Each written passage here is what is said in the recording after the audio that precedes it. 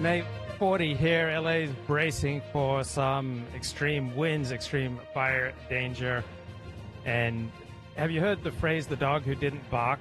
And so it's often a clue that something is going down when you would expect a dog to bark in a certain circumstance and the dog doesn't bark.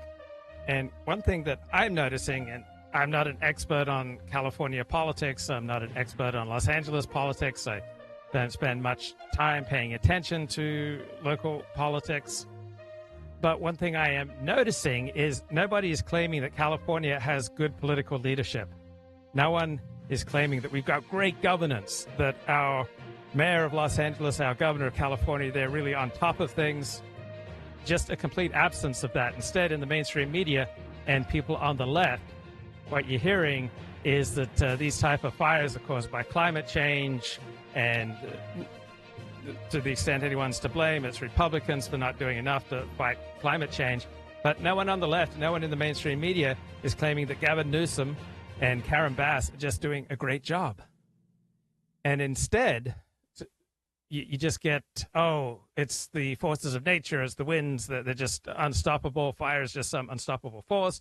It's not. Fire is not an unstoppable process. Fire requires ingredients. If you remove those ingredients, right, you won't have a fire. And so it's not that difficult to grasp that there are concrete things that you can do that would have prevented this conflagration. Let's hear a discussion that kind of sums up the two sides. So on the mainstream media side, it's all about climate change and let's not politicize this. And then on the right-wing side, it's the liberals governing California are doing a terrible job. And here is a discussion that took place on CNN. I think also in this environment right now where immediately there's disinformation flowing through social media networks that cleaves down partisan lines, that is stopping our ability to be united. And we should not just accept that as inevitable. That is weakening our ability to unite as a nation and as cities. So Democrats had no interest in uniting when Republican governance is at fault. All right, when people say let's stay united, it's usually for partisan advantage because they recognize that critical scrutiny is going to look really bad for their side. Let me answer your criticism by asking you a question. Sure. Do you think it was uniting or dividing while in the midst of these fires for the Democrats to go to Sacramento and in an emergency session vote to appropriate $50 million to Trump-proof California, to sue the Trump administration, which hasn't even taken office yet? Do you think that was a good priority and a good time to do that or no? Was that dividing? Was that divisive or was that uniting? Scott, I think what Sacramento does, and by the way, I think the focus should be entirely on the firefighting. And I'm not going to go take that, bait because I don't know the details of that particular bill. They voted to appropriate $50 million to sue Trump. I think also in... Right. He doesn't want to talk about something that looks really bad when Democrats have a monopoly on political power in California, in New York, in most of our major cities, and therefore they are responsible for the quality of the governance. So here's another discussion on CNN. That he, I have to say, has said today that he would like to condition aid to California. Yes. Condition aid to California. Of course, you are okay with conditioning aid. I said it the night that this started. I said on your show, there ought to be conditions on aid because so the obviously next time Florida or Louisiana is dealing with a that's why I hurricane, mentioned Katrina.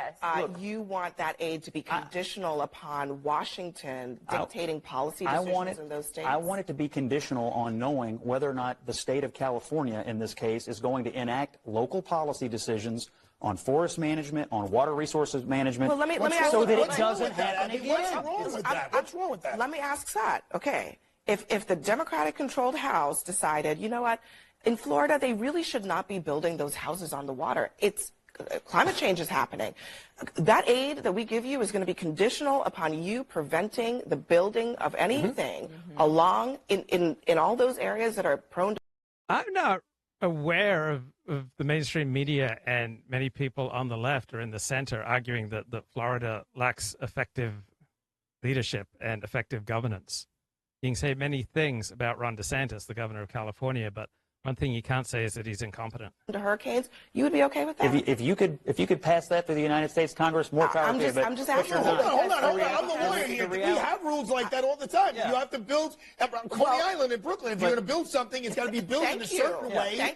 So you're going to get the money. It's got to be built. So it's Arthur, thank you. So Arthur is pointing out that is very much something that Congress could do. Would you be okay with that? I am not for a blank check to a state that has clearly failed and doesn't know how to manage fires. I would like to see a partnership between the state and Washington so that whatever money is being spent. Look, I don't live in California. So now we're talking about a partnership. But if you want us to. Yeah, a partnership means that each party can make requests and make conditions with regard to the other. So a partnership and conditions are pretty much the same thing. To send you billions upon billions of dollars, we need to have some assurances that you're not going to flush it the way you maybe have flushed it. Well, people don't have homes, and this is the problem.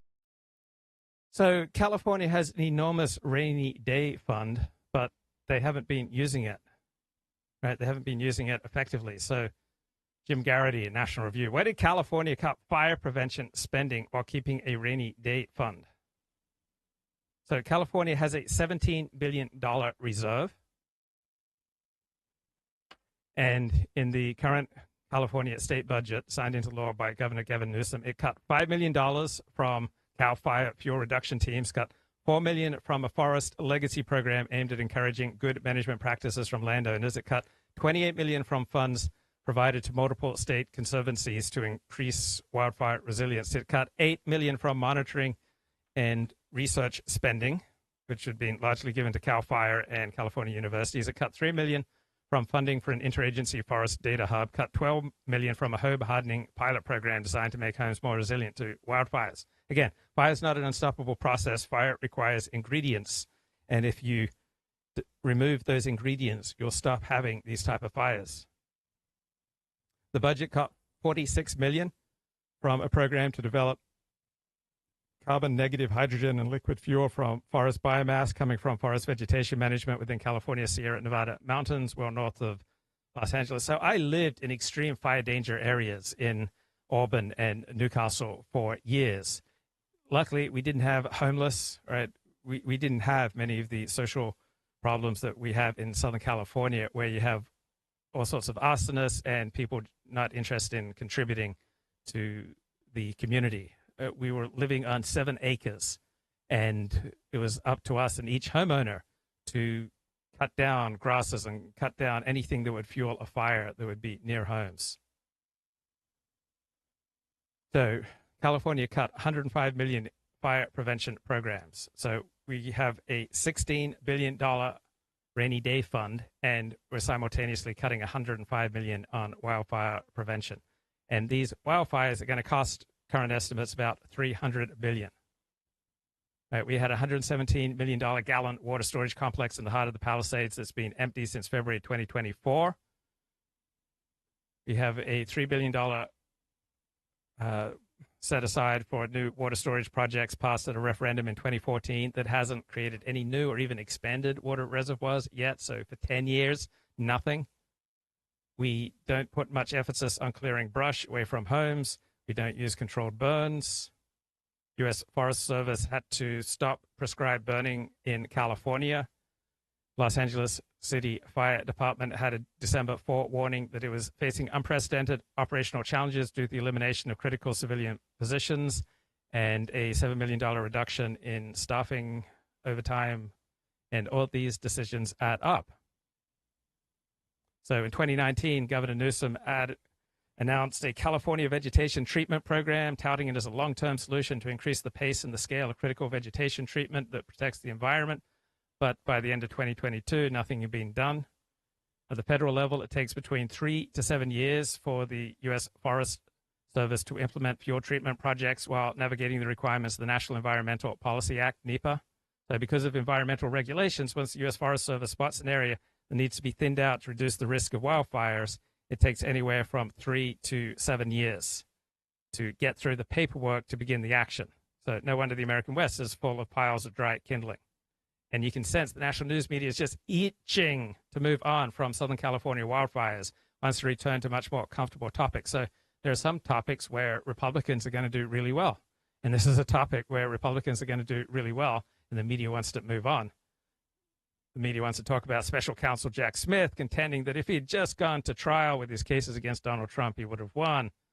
Or there's a great desire in the news media to stop talking about the wildfires as political incompetence, but really it's a climate change story.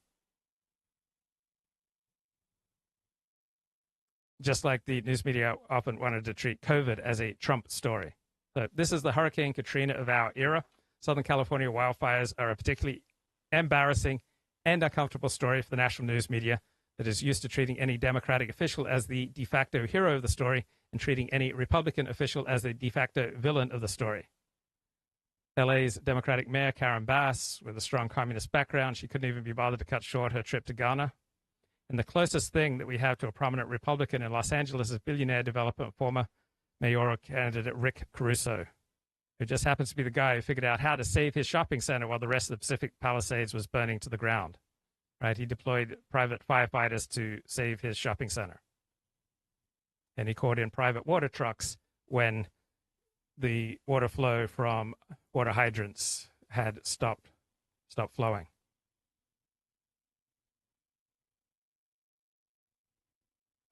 Now, LA's fire chief Christine Crowley warned city officials in November that her department had half as many firefighters as it needed. So this democratic model of governance has proved catastrophically incapable of effectively governing. So what will be the implications of this? I love this little segment on today's morning meeting on the Mark Alford They asked show. for it. They got the report. You can't tell everyone that you want to support the FBI and then say, well, the FBI didn't do their job. I mean, that's what Democrats have been arguing for the last, the Department of Justice, don't attack institutions, don't attack this. They did their job. They gave their report. It's fair to criticize it, but this is the process. Well, but hold on a sec. They did part of the report. I mean, the FBI usually is fairly thorough, and here there's a question about... No, they're not. I have to stop you. They're not. The FBI, dirty little secret, they are horrendous at background checks. Have you ever been interviewed? Have either of you ever been interviewed for someone else's background check? Yeah, numerous times. Okay. Do you not find the FBI agents who show up to be totally clueless about how to ask? Well, just to be clear... Halperin nails it. So I have an instinctive respect for law enforcement. I have an instinctive prejudice that the FBI knows what they're doing, law enforcement knows what they're doing. But it's important to recognize that even law enforcement deserves critical scrutiny, and different agencies are going to be good at different tasks. But when it comes to background checks, the FBI is not very good. I'm sure there are some things that the FBI does well, but there are a whole bunch of things that the FBI does not do well, including background checks. And I'm sure there are things that Karen Bass does well as the mayor of Los Angeles, and I'm sure there are things that Gavin Newsom does well, and I'm sure there are many things that Democratic politicians in California have done well, and there are many areas where Republican politicians have been absolutely clueless. But nobody is arguing that California did a good job responding to these wildfires. Nobody is claiming that we have particularly effective governance in California or in Los Angeles right now. That's the dog that didn't bark. Right. We've got Professor Kurt Gray. He is a moral psychologist, and he's got a new book out. It's called Outrage. And it's all about our partisan divides, how we can move beyond the porn of politics and try to work with our fellow citizens. Why we fight about morality in politics and how to find common ground. So moral philosophers try to deduce from their intuitions what is right and wrong. Moral psychologists instead focus on how we actually operate. And here is a conversation from Aporia magazine with Professor Kurt Gray. Tautological nature of MFT. You say, imagine we defined purity as, quote, a tendency to moralize deviant sexuality, end quote. This would mean that the statement, quote, Pat morally condemns bestiality because of purity, end quote, is equivalent to saying that, quote, Pat moralizes deviant sexuality because she moralizes deviant sexuality. A clear tautology. Right. And I think purity is especially likely to fall prey to that, but many of them are as well. So, right, someone doesn't think that you should talk back to a preacher in church because they moralize loyalty. Well, what's loyalty? Loyalty is giving respect to authority figures like a preacher, right? So I think that the power in people's minds of moral foundations theory is the idea that there is this switch in the brain, as Haidt has talked about or sometimes disavowed, right, where there's this biological or at least psychological mechanism that gives rise to this difference. But no one's ever found these mechanisms, right? They're not in the brain, and they're not even in the mind. So I hated the nomination of Pete Hegseth as soon as we heard it. And I had this strong visceral reaction against it based on a book that was published in 2021. It's called Alpha, Eddie Gallagher and the War for the Soul of the Navy SEALs. Eddie Gallagher was a rogue Navy SEAL who would just shoot Iraqi civilians for no reason and therefore endangered his unit, and he was put on trial. And Donald Trump effectively scuppered his disciplinary hearing because Donald Trump was so influenced by Pete Hegseth. And here are some highlights from this meticulous 2021 book. Like Eddie Gallagher, Chris Kyle, who was the focus of one movie, claimed to have more sniper skills than any SEAL in history, but by his own telling, he was repeatedly investigated for needless deaths of civilians, and members of his own platoon started to openly question his shots. In his memoir, he described killing 2 insurgents riding on a scooter together in Ramadi with a single bullet. Kyle said he saw the pair plant an IED before he pulled the trigger. The Army investigated, found no IED. Short time later, Chris Kyle shot a man walking on a busy street in broad daylight, claiming he had a gun. The man's wife complained to authorities that he'd been walking unarmed to the mosque. The Army again investigated, had enough doubts that it shut Kyle's whole platoon down for the rest of the deployment. SEALs in Kyle's platoon grew so suspicious of his shots that while some SEALs called him the legend, others in his platoon called him the myth.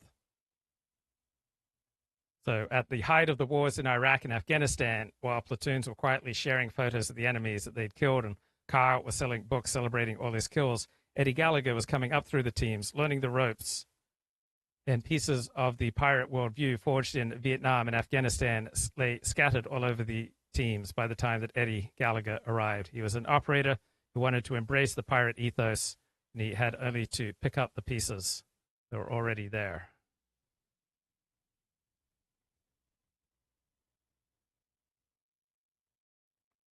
Because they're not distinct from each other, right? There's not some special switch or taste bud for each of these things. There's just a set of values that kind of get clustered together, right? And if you try to explain a value with the value, then you're not explaining it, right? Again, you're just naming it with a tautology.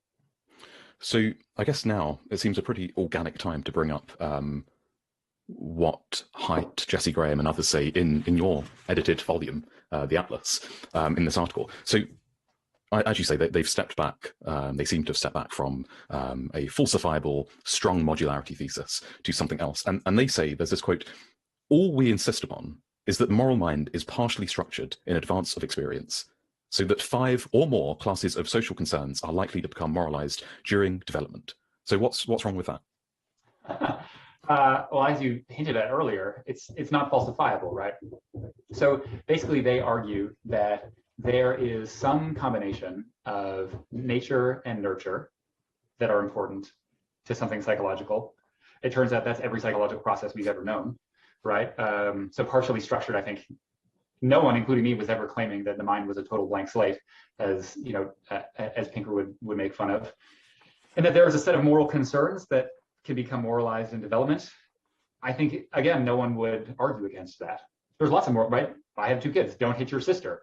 Is that a distinct moral concern from, So I look at Pete Hegseth as the worst, the least qualified of Donald Trump's nominees, and not because of his personal life, not because of excessive drinking or the accusations about rape, but because he's never shown any command of running things, right? He's been a terrible administrator.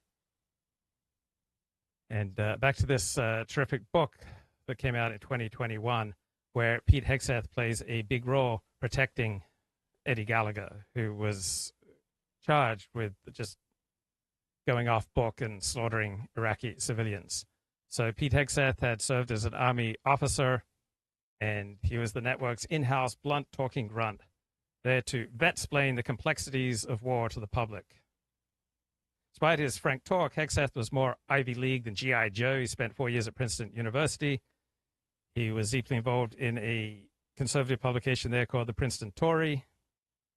He worked at an investment bank before joining the Army Reserves. Nothing in his military record suggested he saw much combat. In Iraq, he was a civil affairs officer working with local officials to restore infrastructure. In Afghanistan, he taught counterinsurgency. And we'll keep an eye on the hearings, see if there are any highlights. All right, he left deployment early to run unsuccessfully the U.S. Senate, so he had a quite limited military career, but he was good at seizing the conservative spotlight. And why was he so good at seizing the conservative spotlight? Right? Why are certain personalities just having so much success in conservative media? Because they are peddling the grievances that people want to hear. So whoever you are, whatever group you belong to, you have abundant opportunities to feel aggrieved. So the more intense your in-group Jewish identity, the more of a sense of Jewish victimhood you feel. The more intense your gay identity, the more a sense of gay victimhood you feel. The more intense your Christian identity, the keener your sense of Christian victimhood. The more intense your Black identity, the keener your sense of Black victimhood. And the keener your sense of white identity, right, the keener your sense of white victimhood. So whatever group you belong to, you can find a basis for feeling aggrieved. And the easiest way to connect with someone, either on an individual basis or when you're broadcasting, is to tap into their sense of victimhood and aggrievement. So conservatives often would very, very successfully talk about how conservatives are under attack, conservatives are being victimized. We've got all these bureaucrats running things. We've got these politically correct intellectuals and lawyers trying to tell us how we can conduct a war. And so the successful conservative thought leader, broadcaster, live streamer, he touches on these resentments that our elites, that our lawyers, our bureaucrats, that outgroups, brown people, Muslims, Jews, right, are conspiring against real working Americans with traditional values. And so the conservative media landscape was primed to embrace Eddie Gallagher before he was ever arrested.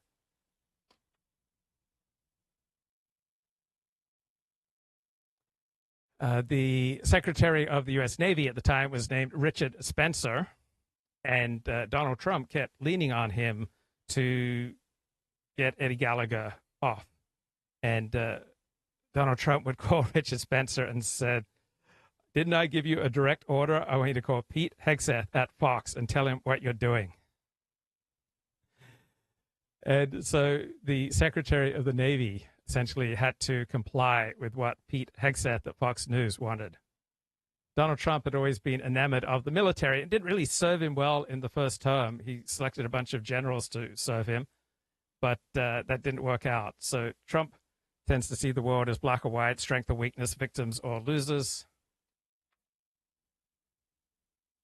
Now, Trump graduated high school in 1994, but he got 5 deferments to avoid the military draft. He felt that Vietnam was a loser war. Guys got shipped over there were losers for not being clever enough to get out of it. And Vietnam became an important lesson for Donald Trump. The country wouldn't win unless it was willing to do whatever it took to prevail. But slick talkers like Pete Hegseth and nationally syndicated conservative radio talk show hosts, they just tap in to the audience's sense of aggrievement, sense that ordinary, patriotic, hard-working Americans are being victimized by city slicker, book-learning bureaucrats and attorneys. And it's a message that just resonates with red America. Right? Easiest way to connect with people, just appeal to their sense of aggrievement and outrage and let them know that you understand that they've been victimized, but you're fighting, you're on their side. Don't pee on the floor. I mean, maybe you could say one's purity and one's harm, but also what a concern is a kind of ad hoc, circle that you're drawing. So I think it's very easy to say that there's lots of different concerns. As a liberal, I tell my daughter not to talk back to me. So, it's not even clear that those moralized concerns track along political boundaries. So I think what MFT really does is it gives people a language to label different values.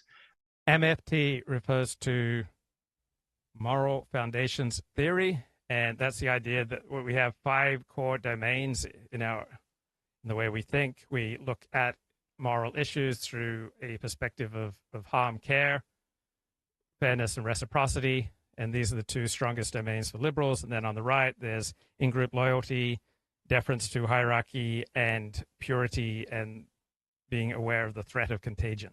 And it gives people a questionnaire that's very easy for researchers to use. And researchers are lazy. I mean, take it from me, I'm one of them, right?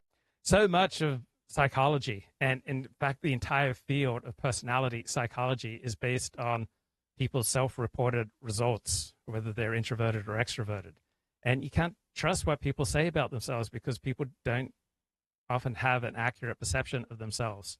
Right? People usually don't say what they mean. People usually don't mean what they say. You just want to use items that are easy to do. So if you say, here's a questionnaire and it predicts differences and it's related to morality, then people say, okay, great. Right? So the Myers-Briggs test, which many people are familiar with, is also an easy questionnaire. It's intuitive. It seems to make sense of different people. It's also not on strong empirical ground. And so I think, the moral foundations theory, while grounded in more science than the Myers-Briggs, I think it ultimately fills the same need in people's lives, which is to give them a questionnaire to make sense of differences among people. And I think it's easy to understand it that way, but I don't think it's right.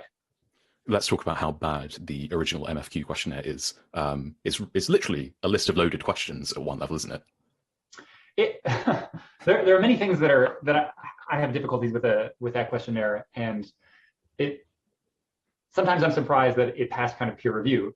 But there's something about kind of, scientists have intuitions, and when things conform with their intuitions, then the evidentiary bar is a little lower, right? So philosophers in particular, they seem to work from their intuitions. So philosophy as an academic discipline usually seems to be the last to get in touch with the reality of empirical academic studies. So if you set up this compelling narrative of our moral differences and a kind of modular mind, then if this is just confirming those intuitions, then I think the bar is a little lower. But the questions are kind of funny. So some of the questions are, sorry, there's banging at my door because my cat is going insane hearing me talk. My cat just loves Dyadic process. They weren't gotten from looking around the world. Instead, they were really generated by John and Jesse thinking like, look, we know liberals and conservatives differ in lots of ways. One, conservatives are a little more uptight about sex typically. They're a little more concerned about religion. That's Chaz.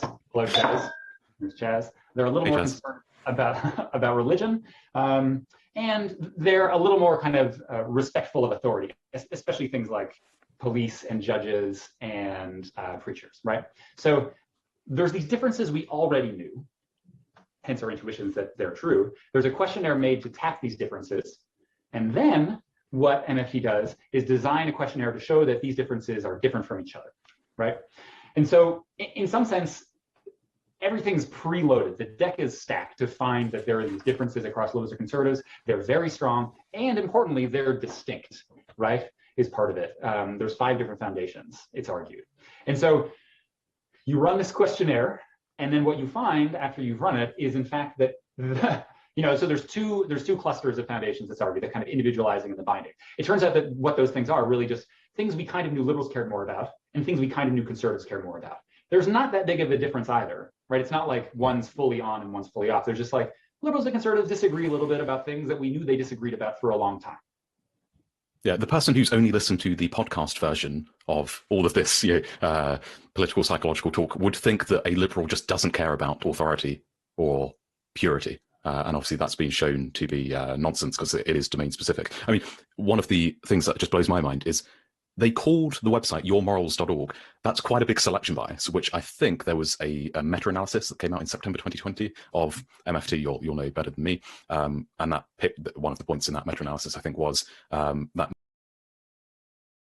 Hey, the best way to survive a fire, to survive an earthquake, to survive unemployment, a downturn in the economy, any threat, any challenge is to be connected to other people. And so the cover story for this month's Atlantic magazine is called The Anti-Social Century. Story here is by Derek Thompson. I played some of it on Sunday, but I got tired of holding up my phone.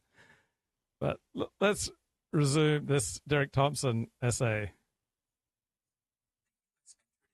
A withdrawal, as the political scientist Robert D. Putnam famously documented in his 2000 book, Bowling Alone. Some institutions of togetherness, such as marriage, eroded slowly. Others fell away swiftly. From 1985 to 1994, active involvement in community organizations fell by nearly half.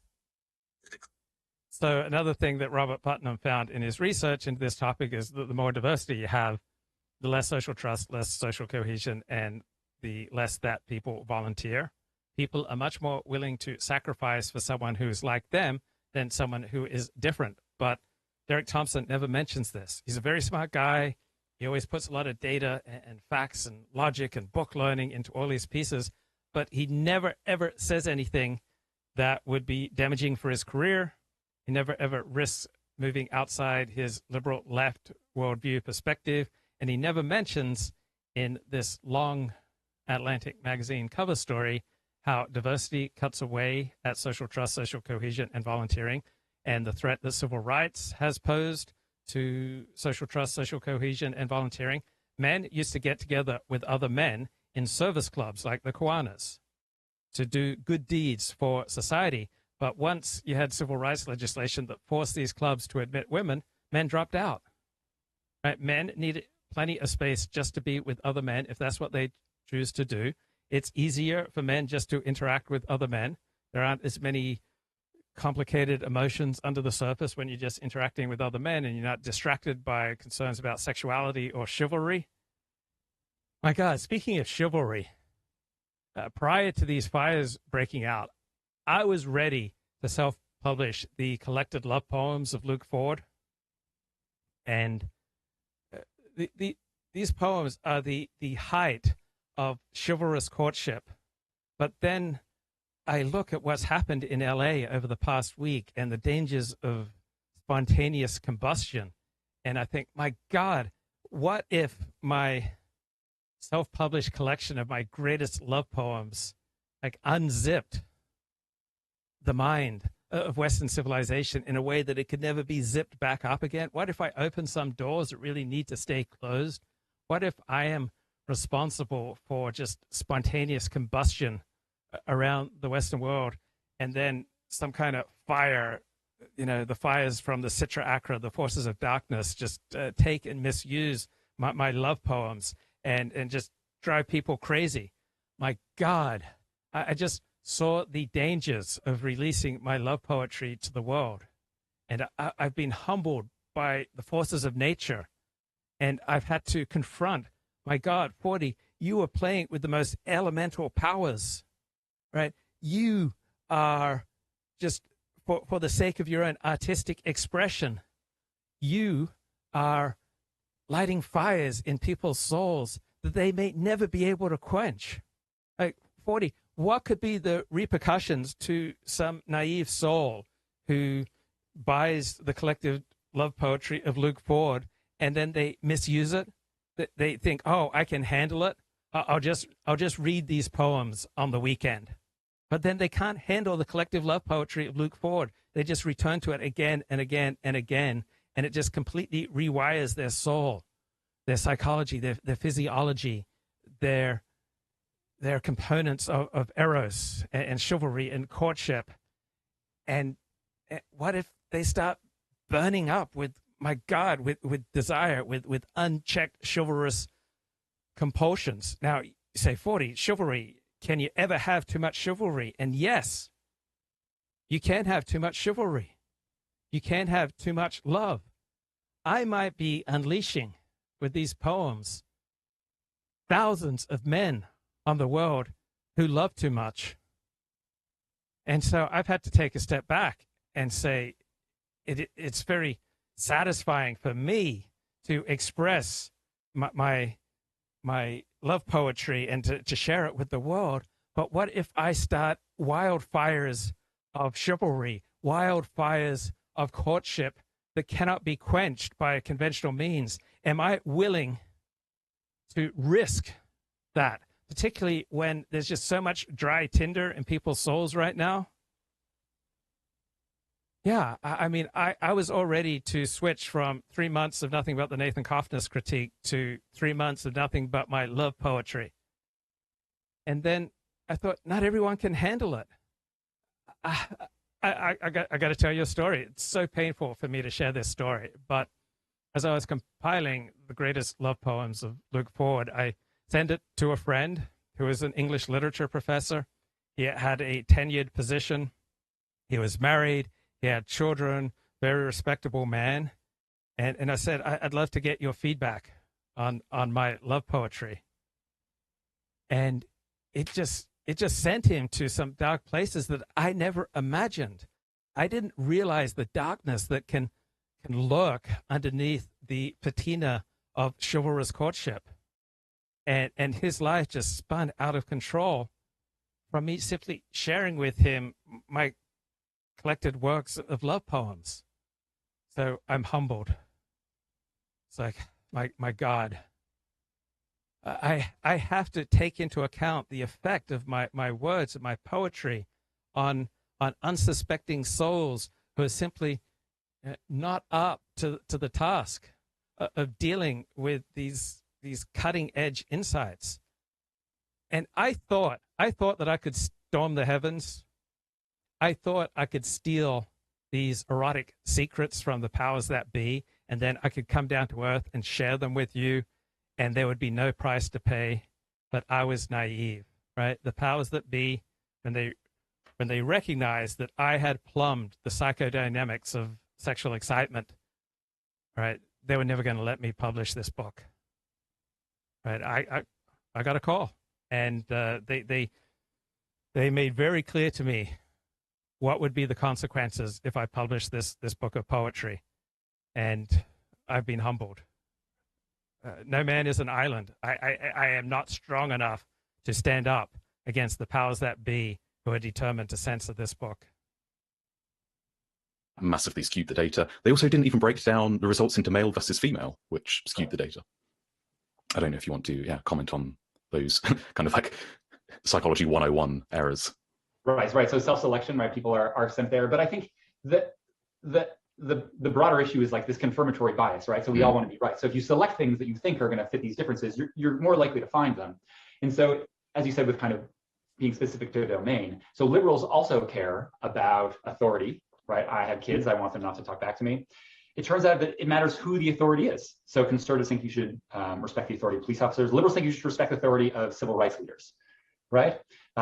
Liberals care a lot more about purity if it's about the integrity of your chakras, right? Or like making sure your yoga mat is pure, right? So it just matters kind of like what domain.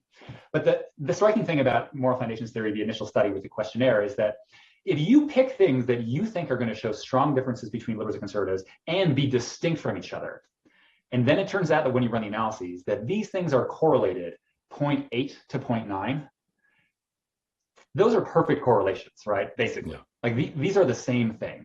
And in fact, the reliability, so if you give some of the questionnaires at time 1 and then time 2, those only correlate about 0.6 with each other. So what that tells you is that authority and purity and loyalty are more correlated with each other than authority is a thing that exists over time in people.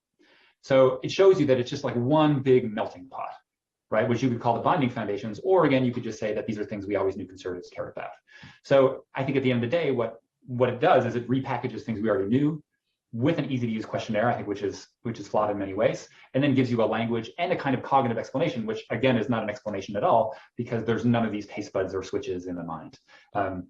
The other funny thing, this is kind of in the weeds about the moral foundations questionnaire, but one of the questions is about moral relevance. So there's two halves, there's moral judgments and moral relevance. I stand here in California. I stand here on top of the San Andreas Fault, and we talk about the threat of a major earthquake hitting Los Angeles. But what about the San Andreas Fault in our own subconscious? And I just, over the past week, I have cowered at the implications of what would happen if I disrupted or stimulated or triggered the San Andreas Fault of our collective unconscious with my love poetry.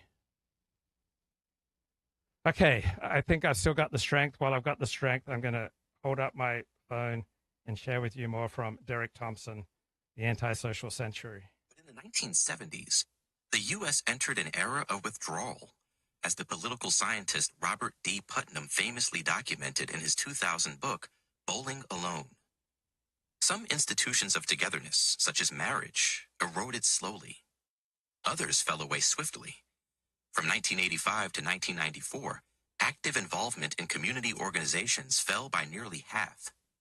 The decline was astonishingly broad, affecting just about every social activity and every demographic group that Putnam tracked. What happened in the 1970s? Kleinenberg, the sociologist, notes a shift in political priorities.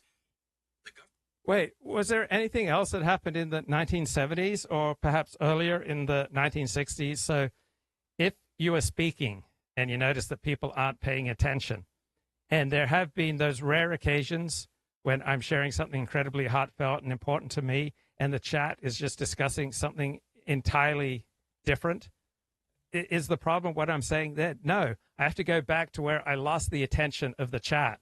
And so this phenomenon of Americans choosing an increasingly isolated life, it does not primarily go back to political decisions made in the 1970s. You have to go back when you lost the attention of the American public, and that was with the civil rights legislation of the 1960s and a massive uptick in immigration so that Americans would have less and less in common with each other. So according to our ruling class, diversity is a wonderful thing. Diversity means that we have less and less in common with each other. So it was decisions made in the 1960s and then continued on through the 70s and the 80s and the 90s that have created an increasingly isolated, dislocated, atomized America. Dramatically slowed its construction of public spaces. Places that used to anchor community life, like libraries and school gyms. He doesn't want to talk about immigration. He doesn't want to talk about civil rights legislation encouraging the litigation and investigation of our most intimate decisions. Right? Who you hire is an incredibly intimate decision. Working with someone day in, day out is incredibly intimate. Isn't Japan also experiencing a loneliness crisis? That's a very inconvenient question, Bob. You're piercing my assumptions here. I don't know. Is it? Japan certainly does not have many manifestations of the low social cohesion, social trust problems that you see so rampant in Southern California. So those parts of the United States that have the most volunteering, my God, they are the whitest parts of the United States, places like Utah, Salt Lake City. And those parts of the United States with the least volunteering, those are the least white parts. Union halls have become less accessible or shuttered altogether, he told me. Putnam points, among other things, to new... Is it really a lack of union halls? Is it really a lack of government spending in public spaces? Is that primarily why people are increasingly leading isolated lives? Now, another factor is I think we decide what type of sex life we want, and then we pursue a religion or lack thereof based on the type of sex life we want. So if you want to get married and have kids, all right, you choose that monogamous route for your sexual expression, then it'll be easier to do that if you become religious. If you want to screw around, right, then you'll be incentivized to choose a more secular approach to life. Values, such as the embrace of unbridled individualism. But he found that two of the most important factors were by then ubiquitous technologies, the automobile and the television set. Starting in the... So among Orthodox Jews, you don't drive on the Sabbath, which means you have to live within walking distance of the synagogue. And so as someone who was new to Judaism and someone who was vigorously participating in all types of Judaism when I first came to LA in 1994, in part because I wanted to meet as many Jewish women as I could, I went to the fancy Reconstructionist synagogue in Pacific Palisades. So Reconstructionist Judaism is the most left-wing variety of Judaism. Then you have Reform and Conservative Judaism, which are also liberal, modern versions of Judaism, where people primarily drive to shul, and then they drive their Mercedes and their Jaguars away from shul. And then I contrasted that with the sense that we're in it together when I went to an Orthodox synagogue where everybody pretty much had walked to shul. And so there was much more of a sense we're in it together. We couldn't drive away from each other. We lived close to each other.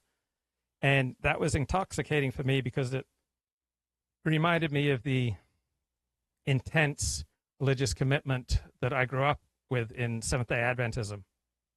And I just like that sense that we're all in it together rather than we're all, some people are driving away in Jaguars and other people like myself are driving away in some 1982 Dodge van.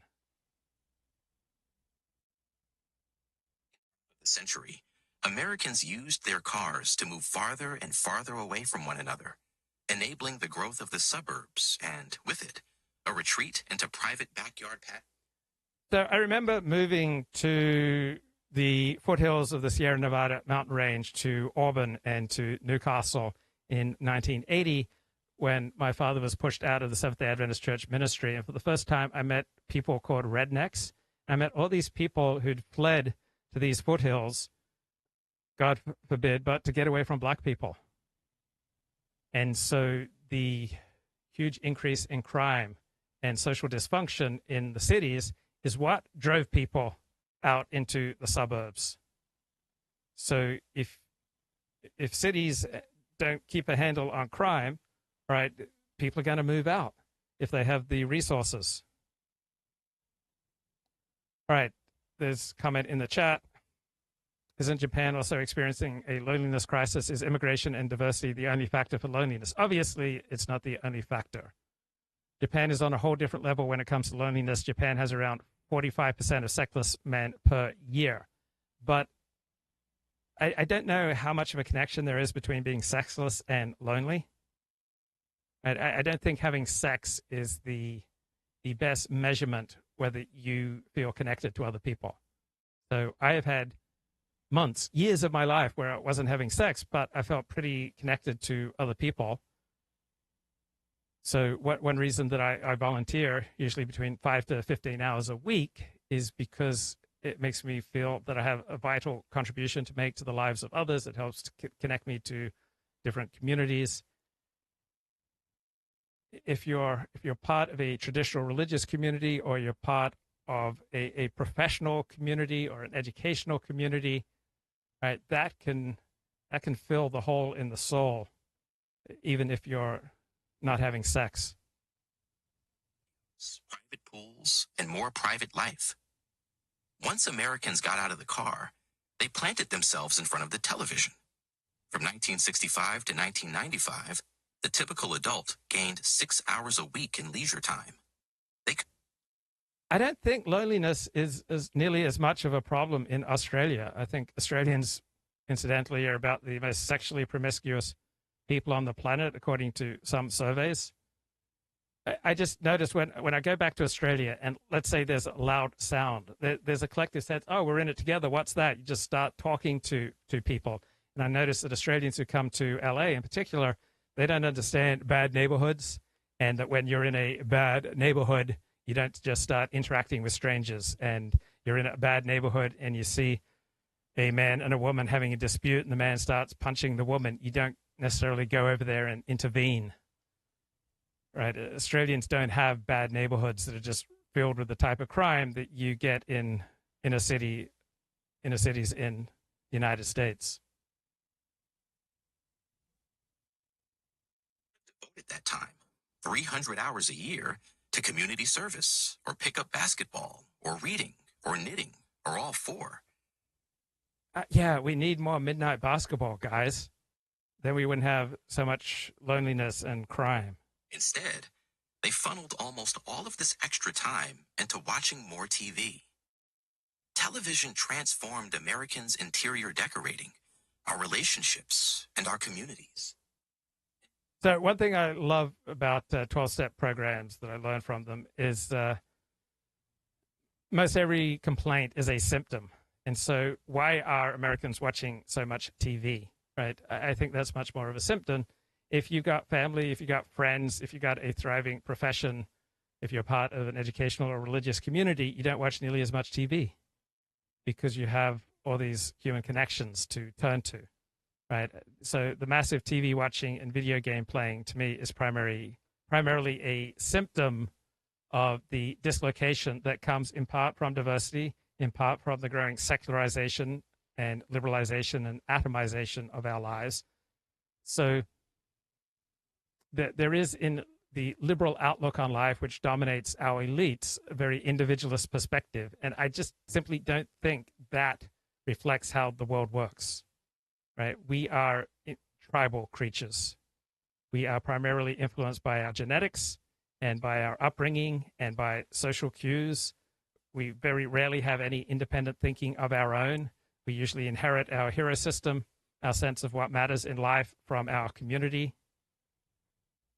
And this idea that individuals just go out there and decide meaning and purpose and what's an optimal strategy for navigating life all on their own is not true to reality.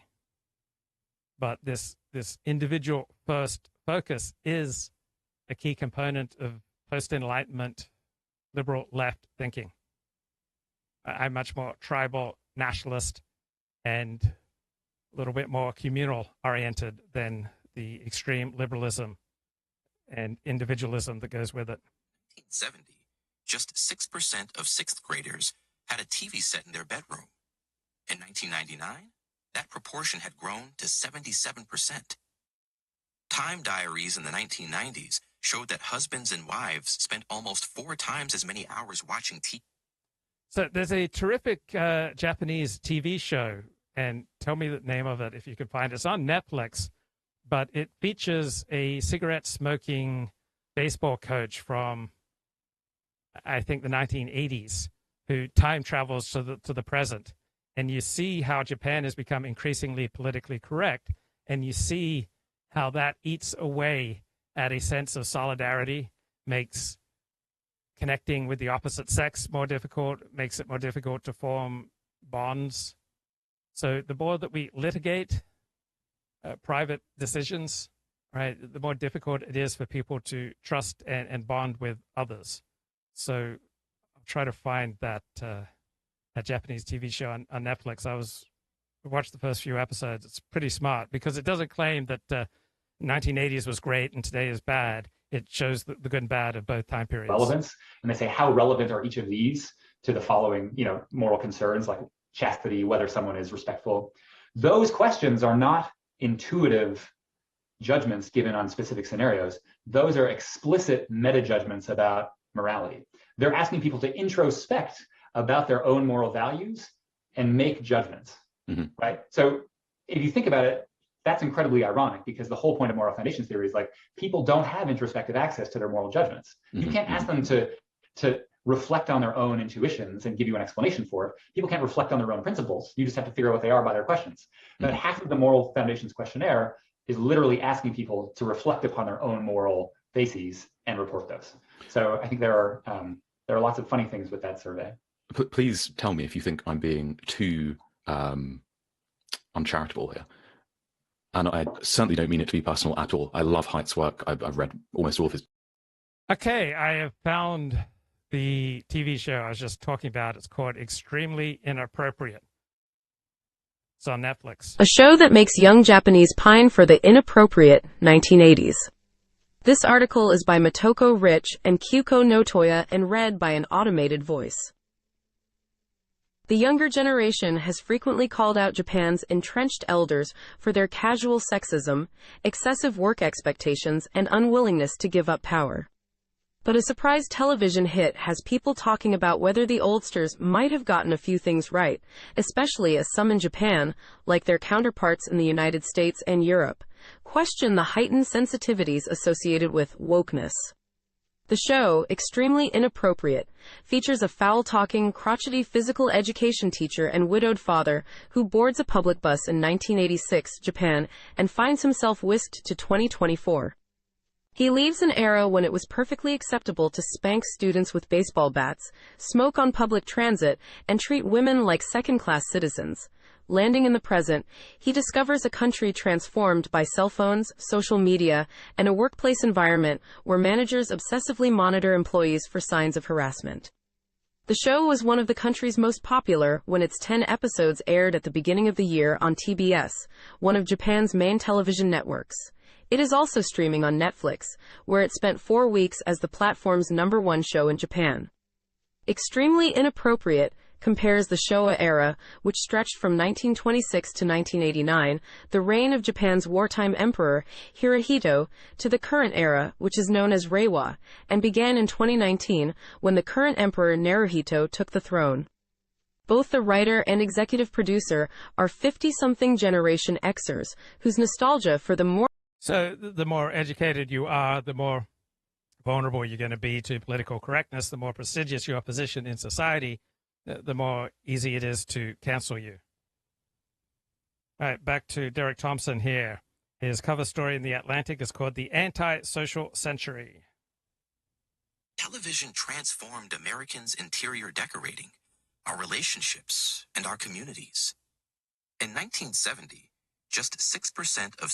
So he wants to attribute many of these changes to capitalism, to technology, and I would say these changes come from increasing secularism and increasing political correctness and civil rights legislation, making more and more of our intimate decisions subject to investigation and litigation, and high rates of immigration, meaning that we have less in common with each other. So if we feel ill at ease with our fellow citizens, all right, we're going to retreat from them. It's such a dramatic difference for me getting off the plane in Sydney, Australia, and just feeling a sense of ease and calm, and then getting off the plane at LAX and how much more defensive and how much more wary I have to be. And nothing good happens when someone is concerned about their safety, right? You're courting a girl, nothing's good is going to happen as long as she does not feel safe. Sixth graders had a TV set in their bedroom. In 1999, that proportion had grown to 77%. Time diaries in the 1990s showed that husbands and wives spent almost 4 times as many hours watching TV together as they spent talking to each other in a given... It's a really bad sign about Donald Trump that he would even nominate Pete Hegseth for Secretary of Defense. Pete Hegseth has no qualifications for this role. It is a nihilistic, careless, ill-considered decision that reflects really poorly on Donald Trump and his team. People who said TV was their primary form of entertainment were less likely to engage in practically every social activity that Putnam counted. Volunteering, church-going, attending dinner parties, picnicking, giving blood, even sending greeting cards. Like a murder in Clue, the death of social connections in America had any... I'm really bad at sending greeting cards. I'm really bad at many of the conventional forms of courtesy, but I really enjoy it when other people do it for me. All right, that's how inconsiderate and selfish I am. So the antisocial century could also be called the self-centered narcissistic century, and I've made many choices that have created an isolated, selfish, inconsiderate life. This story is quite painful and personal for me. Any number of suspects. But in the end, I believe the likeliest culprit is obvious. It was Mr. Farnsworth in the living room with the tube. Phone bound. If 2 of the 20th century's iconic technology... The most painful part of this story for me was when he talked about our isolation and our loneliness as the product of a whole series of very minute choices that we've made. And I just know that the piercing remarks that I've heard from my friends that you're not very flexible, Luke, right? You have to have interactions entirely on your terms or you're not interested. And I'll be invited to dinner and I'll leave after an hour, right? I'll leave 2 hours before anybody else. If I'm bored with the social interaction, I'll just get out of there. And it's just so difficult to optimize socializing because you have to endure a lot of boredom and a lot of discomfort usually to get to the good stuff, right? The good stuff just doesn't immediately happen. I assume when you have kids, they don't immediately just confide in you. You have to build up a relationship with them. And then at unexpected times, I would suspect, then they start confiding. technologies, the automobile and the television, initiated the rise of American aloneness. The 21st... Like, why do I live stream for 3 hours a day? That's a product of my own dysfunction and isolation and selfishness. And I get to have these interactions right now entirely on my terms, right? This is like so classic 40, right? Interaction on my terms. I'm the boss. I get to decide who comes on the show. Century's most notorious piece of hardware has continued to fuel and has indeed accelerated our national antisocial streak. Countless books, articles, and cable news segments have warned Americans that smartphones can negatively affect mental health and may be especially harmful to... One of the sharpest criticisms that I received on this show is that, 40, you have your prejudices about how the world works, and then you simply look at the news and you choose those stories that confirm your prejudices. And yeah, that's pretty accurate. And I admit I often get frustrated with Kip because I feel like whatever news story that he wants to comment on or whatever phenomenon he wants to comment on, it's just a confirmation of his pre-existing worldview. And if I'm really optimizing for truth, I'm going to find a lot of truths that are uncomfortable and painful and jagged and eat into and challenge and sometimes destroy my worldview. And this story makes me quite uncomfortable. And I don't like being uncomfortable. I prefer to be pompous. But the fretful coverage is, if anything, restrained, given how greatly these devices have changed our conscious experience. The typical person is awake for about 900 minutes a day. American kids and teenagers spend, on average, about 270 minutes on weekdays and 380 minutes on weekends, gazing into their screens, according to the Digital Parenthood Initiative. So I arrange my workout so that I can watch TV, watch sports, watch movies, and then I have these strain, counter-strain, positional release exercises that I like to do when I'm watching, and then I like to listen to audible books often when I watch sports so I can justify to myself, well, I'm really learning something. I'm not just wasting my time watching sports and, oh, it's cold and it's dark outside, so I don't feel like going out and socializing. Then the bloody power goes off, and then I have no choice but to seek out human interaction. By this account, screens occupy more than 30% of their waking life.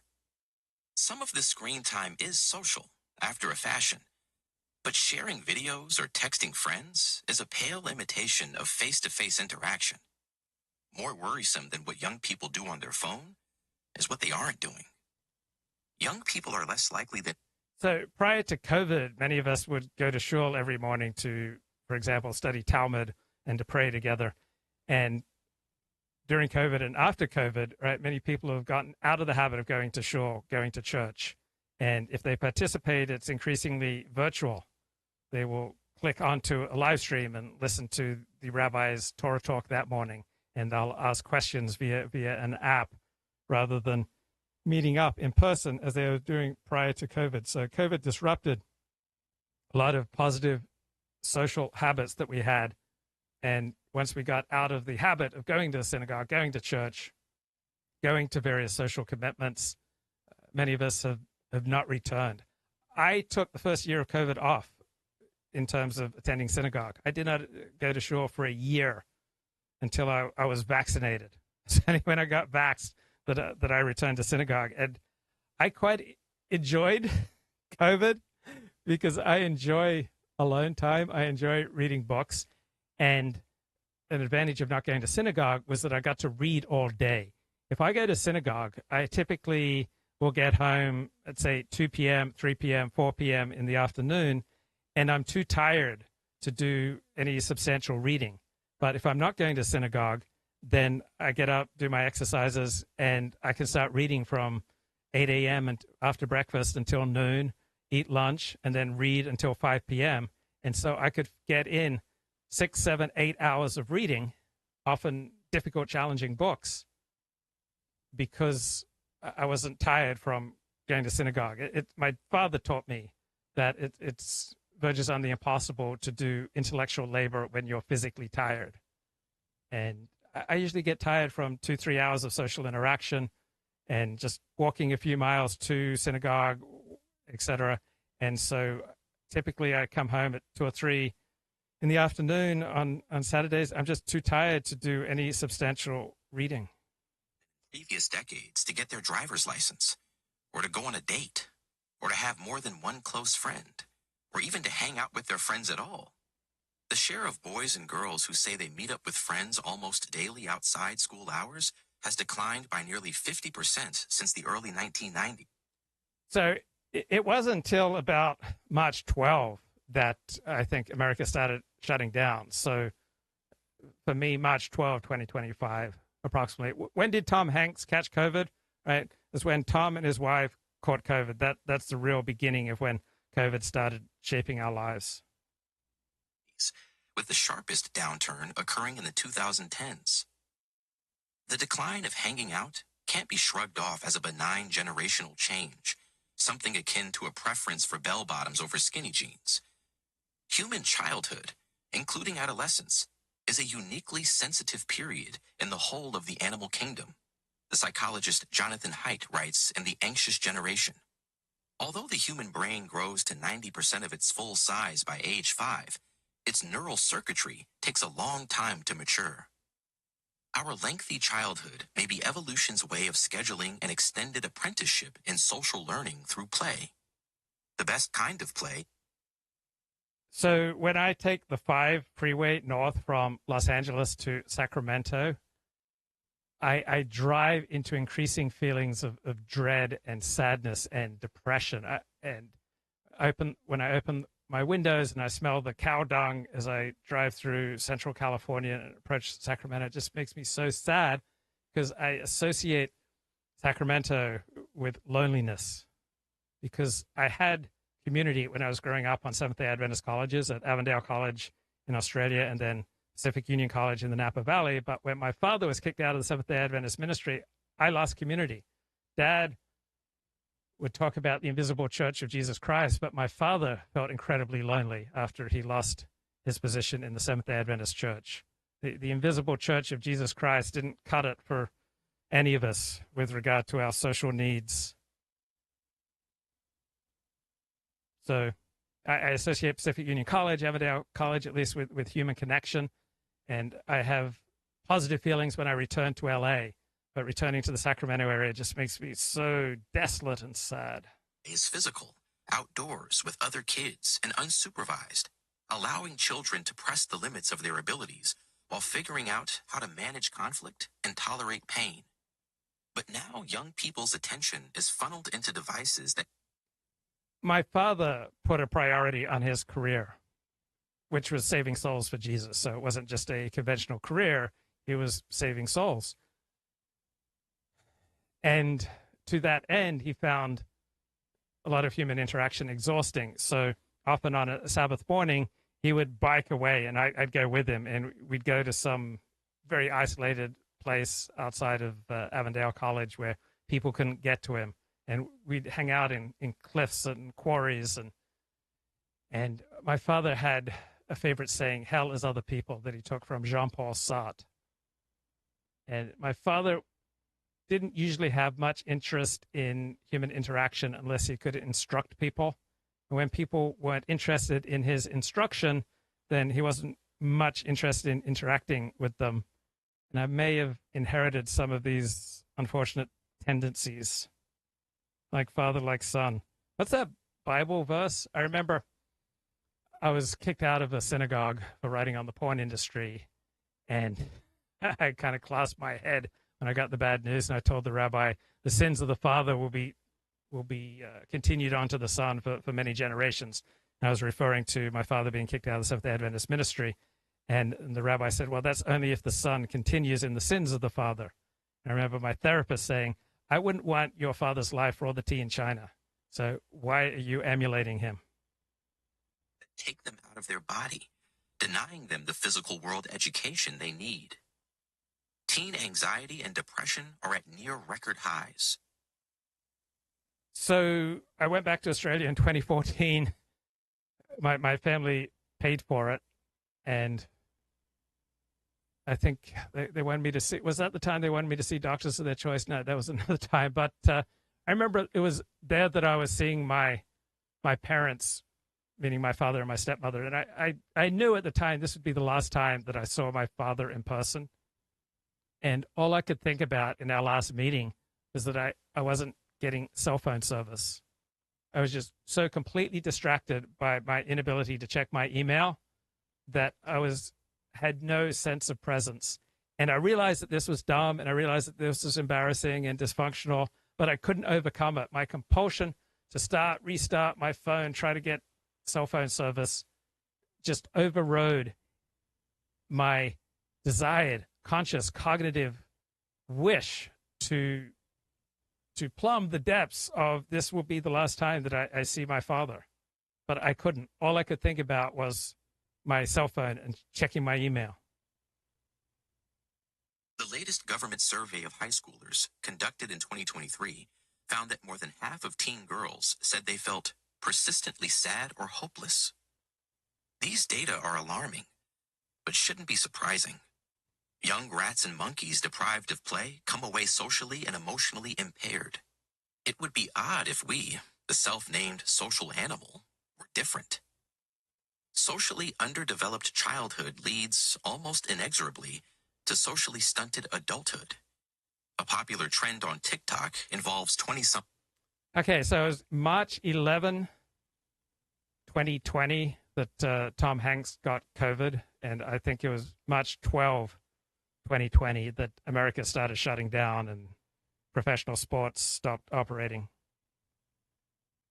Celebrating in creative ways when a friend cancels plans, So I've often overshared at work, often overshared in general, and oversharing is a classic sign of neediness. Needy people overshare because they're desperately trying to achieve some kind of human connection. because they're too tired or anxious to leave the house. These clips can be goofy and even quite funny. Surely sympathy is due. We all know the feeling of relief when we claw back free time in an overscheduled week. But the sheer number of videos is a bit unsettling.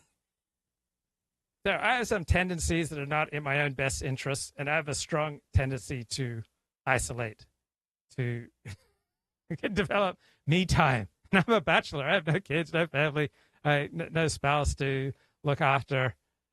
Right? I don't have any family in the United States, and yet I'm always trying to carve out more and more me time.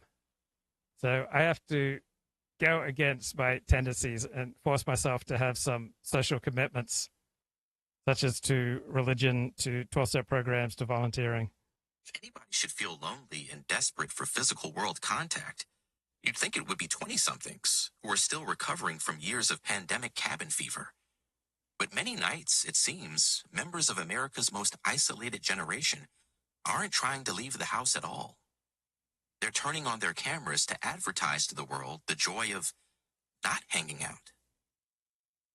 Well, some people don't want to go to the movies because other citizens at the movies are way too loud, way too rambunctious, yelling at the screen, behaving badly.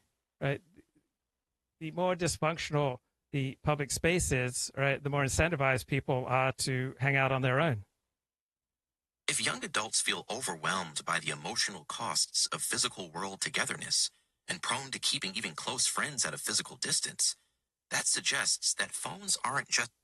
So Hasidic life is much more physically close than any other form of Judaism. And then traditional Jewish life that is outside of Hasidim is also incredibly physically close.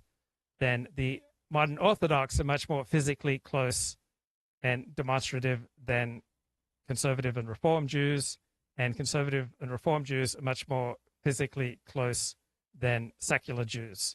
So I think the more traditional you go in any life, the more physically close it is, and the more at ease people are with being physically close to each other.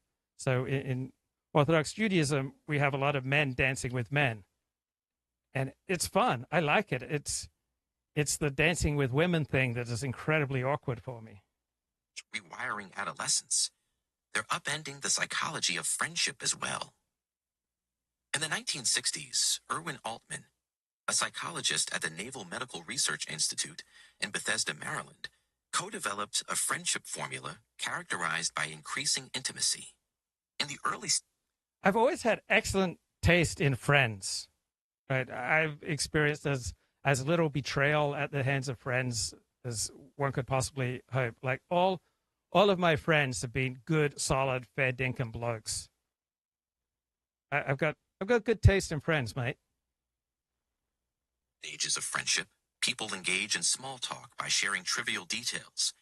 As they develop trust, their conversations deepen to include more private information until disclosure becomes habitual and easy. Altman later added an important wrinkle. Friends require boundaries as much as they require closeness. Time alone to recharge is essential. So it was early on in my regular 2 sessions on Friday mornings therapy regime that began in something like April of 1998. It was very early on that my therapist talked to me about boundaries because I was terrible. I was sticking myself places where I should not have inserted myself. I was allowing other people to insert themselves into places where they should not have. And it was the first time I really heard and thought about the concept of boundaries.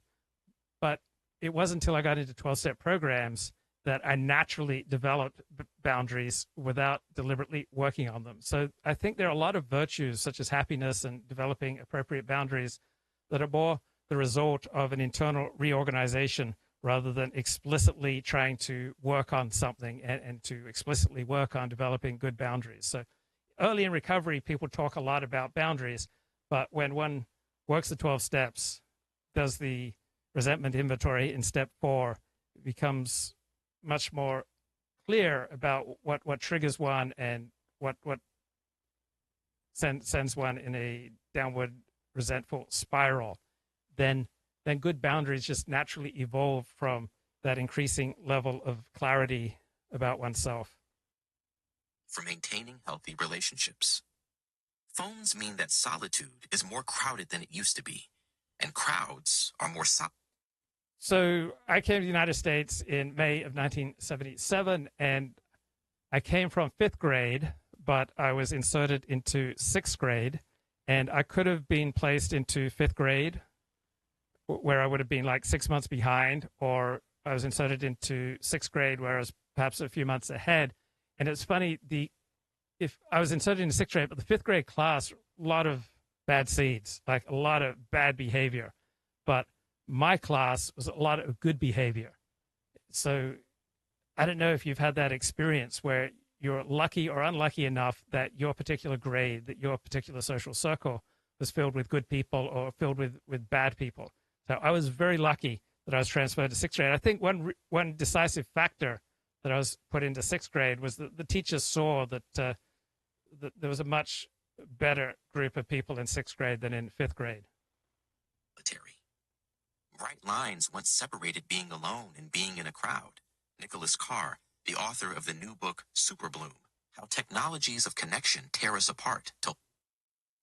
So the meaning and pleasure of a particular place for me is virtually entirely dependent on my friends there. Going back to Sydney, it feels great because I have so many friends there. There are spectacular places all over the globe, but if I don't know people there or I don't have synagogues or ready connections there, it's not going to mean much to me. I just can't imagine living anywhere where there wasn't a synagogue. I just wouldn't want to live without that kind of intense Jewish emotional connection. Boundaries helped us. You could be present with your friends and reflective in your downtime. Now, our social time is haunted by the possibility that something more interesting is happening somewhere else. And our downtime is contaminated by the streams and posts and texts of dozens of friends, colleagues. Yeah, I think he may be onto something here. Is there not much more of a visceral sense of fear of missing out now than 40 years ago? It seems much more intense these days. Frenemies, strangers. If Carr is right, modern technology's always open window to the outside world makes recharging much harder, leaving many people chronically depleted, a walking battery that is always stuck in the red zone. In a healthy world, people who spend lots of time alone would feel that ancient biological cue. I'm alone and sad. I should make some plans. But we live in a sideways world where easy home entertainment, oversharing online, and stunted social skills spark a strangely popular response. Ouch, that really hurts. That comment about oversharing online and being socially stunted. And I bought a big screen a year ago. This is hitting home a little too painfully. I'm alone, anxious, and exhausted. Thank God my plans were canceled. Homebound. Last year, the Princeton University sociologist Patrick Sharkey was working on a book about how places shape American lives and economic fortunes. He had a feeling that the rise of remote work might have accelerated a longer-term trend. You know what shapes lives and economic fortunes more than places? That's demographics. Right? I suspect that different groups have different levels of connection, different levels of community, different levels of loneliness. For example, you have to be incredibly dysfunctional in Orthodox Judaism to be feeling lonely much of the time because there are just so many opportunities for connection. And a shift in the amount of time that people spend inside their home. He ran the numbers and discovered. So one reason that I became interested in Judaism in my 20s and converted to Judaism in my 20s is that I thought it would fix me. I put way too much weight on Judaism to fix me. And it turned out I needed to do the 12-step work and the therapy and all sorts of other things. I was asking of Judaism more than it was ideally suited to deliver. And I think many of us who are high in neuroticism spend too much time dwelling in fear and anxiety. We stumble upon something that we think is the solution for our ills, and we put too much weight on it. We think that, for example, a religious conversion will deliver more, will transform us more than it really will. One of the tempting parts of religious conversion for me was that I thought I got to throw away my unwanted self and just build this whole new self who I could respect. An astounding change in our daily habits, much more extreme than he would have guessed. In 2022, notably after the pandemic had abated, adults spent an additional 99 minutes at home on any given day compared with 2003. This finding formed the basis of a 2024 paper, Homebound, in which Sharkey calculated that, compared with 2003, Americans are more likely to take meetings from home, to shop from home, to be entertained at home, to eat at home, and even to worship at home. Practically the entire economy has reoriented itself to allow Americans to stay within their four walls. This phenomenon cannot be reduced to remote work. It is something. Right. Does this cause you as much pain as it causes me? Is this provoking as much introspection in you as it provokes in me? Is this making you as uncomfortable as it's making me? Is this forcing you to reassess your priorities as it's doing to me? Ouch. Far more totalizing. Something more like remote life. One might ask, why wouldn't Americans with means want to spend more time at home? In the past few decades, the typical American home has become bigger, more comfortable, and more entertaining. From 1973 to 2023, the size of the average new single-family house increased by 50. I mean, bloody hell, why do I watch so many TV shows and movies? Like, am I entertaining myself to death? What am I running away from? What void is there in my soul that I want to be distracted by consuming so many movies? %. And the share of new single-family houses that have air conditioning doubled to 98%. One of the great developments in my life is that I got a portable air conditioner in my bedroom. My God, that was in 2018, thanks to the generosity of Halsey English's super chats. And that just seemed to dramatically improve the quality of my life and made me want to stay in my room, because when the temperature of my room climbs above 80 degrees, I'm less and less inclined to work. Right? The harder I work, the cooler I want the temperature. So if I'm live streaming, I ideally would like the temperature, say, below 60 degrees. If I'm just hanging out, I'm quite happy to have the temperature at about 76. But that good old portable air conditioner, it made me want to spend more and more time in my room, because then I could have the exact temperature that was most conducive to my highest cognitive work. Streaming services, video game consoles, and flat-screen TVs make the living room more diverting than any 20th century theater or arcade. Yet conveniences can indeed be a curse. By Sharkey's calculations, activities at home were associated with a strong reduction in self-reported happiness. I think he's right. Is the amount of convenience that you have in your life, has that led to an increase in unhappiness? Which devices provide you with the most inconvenience and accelerate the most antisocial choices? A homebound life doesn't have to be a solitary life. In the 1970s, the typical household entertained more than once a month. But from the late 1970s to the late 1990s, the frequency of hosting friends for parties, games, dinners, and so on declined by 45%, according to data that Robert Putnam gathered.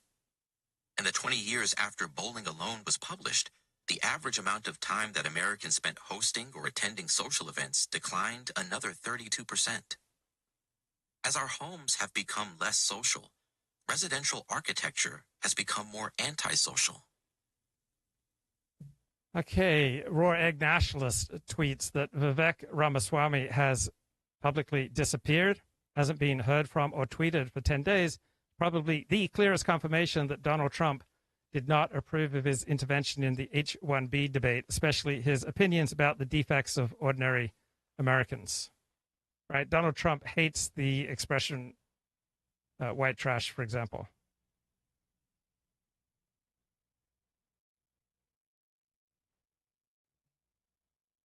Greenlanders to Trump. Buy Greenland. We don't like Danish people. Catholic Irish versus Italian culture clash in 1890s Boston.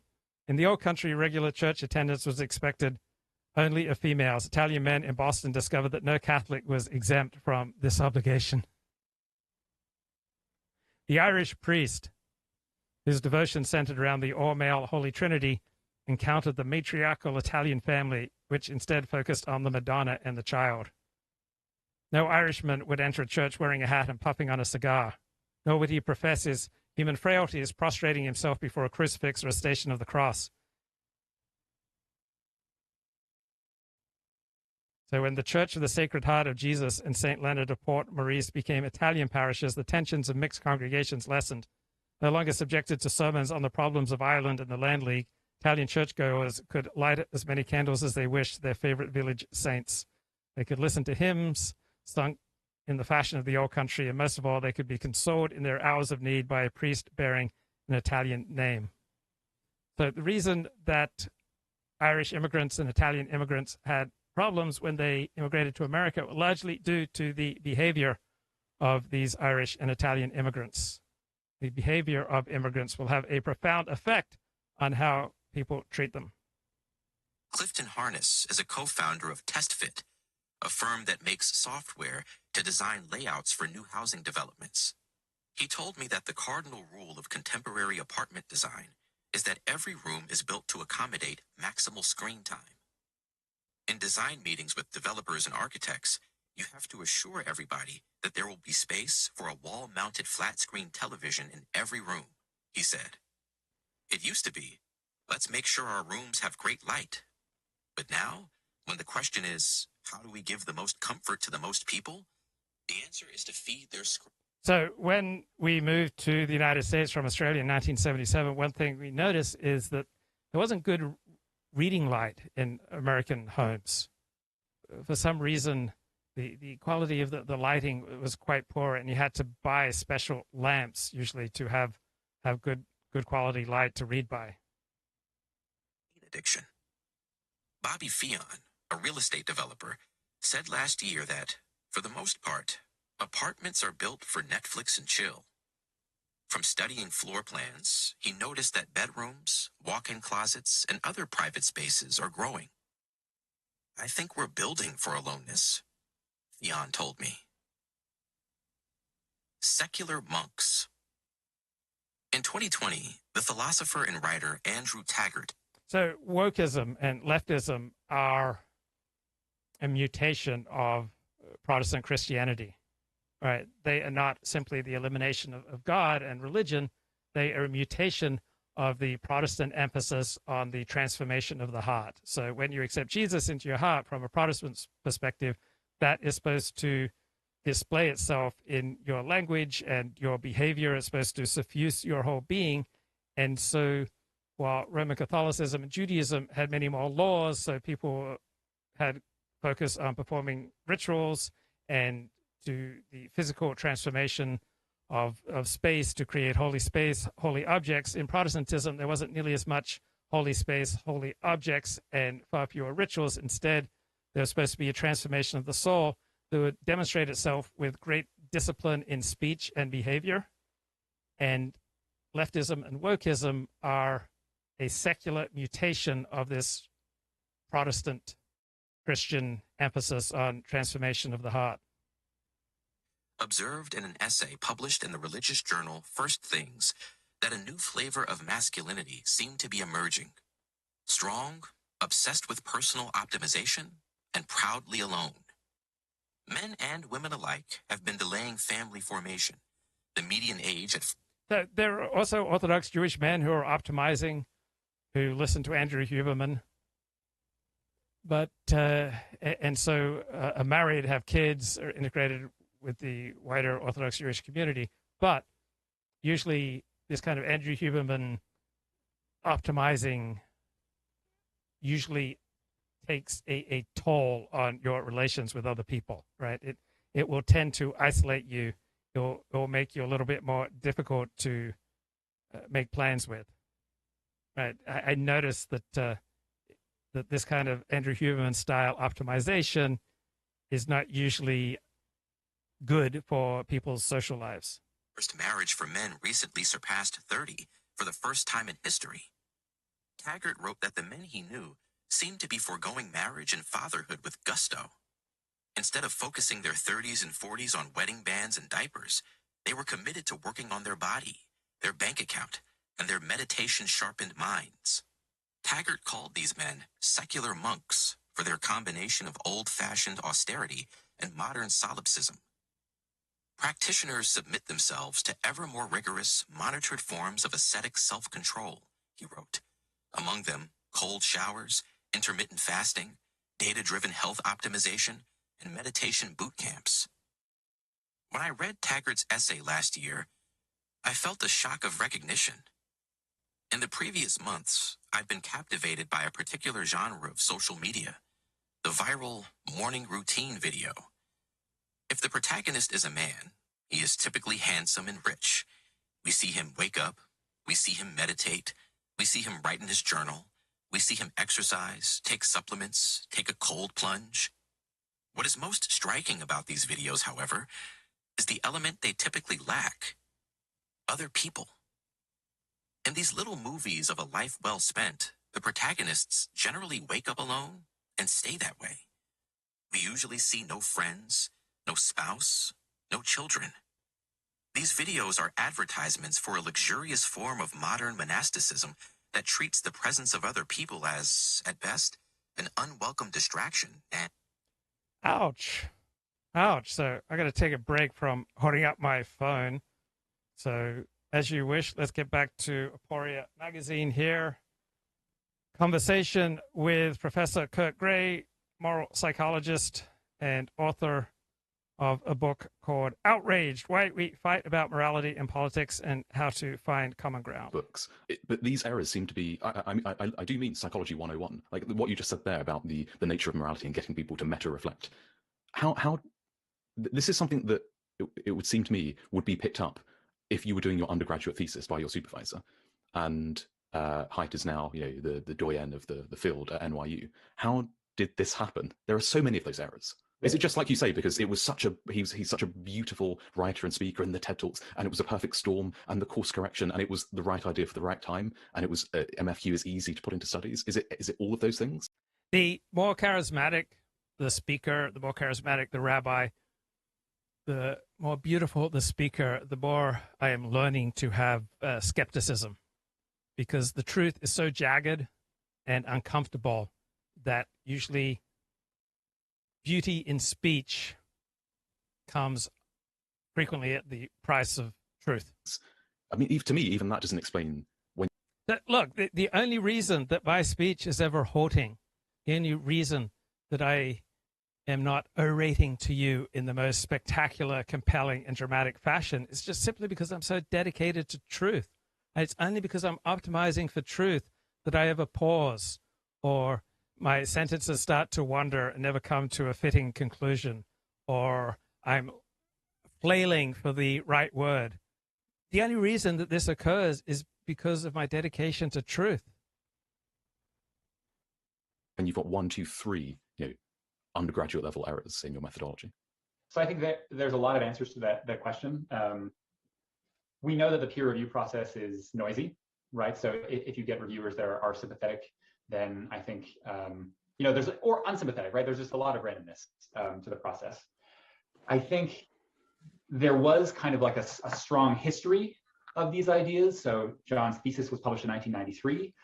That's where Right. So this is my atonement for 6 years talking about how awesome moral foundations theory is.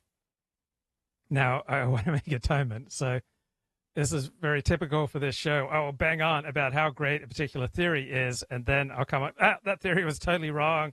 Let's replace it with something else. I must confess, I cannot tell a lie. I am an intellectual gigolo, right? I fall in love with every beautiful idea that comes along, but ultimately stay loyal to none. He went to kind of Brazil and asked these questions about what's wrong cleaning a flag with a toilet to kind of rural Brazilians.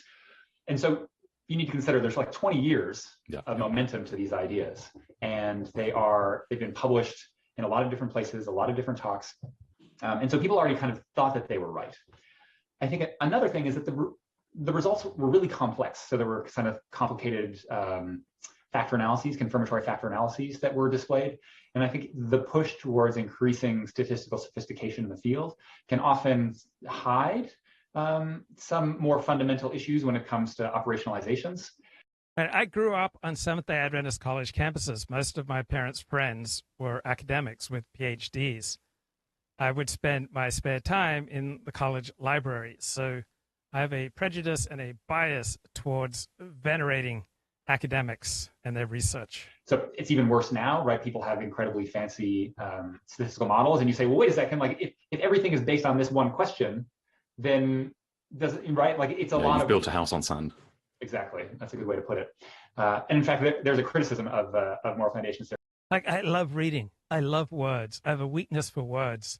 I have a weakness for theories. I have a weakness for ideas. I have a long history of absurdly following ideas to extreme lengths and just trampling over other people in the process. From Patricia Churchland that makes that very argument.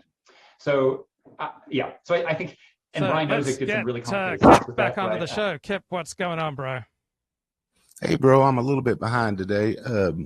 You just admitted to the fact that you take the pompous angle every once in a while. That's how far behind I do. Yes. Yeah. But you didn't admit to it being a little bit stroppy, a little bit argumentative at times, or at least maybe that's just something you say for me.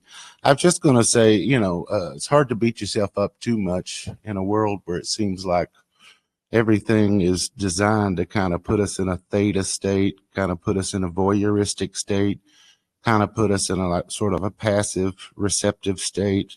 There's not enough. What's a theta state? I don't know. I'd call that.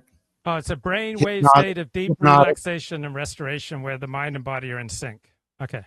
Yeah, sort of a hypnotic state, the way you'll Okay. find yourself gaping your mouth open while you're watching a TV show or something, and you realize, boy, that was stupid, but you don't know what happened. You just kind of, your brain just slipped deeper into a gear, you know what I mean, where it was really getting receptive. But anyway, so it just seems like there's not enough engagement. There's not enough of a requirement asking us to go the other direction. You get what I'm saying, Luke Ford? Does that make any sense? Yeah. Like listening to Barack Obama tends to put one in a theta state. He feels good. Like you listen to him talk, and it feels good. Yeah, Noam Chomsky does it for me, but it's sort of a theta, sort of sleepy theta state. So he's very good. Sort of like if you don't have a sleeping pill or something and you need to go to bed, put on Noam Chomsky. Very effective for putting me to sleep. I was thinking about like the useless acronyms that we all have stored in our mind, and maybe, I don't know, maybe it's worse for me being an ex-military man because everything came at you in the form of an acronym to try to help you remember things, so we had to learn what bits were and bytes and what Fortran and COBOL and RAM and ROM. We took in all this information at the beginning of the computer age, and by God, they simplified it down to just like a phone experience, but we've still got a lot of that information. So I was thinking about the concept, and who knows if I even have it right, but you remember RAM was like random access memory, and then ROM was like a read-only memory. Do you remember those terms from the 80s, Yes. Luke Ford? Yes, Okay. I do. So sometimes I will use those as like analogies or metaphors for like thinking, and how maybe our modern thinking is a little bit more Google dependent. You get what I'm saying? Yeah, let me jump in. So I notice as I get older, the more inferior my short-term memory becomes, and so I have to write things down much more quickly. I'll get a thought, and if I don't write it down within 20 seconds, I will lose it often. And when I've got a big workload, I particularly need to have everything written down. I've just got less and less short-term memory available to me as each year goes by. Pass. Yeah. Well, like with me, I spent all this time, 9, 10, 11, 12 years old, becoming an excellent speller. Only the Korean girl that moved to town could outspell me by the 6th grade. And I spent all this time learning trivia through the form of almanacs and encyclopedias and all this stuff. And what came along now, when somebody misspells a word, they get that little red jagged line that comes below where it automatically just fixes it for them. Now everybody has Google searches. So all that trivia and all that, I don't know, it was some sort of scholastic effort.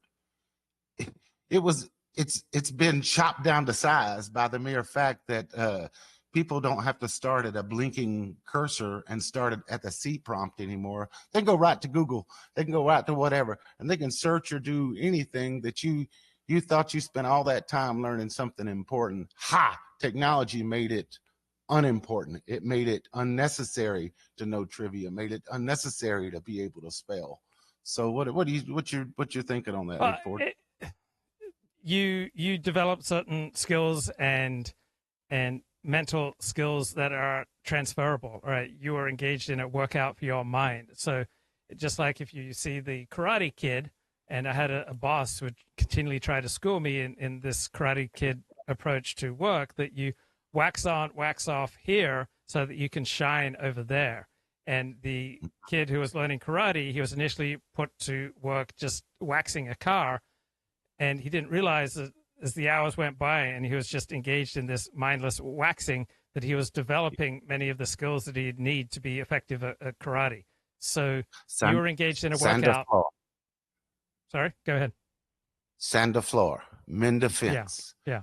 He was getting taught things in a work-related fashion and had no idea. He just needed somebody to piss him off well enough to see those reflexes come to mind. I'm surprised that a 2 left-foot person like myself really could take to typing, because that's a similar type skill. Sorry to cut you off there, look forward back to what you were saying. Oh, I'm done. But I learned to type in second grade as a punishment for telling lies. So I had to read 30 pages of Christian apologetics every day and type a one-page summary. And so I learned to touch type, and I learned to hate Christianity. Yeah. I had to learn how to type in the Marines, and I had learned how in the 9th grade. But I was not what you would call an excellent typer. And I remember going down to the local hospital trying to get a job because I was fresh out of the service, and I thought this will work out. And you had to type 40 words a minute with no errors. And by God, they gave me 3 chances, and I went like 40 words with 1 error, and then I went 38 words with no errors, and then I went like 39 words with 2 errors. So you could see I was bumping. I wanted those fringe benefits that come with a regional hospital, that only they could offer. But you could see my typing abilities were okay. They were okay, but they weren't good enough. And that can be frustrating when you bump up against your abilities like that. Have you ever run across that? Yeah, many times. I remember I went back to Australia for a year after high school, and I got this great job, right? A friend was arranging it for someone, and it fell through, so he essentially gave it to me.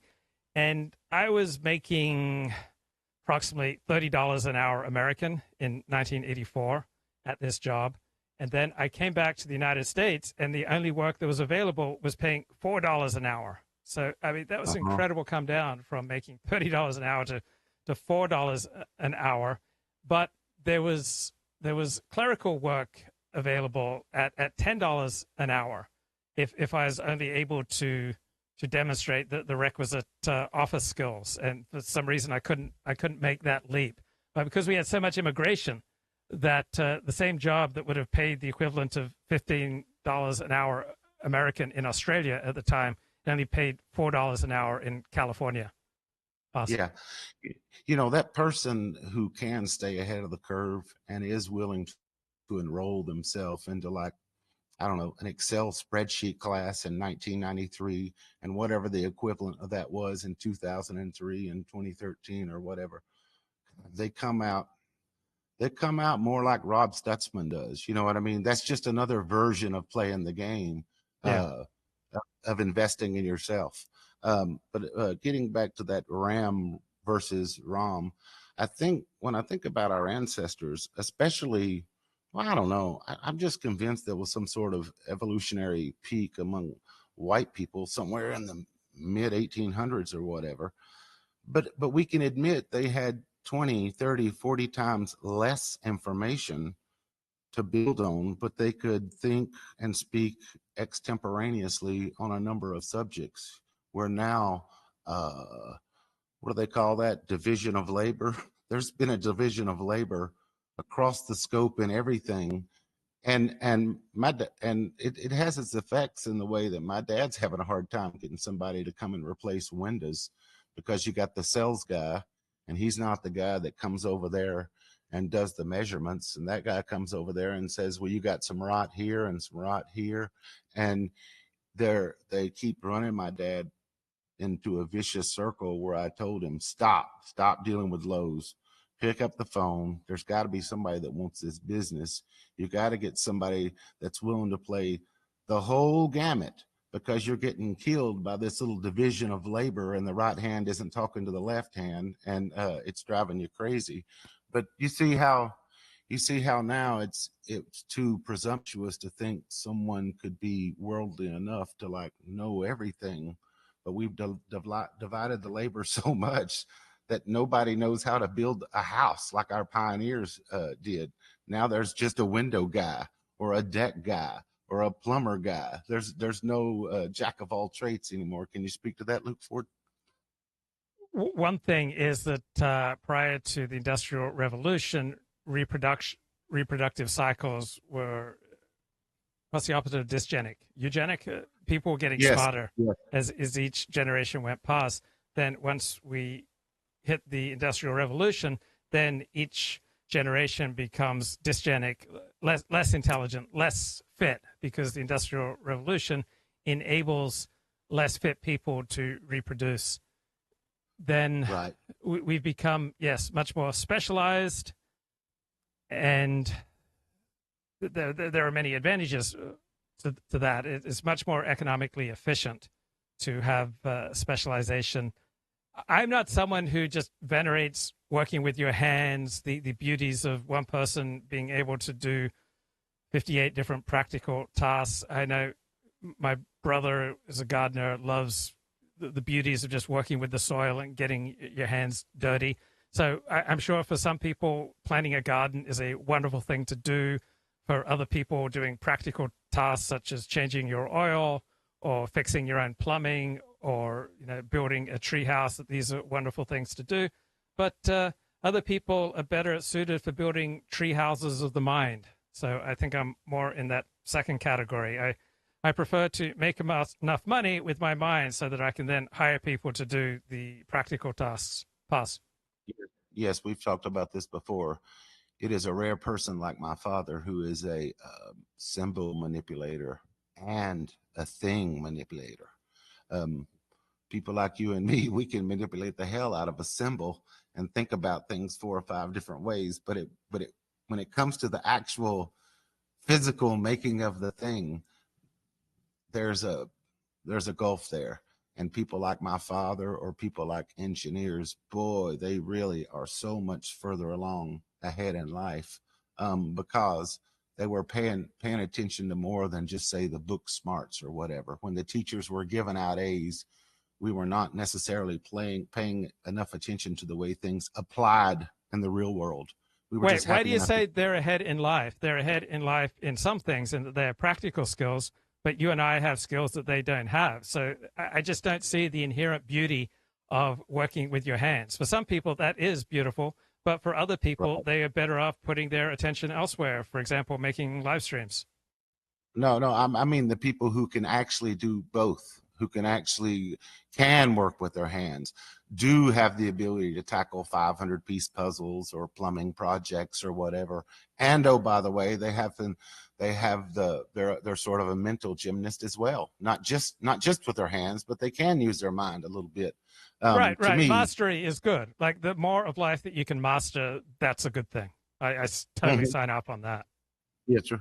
One thing that I don't agree to is the fact that people somehow think there's some magic dust that gets sprinkled on people in college and they go from 100 IQ to 112 or 115 just by the osmosis, just being around there. And I saw a lot, let's say with my mother and my ex, who both loved to read every day. Now, they weren't necessarily reading the most scholastic material. They read to entertain themselves in the mind. But I'm not sure if it made them much smarter. What it did seem to do is maybe help them a little bit with imagination and probably help them a little bit verbally, with having a bigger vocabulary. But do you agree that there's no magic dust that the colleges are sprinkling on you at UCLA? Did you feel like you came out of there so much smarter? Yeah, like obviously magic dust is metaphorical, but I had 9 months at UCLA and it was life transforming because pretty much all my peers were about as intelligent as I was. So the first time I experienced that, I would meet people who knew 5+ languages.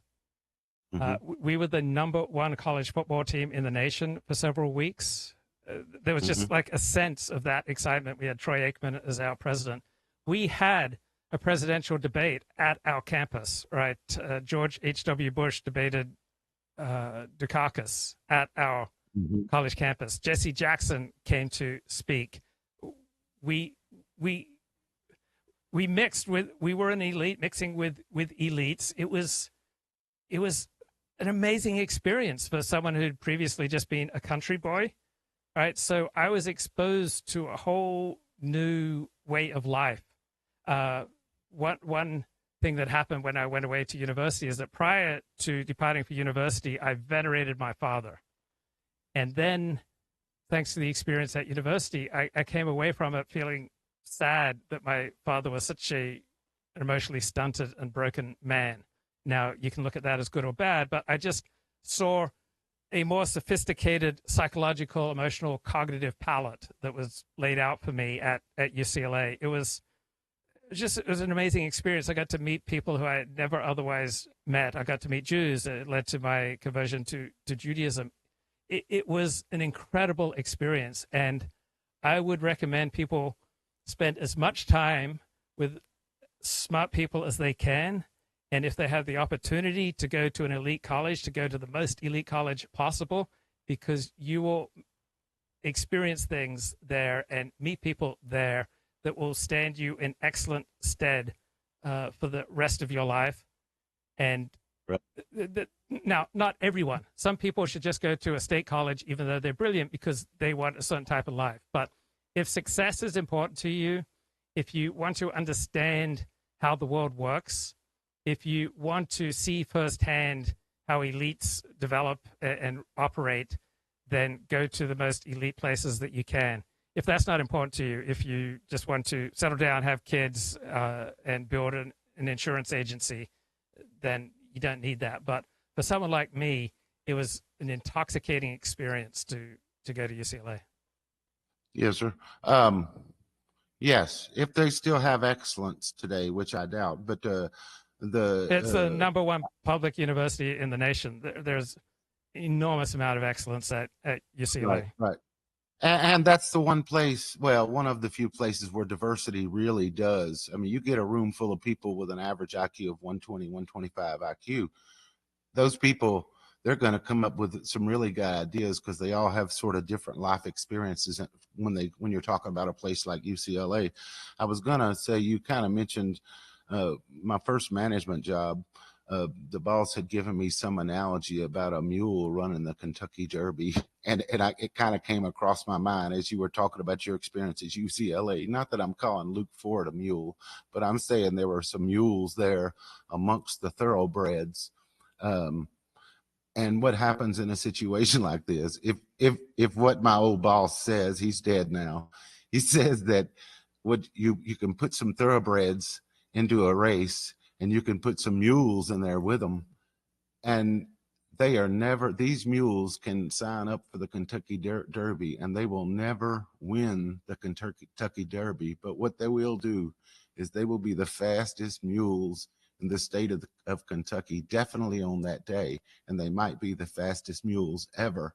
So he was saying, if you could surround some excellent loan officers, is what we were talking about, with some sorry-ass greenhorns, that I might be surprised what those mules could do just by hanging out with the thoroughbreds. And what I was trying to do is get him to understand I didn't have enough leads to go around for the whole office, and I was trying to justify having 4 thoroughbreds instead of 1 or 2 thoroughbreds and a bunch of mules that are just going to work their friends, neighbors, and relatives network and then be sucking wind, and they won't be loan officers a year from now. But he was telling me, you get those mules in there, you get them around the thoroughbreds, and they might surprise you because they might have the ability to run with the horses that you didn't see. But anyway, any thoughts on that? Yeah, it's a tangential thought, but one of the great things, if you're hanging out with the smartest crowd possible, is the openness that really smart people often have towards each other, and often the eagerness to help. I'll just give you one anecdote. So a friend was going to this Milken conference, which was like the world's elites would gather at these Milken Institute conferences. And I was just so jealous of his access to the world's elites. And he took his pass and he handed it to me and he said, here, take it, go. And then my self-destructive nature exhibited itself. And I said, yeah, I'm going to go there and I'm going to tell everyone your name and I'm going to behave really badly. That was how I responded to that opportunity. I blew it up. But if you're not as self-destructive as I am and you get to hang around very smart, very successful people, like just unbelievable opportunities will just fall in your lap. And right. As long as you're not self-destructive, it can completely transform your life. Awesome. Well, you were talking about 1984, and I couldn't remember if the minimum wage was still $2.50 or if $3.35. It was $3.35 in California. Yeah, and I remember that summer when you were making $30 an hour. Let me tell you what I was doing for $6.85 an hour. I would have to wear like military cargo pants. My job was weed eating the side of the freeway in the county that I lived in. And what I would do is I would put on one hip, I would have gasoline. On the other hip, I would have water that I would drink. In one pocket, I would have a couple of sandwiches. In the other pocket, the other cargo pocket, I would have like extra string trimmer line. You get what I'm saying? Because the line would run out.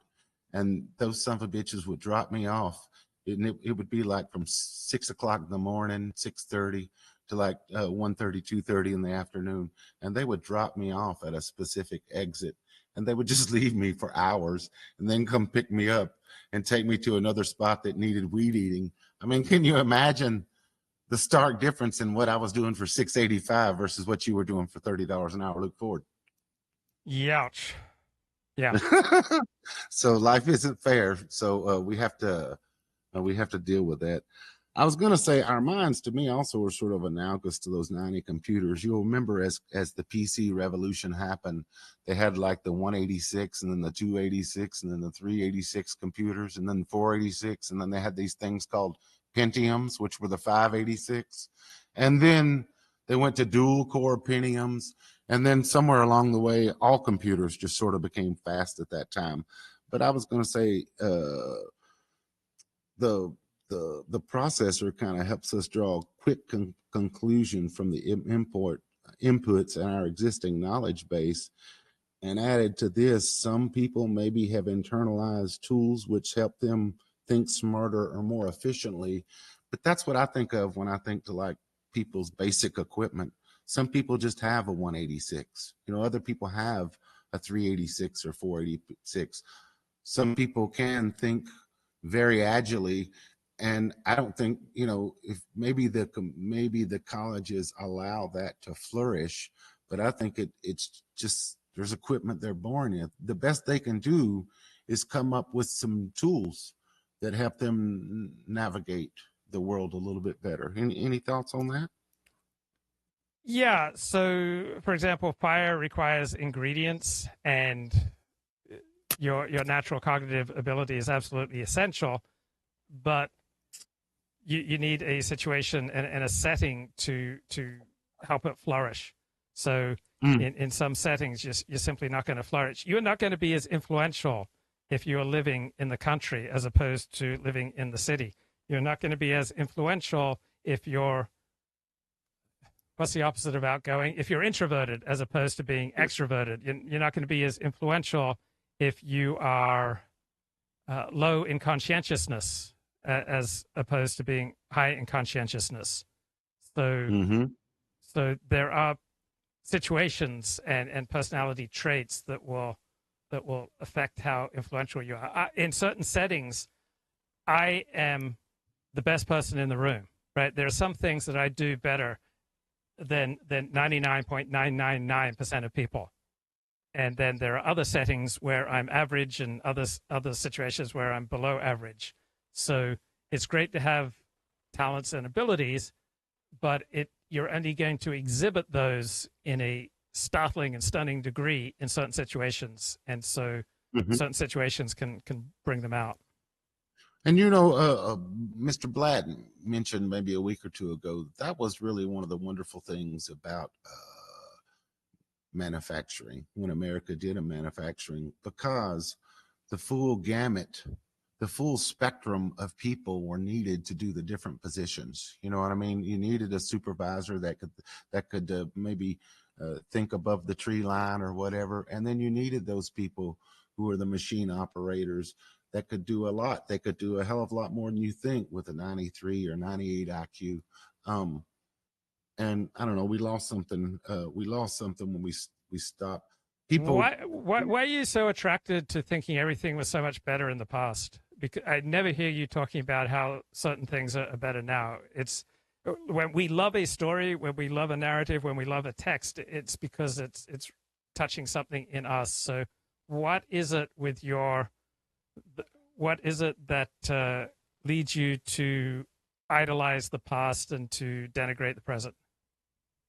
Well, maybe I'll throw it back to you in the form of a question. Why do the societies really peak intellectually what factors helped us to foster these high watermarks, and why do I think things like maybe AI will cause our minds to slip further into this sort of a state of passive receptivity, so to speak, in the way that the radio and the television and the music and the gaming and the movie theaters, it all, like I say, like that theta state, that hypnotic state, it all seems to push us that direction. And, you got the teachers in the colleges, they seem to be wanting to lean into the learning the AI, but they're doing it in a way that will lessen the students' ability to stand on their own 2 feet.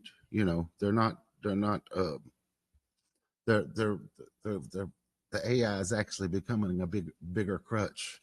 So I don't know. Okay, to me, I'll answer your question that we've been in dysgenic trends since the Industrial Revolution, and that's a more important answer than any other single factor. The second, the most intelligent, highest IQ society we've probably ever had is the one of ancient Athens. So when you had the Peloponnesian Wars, so Athens at that time, it seemed to have an average IQ of like 120 if they were able to popularly enjoy the great Greek tragedies and plays of that time. But let me throw it back to you again, see if I can get an answer. Why is it that you only tell me bad things about the present, and you seem to almost only say how things were better in the past? What is it about you that leads you in these directions? Because I guess I use you as sort of somebody to rap with, but also sort of a therapist. So I wouldn't call you and tell you about what's going great, dude. You know what I'm saying? Yeah. I call you about the other things. I was thinking about the way the original clerks and clerics, of the original universities, they were basically trading in a life of physical toil. Life wasn't fun back in the 1200s, 1100s. It wasn't fun. So they were trading in that physical unfunness for a life of intellectual toil, with maybe some potential greatness if they were, great enough to author some book down the road that people remembered or whatever. So America's success and standing may have sort of created a barrier or created sort of a lack of desire that we're going to have to overcome. The zeal to learn and intellectually apply oneself. I think there was more yearning to do that, where people now, maybe it's because we have so many distractions in our life. Anything you'd want to speak to there, Luke? Yeah, I would say that we all create a life and then try to justify it. And I think you've created a largely isolated life, and therefore you are predisposed to arguments that justify your isolation because the wider world sucks right now. And it's emotionally fulfilling for you to think back and romanticize a previous age where things were much, much better. Well, when I'm thinking about like stuff like AI, wouldn't you say a proper AI that helps us?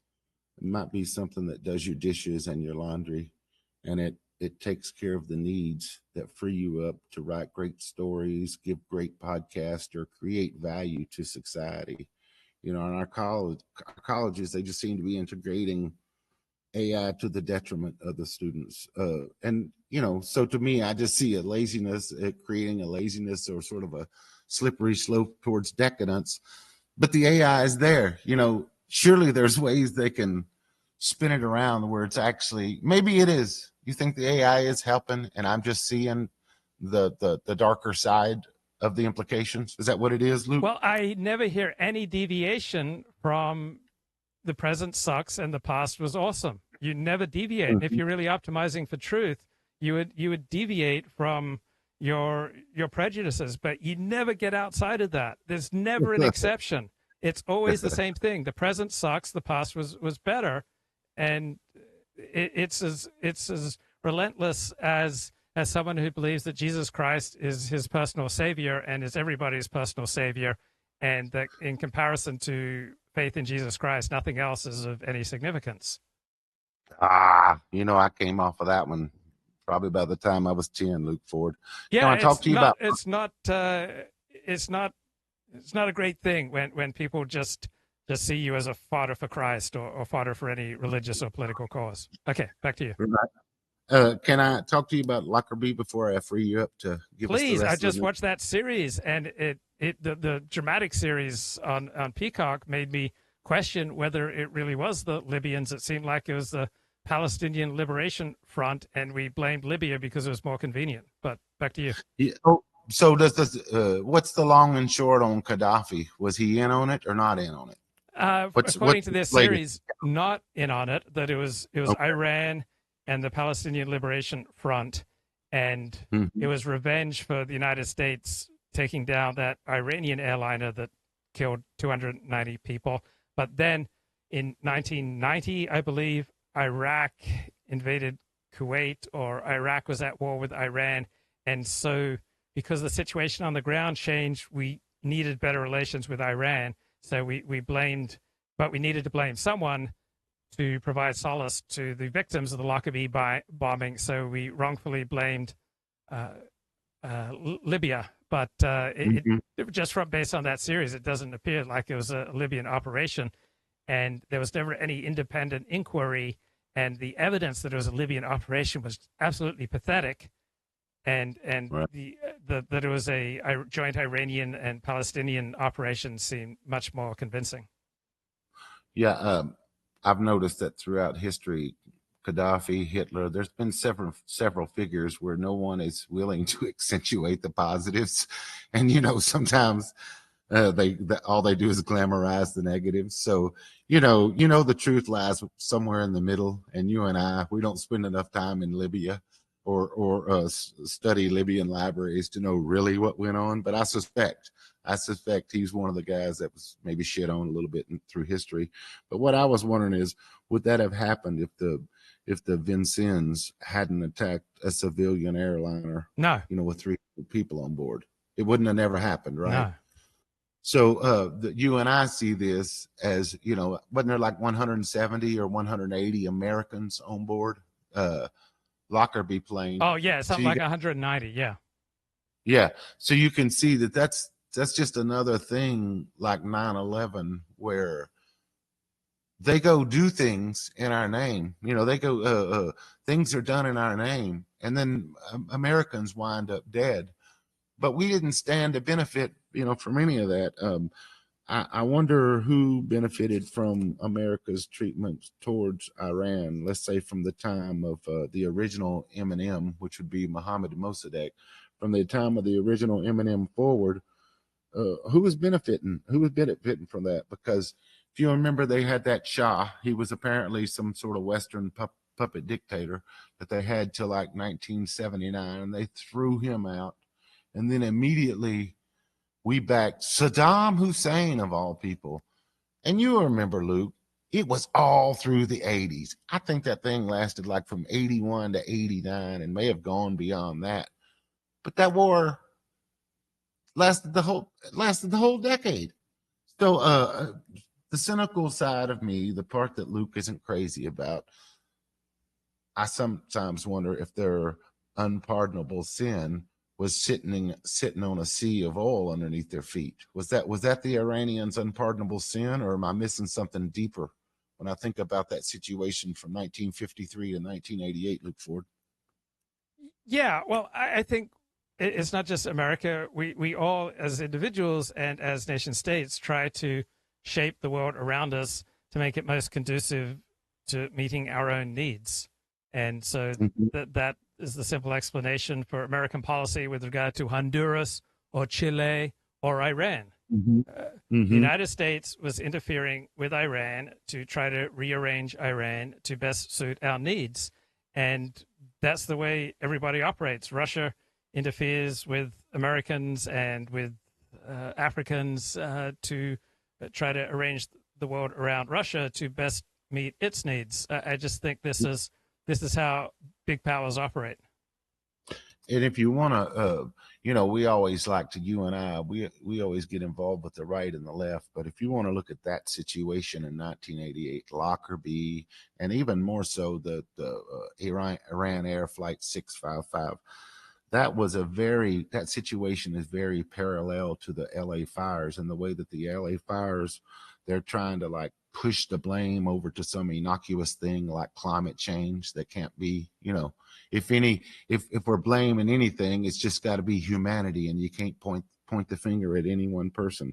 They did that same sort of media framing and obfuscating of the truth by interjecting new boogeymen like technical complexity. You get what I'm saying? Like that poor airliner, that Iran Air 655, it was just the victim of technical complexity. And when different systems are communicating to one another, you see what I'm saying? The story starts deviating off in that realm and getting away from the fact that, hey, we just blew their airliner up. It's the same thing as that Korean airline, 007 or whatever it was. They were shot down by the Russians in 1983.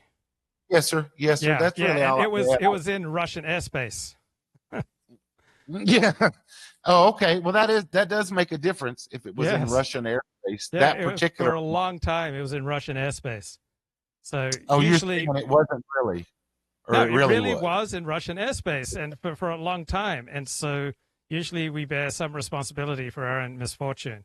And so that plane was where it should not have been. Like you put yourself, you step onto somebody's private property, like you walk into someone's home, and they might have a negative reaction. Mm-hmm. One of the other deals involving Iran that made me put my muckers on because the BS was getting kind of thick. But you remember 10 or 15 years ago, we had the Iranian speedboat incident. You can decide to speak on that or not, but that's all I had. I want to turn you loose to get back to what we like to see. Thanks, bro. See you, bro. Bye-bye. Thanks. Good to talk to you. So, yeah, different groups have different interests. American interests and Iranian interests are often at odds, and Americans really hate Iran. All right. If Donald Trump dropped a bunch of bombs on Iran, that would emotionally feel great for many Americans. And I don't know what the breakdown is of Iranian attitudes towards the United States. It does seem that the Iranian ruling regime has the support of only about 20% of the population. So, yeah, I have fantasies of Donald Trump dropping big bombs on Iran, and I would love regime change in Iran that made it more pro-Western, got rid of the mullahs running the show. That's my fantasy. There's a Hotshot documentary, and this is about a female firefighter. And here is an interview with Isaac Simpson, is the host on the left of your screen, and the Hotshot directors on the right of your Florida screen. with California, because of course we think of Florida, we think of hurricanes, we don't think of wildfires. There's a reason for that, and it's man-made. So Florida is actually very flammable. They're extremely flammable. There's millions of acres of forest land, and the thing about Florida that we would think immunizes them from wildfires actually makes them more prone to wildfires than you would think. So hurricanes, for example, we like to think, well, Florida gets so much moisture, they get so much rain, they get these hurricanes, they have to deal with water, not fire. But as we're seeing in California, the more water you get, the more fuels you get, the more growth that you get. And the hurricanes are this extra complicating factor, because when a hurricane comes through, it knocks down all these trees. Now you have all these dead and down trees that are disconnected from their water supply. So that's just straight up firewood. So anytime a hurricane moves through, and people in North Carolina have to worry about this, because when the hurricane knocked down all those trees in those forested areas, that stuff's going to go up like matchsticks if they don't get rid of it. So Florida, on the other hand, they had a really devastating fire year back in the 90s, where they had 500,000 acres of wildfire push through the state, destroy their timber industry, burn down a bunch of homes, and kill some people. And so obviously it's a very expensive tragedy. And they took this really simple approach, and they asked themselves, how much did it cost us to have 500,000 acres burn in a wildfire versus how much would it cost for us to proactively burn 500,000 acres with prescribed fire?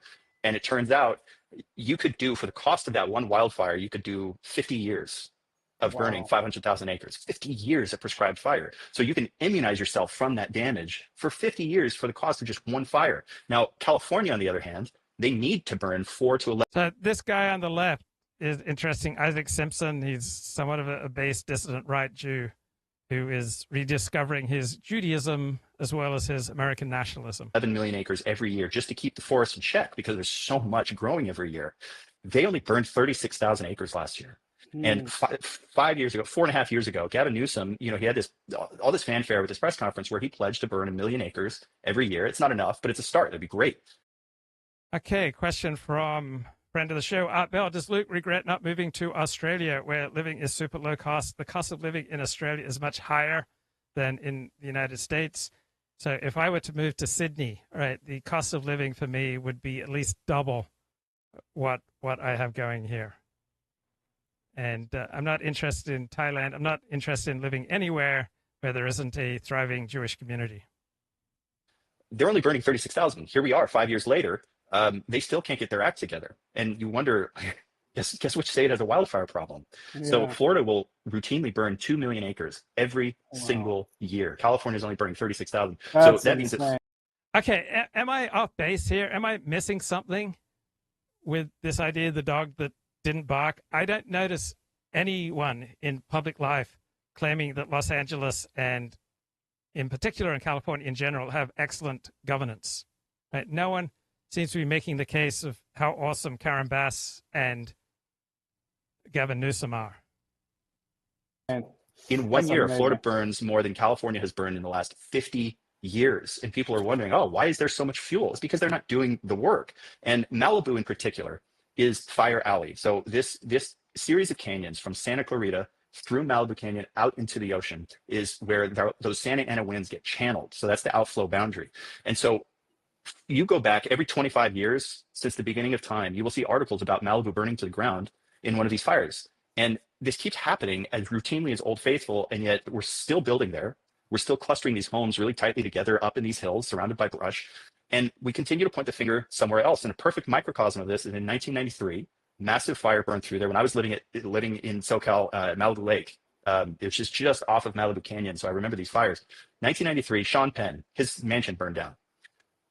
You fast forward 25 years, again, like clockwork, you get the Woolsey fire burning through the same exact spot. Sean Penn has to evacuate again. He loses some structures on his property. He continues to blame you for driving an SUV. Yeah. So they continue to build in Fire Alley. They don't get rid of the fuels. They don't do any prescribed burning. They don't protect their own houses. I mean, you look at some of those videos early on. I saw James Woods. He showed, video when the fire was pushing through the neighborhood early on. And the thing that stood out to me was look at how many trees are up against these people's houses. They have no chance. If you don't clear the brush around you, you really have no chance when that fire hits. So why are they not doing it? Well, obviously, you look at that Sean Penn dynamic. He's blaming it on something that's not going to fix it. Like if you want to pursue green policies and climate change stuff, great.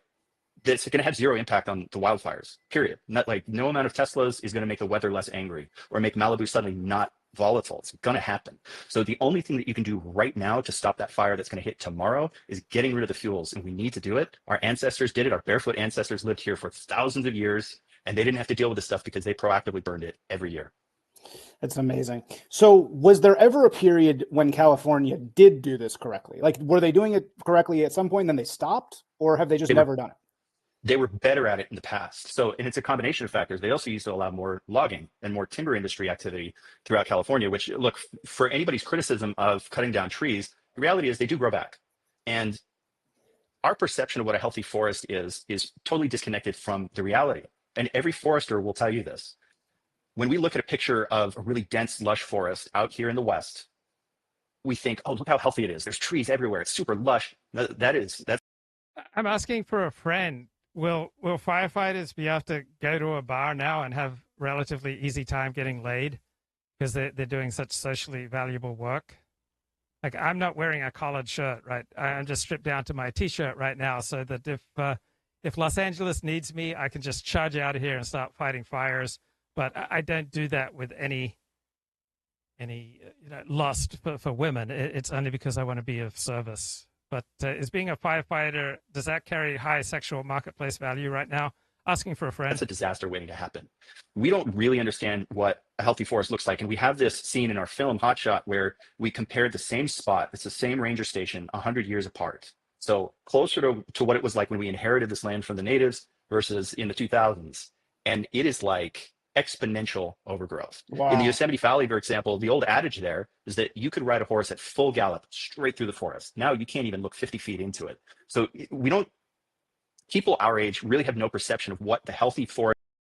Okay, a question from the chat is Luke in the stock market. Bro, I store not up treasure on earth where moth can corrupt and thief can break in and steal, right? I store up treasure in heaven, right? I store up spiritual treasure, right? I accumulate points for doing mitzvahs, right? My soul is cleaving to the one true God. What need do I have of Narishkeit and Shtus and the world of Gashmias and physicality and the stock market when I can connect myself with the divine? Forests in California used to look like. It was pretty wide open. So it wasn't tree. It was tree, flat land, tree over here, wide open, lots of sunlight, nothing on the forest floor. And that's what it looked like when we were, doing our due diligence and getting rid of that carbon every year. Wow. So it's a combination of, we've gotten rid of the timber industry almost entirely. So there's no mechanical thinning of the forests. Then we've also continued to reduce prescribed fire. And unfortunately, we are so afraid of fire now that nobody's doing any prescribed fire. It's like, everyone's too scared to do it. Nobody wants the liability of putting fire on the ground. And frankly, we've let this get so overgrown and so bad that Art Bell, you humble me because you only say useful, positive, helpful things. Like, how do you do it? How do you stay so positive? I know my own inclination is to rip people apart intermittently. How do you stay such a Susie Sunshine? I'm asking for a friend, Art Bell. At this point, it is too scary to put fire on the ground. It's going to go huge because that keg full of gunpowder is just too full.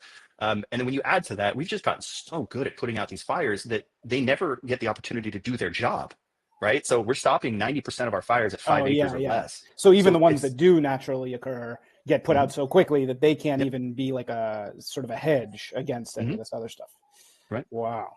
That's insane. That's so crazy. So even the Native Americans were burning and clearing and religiously. And so we're just these very naive. It's just so typical. It's like these naive California. So my elite friends in the professions, they'll say things to me like, why would I go on X? People could just post things on there that are not true. And these fires are bad, guys, but the fire of misinformation is far worse. Do I read Zero Hedge? Asked Art Bell. No, my friend. I read the New York Times. If I go onto these websites that traffic in disinformation and misinformation and conspiracy theories, I would be fueling the most dangerous fire of all.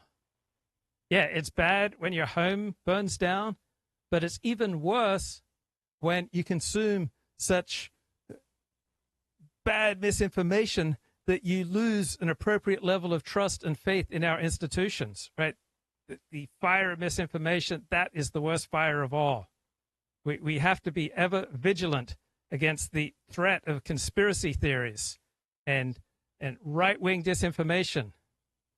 Look, if it's not coming from the government, don't trust it. So you just have no idea what they're doing. The thing is, everybody knows that that's the key to a healthy forest. And the thing is, there's multiple benefits to burning off the forest, right? So obviously, it maybe take one catastrophic fire 12,000 years ago for them to realize, oh, we better burn this off before nature. So I have never inhaled, I've never smoked, I've never gotten close to having marijuana or any illegal drug. I grew up a Seventh-day Adventist. We received so many warnings about the dangers of drugs. I've never felt any attraction to illegal drugs. I have stayed quite clear of that. The drug to which I am most vulnerable is the drug of lust and anything that fuels my pornographic imagination. That is why, with a very heavy heart, I have taken the self-abnegating step of halting publication of my collective love poems, because I just don't think Western civilization is ready for them. Sure does at first, but it doesn't take much of a rocket surgeon to see the other benefits. So the thing that you will see is by springtime, those hillsides that are charred are going to look amazing. They're going to be replete with wildflowers, which draw in more pollinators, right? So the bees are attracted to all the wildflowers that come right back up within a few months. And then, back in the Native American days, it offered several layers of protection. By clearing out the forest, you can see predators easier. You can also, you're opening up the forest floor to pastures instead of all this dense brush, which draws in prey animals like deer. And so they're also they had better line of. Okay, I'm asking for a friend. Do you have anyone in your life who is high almost all the time? And what are the characteristics of somebody who's under the influence of the green leaf, who's smoking that marijuana or consuming marijuana? Just asking for a friend, what are the characteristics? How do people change under the influence of the leaf? And what's it like to have people intimately in your life who are under the influence of marijuana? Site to hunt. So aside from the fact that nature just sort of comes swarming in immediately after a fire, there's a ton of ecological benefits. And in fact, a lot of the species of trees and plants in Southern California in particular, and throughout Northern California, like the lodgepole pine, for example, that pine cone that has all the seeds for reproduction, it literally will not open unless it burns. It has to burn. So a lot of our trees they're not just fire adapted, they're fire dependent. And after, their lifespan is kind of over 120 years, they're going to burn. It's meant to repopulate immediately after. So these forests require this regenerative fire. And it's even more stark up in Canada. Remember when everyone was freaking out about the fires in Canada last year? Well, it's like, that's black spruce. All those trees are only 150 years old. Nobody ever asks, like, hey, why aren't these trees 50,000 years old? Why are they only 150 years? Well, that's because the fire cycle is 150 years up in those kinds of forests. So they get burned through completely and then they regrow. It's part of the process, just like shaving your face. Yeah. So who is actually behind this? Look, I need you to understand something, all right? I didn't start the fire. It was always burning since the world's been turning. I didn't start the fire. I didn't light it. I tried to fight it.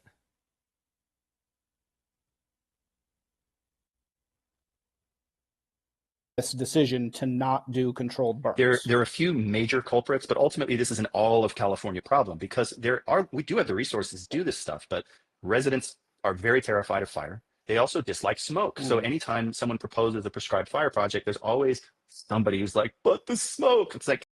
So I grew up a Seventh-day Adventist are teetotalers, and I always had this picture of alcoholics. They're an absolute mess. And I developed a more sophisticated understanding of reality as I moved through life and dated an alcoholic for a few months, Holly. And there are many high-functioning alcoholics who just seem to lead pretty much normal lives. And that was a shock to me. I didn't realize that you could outwardly lead a normal life and still be an alcoholic. So isn't Billy Joel supposed to be an alcoholic? And yet, I assume he leads a fairly normal life, asking for a friend. The thing that I always say, and the thing that hotshots would always tell me is like, guys, you're going to get the smoke anyway. And if you don't do it on prescribed fire, you're going to get it with all these houses and cars burning up. It's so much worse. Wouldn't you rather do it when it's just the grass and just the brush that's going up? So obviously, residents have some responsibility. Businesses don't want to, tourism-dependent businesses don't want people going away because there's smoke around Tahoe or Yosemite. But ultimately, when it comes to government, one of the huge culprits is the California Air Resources Board. And regardless, people always say that, so much of the forest land is federal jurisdiction. So it's the feds. It's not the state of California. The feds are still dependent on they get a go or no go approval from CARB, the California Air Resources Board, who will tell them this is a good burn day, this is a bad burn day. And what I've heard from most of the hotshots that I've talked to is that CARB will veto 90% of their good burn days. Again, they're worried, the smoke settles, we don't want people breathing in smoke, and whatever the excuse is, it just always seems to fall in favor of inaction. Added to this, you have groups like the Sierra Club. I had no idea that men and women were turning to AI for romantic companions. They were dissatisfied with the people they were dating, or they were dissatisfied by the quality of their marriage or relationship, and they were seeking to meet their emotional needs through AI bots. I didn't know. I saw that movie, Her, but I thought it was just a movie. But this is real life. I know someone who seeks out sustenance, emotional sustenance for deepest yearnings from AI. It's sad, but then I'm sure there are many sad, pathetic parts to my life as well. So who the hell is 40? Who ostensibly are there to help protect the environment. But a lot of these NGOs, the Friends of the Spotted Owl, they will tie up a burn project in court for 10 years because, oh no, we can't burn those trees. Oh, we're gonna screw with the owl habitat. Oh, we're gonna screw with the salmon habitat. And so then what ends up happening is you get some, again, their heart's in the right place, right? Some tree hugger who wants to save the trees, they'll chain themselves to a tree and say, no, you're not cutting this down just because it might threaten a power line. Yeah. And then of course that tree hits the power line, sets the entire forest on fire, and then you lose everything.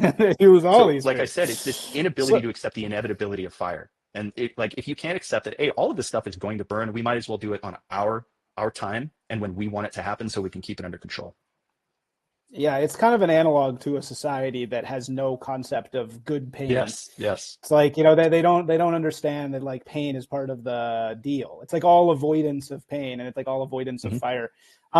So when you do these control burns, let's say that they went correctly, is the idea that the healthy trees don't burn because they have water in them and then everything else burns? Or are you just sort of, how do you know where to do a burn versus not? Well, there are certain areas that are a lot more fire prone, and those need to be prioritized. And obviously Malibu Canyon is one of them, because you see how often it burns and how it takes very few years, especially with that fuel type. And this is a huge component.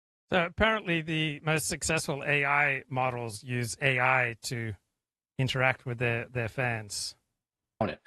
You can't treat every portion of California the same way. So for example, Big Basin redwoods up in Santa Cruz, their burn cycle up in those moist redwoods where you have a lot of coastal moisture coming in, it's always foggy there.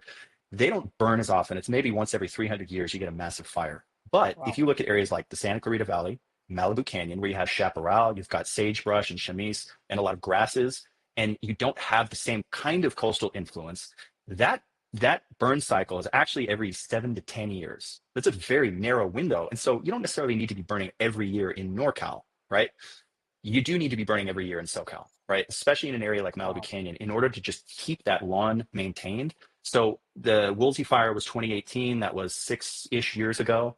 That's about right there in that threshold of that normal fire return interval. And so people shouldn't be surprised to see it come back. So if you're planning out prescribed burns, you would be identifying those kinds of areas, triaging Santa Clarita, Malibu Canyon, a lot of places in Ventura and Santa Barbara. Those are the places you want to hit first. Now, determining the way that they do these firing operations, they'll usually try to, they won't just set fire to the bottom of the hill and then it just rips uphill. They'll usually try to feather it downhill. They walk that fire downhill because it burns less intensely. And so then it's just getting rid of more of the ground fuels and the stuff that really shouldn't always be there, and reduces the intensity of that fire. And usually the bigger stuff that we like all the oak trees, and then obviously up north, all the pine trees and cedar, all that stuff is usually pretty tolerant to that fire. The other thing is the timing of it. You want to be doing it in the right time of year, and that pushes into early summer where you are getting good consumption, but it's not going to rip out of control. If you haven't done this work by September, you're kind of screwed, because September through November is like the danger zone. It's just dry, super dry. I mean, it was kind of ironic on my block. We live in Pasadena, a block, the 3 blocks from the line. Luckily, we lived on the right side of the 210s. There's a terrific book on all this called California Burning: The Fall of Pacific Gas and Electric. The author is a journalist at the Wall Street Journal, and her name is Katherine Blunt. Terrific book. Here is a taste of her recent speech on this topic. This, of course, was a real political crisis for Governor Gray Davis, and about for the deregulation. utility companies. They're buying wholesale power at extremely high prices. Can't recover that through rates because of the cap on retail prices. All of the utilities take on a lot of debt. PG&E was the only of the big 3 to seek bankruptcy protection, which was really remarkable, right? This is not common in this industry. Utilities are all but guaranteed the ability to collect revenue and make a profit because of the way the system is structured. So this becomes not only a political disaster, but a financial one for the state. And so on here we have, I think on the cover of the LA Times, that's someone who's getting rescued from an elevator that stopped during one of the series of rolling blackouts. And this kind of goofy placard was something that hung around PG&E's building as they were going through their bankruptcy process. It says, "Stay the course, PG&E's plan of reorganization." And for PG&E, when it emerges around 2005. This bankruptcy had real consequences in the way investors saw this company. And so PG&E was very intent on trying to regain the goodwill of Wall Street and demonstrate that it was going to be a consistently profitable investment, not even just in sort of the traditional widows and orphans way, but. So I remember reading an excerpt from her book in the Wall Street Journal, and I sent the author an email saying how much I enjoyed the excerpt and how much I was looking forward to reading her book. And she was just very nice responding. And so she was so nice, I responded back. And she was very nice in responding back to me. And then I think I became a little too loquacious. I may have slopped over a little bit with my feelings about how excellent she was. It really wanted to demonstrate that it would produce solid returns for shareholders. I'm sure a lot of people in this room know this, but utilities make money in a somewhat unusual way. They make a regulated rate of return on large capital investments that improve the overall value of the system. They do not make money on day-to-day operations and maintenance costs. You can recoup those costs through customers, but you do not profit on that. So, look, we all have different fetishes. Like, do you think I chose my erotic template? I don't know why I find lady journalists just the height of erotic appeal. Someone who knows how to find facts and communicate them in an effective manner. I don't know why this is the absolute apex for me of femininity. I didn't choose to be this way. I'm the victim here. The best financial performers within the industry are adept at keeping those operations and maintenance costs low and freeing up money to invest as capital and ultimately earn a return on the investment. So PG&E at this time embarks on a pretty sweeping plan. It was called business transformation, and the idea was sort of aimed at, again, at this O&M reduction to free up money to invest as capital. And the company invited in. I love women with great social skills. Like, a big warning for me is when I'm dating a woman who's got inferior social skills to me, someone who is inferior to me at picking up social cues. Like, normally I expect a woman to pick up social cues much more quickly than I do, to have superior social skills to me. And this woman, Katherine Blunt, she was just so nice. She was just had sterling social skills in her email replies. She was just so incredibly gracious. Like, I love a gracious woman. I love people who are gracious, who are courteous, who are considerate, who pick up cues, who know the score. I remember I had this one girlfriend for a year, and I never once had to explain to her what I meant. And I'm constantly speaking with the deepest and darkest of sarcasm. I mean, I was probably the deepest and darkest chapter in her courtship memoir.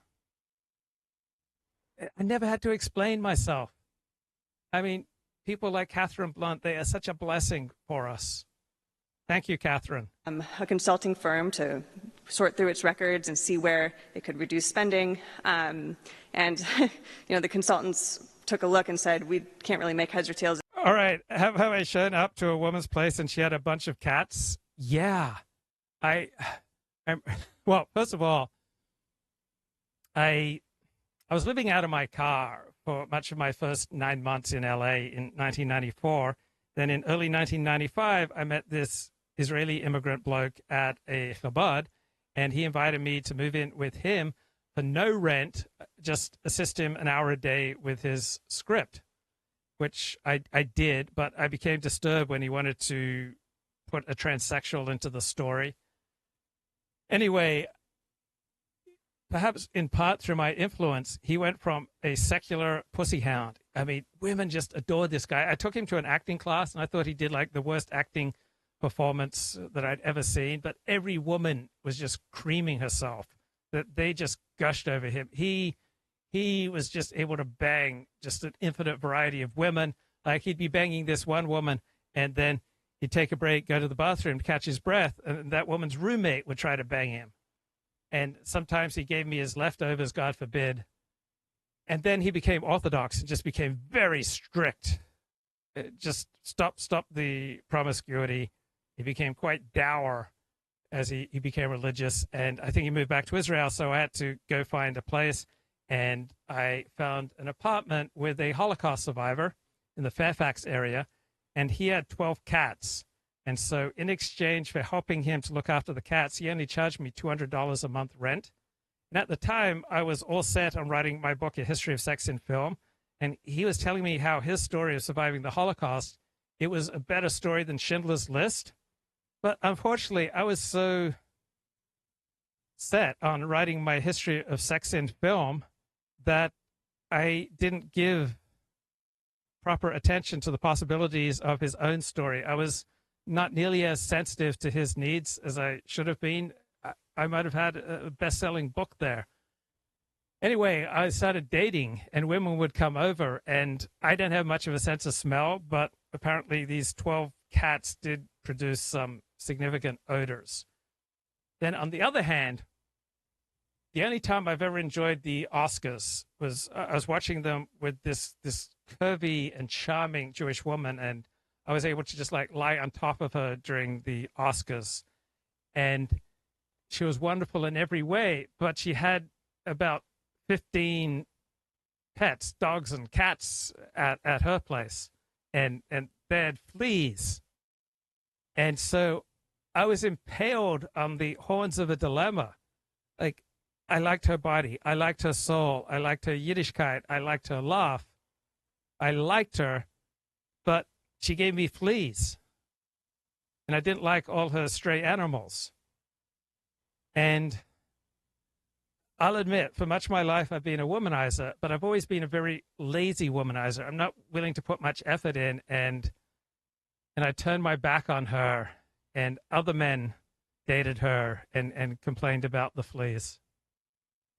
Of your records, you're missing a lot of information, but let's try reducing spending here and here and here. And kind of a study in contrast here on this slide. This was the way that PG&E was trying to position itself, right, to ultimately become the leading utility in the United States with delighted customers, energized employees, and rewarded shareholders. Ultimately, though, this effort was really, frankly, a bust, and those who were most acutely affected by it were union members. And this is a copy of one of their newsletters that went out around the time, characterizing it as a billion-dollar bust. There was also a report card within this that graded each of the consultants' initiatives, and most of them were Ds or Fs. So a lot of work got scrambled around this time. There were a lot of layoffs. But what the company had done successfully was reduce operations and maintenance costs, and that meant ultimately it was determined that the company had really done a lot to reduce the frequency and the thoroughness of its inspection processes. That became evident first in 2010. What I seek in a wife is someone who's incredibly thorough in her inspection processes. That's all I want, in addition to being an Orthodox Jew.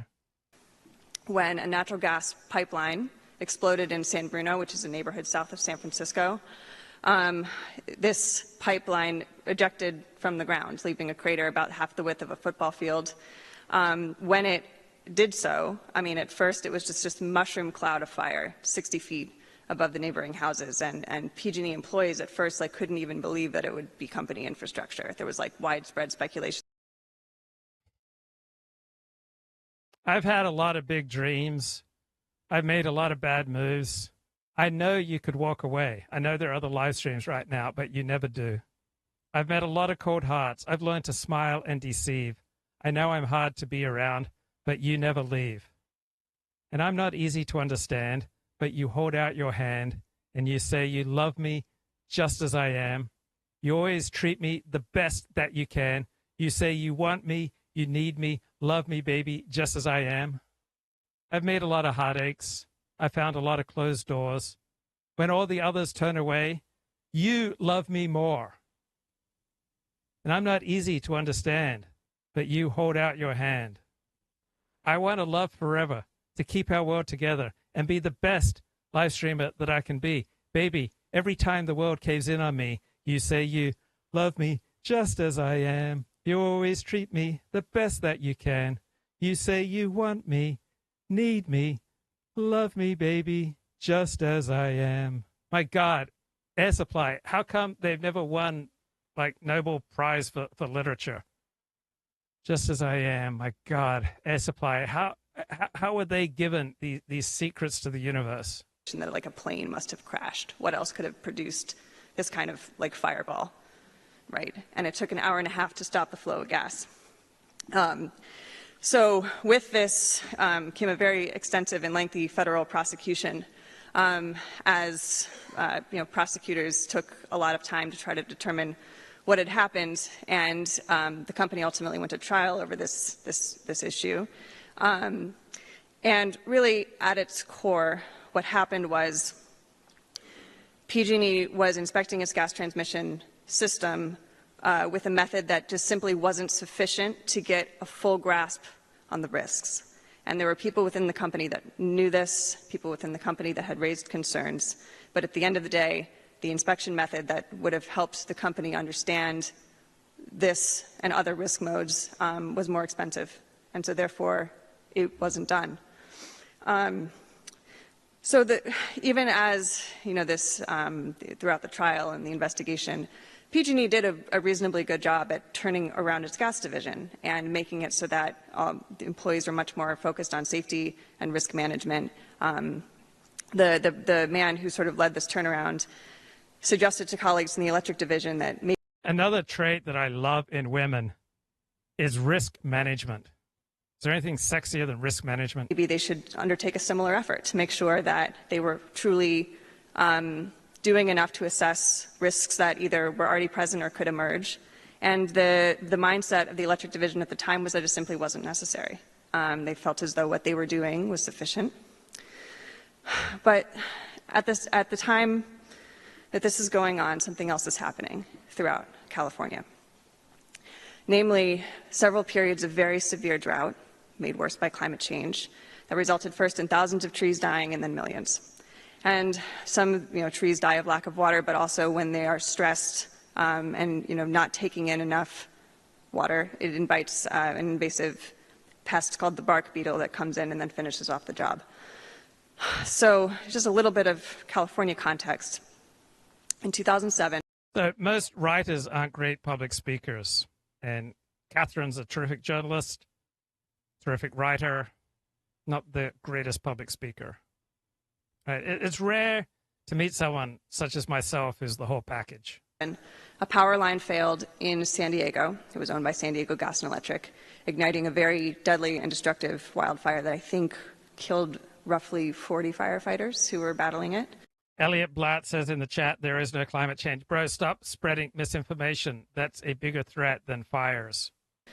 And with that, the California Public Utilities Commission decided to ask a simple question, which is, should the state's utilities do more to address wildfire risk?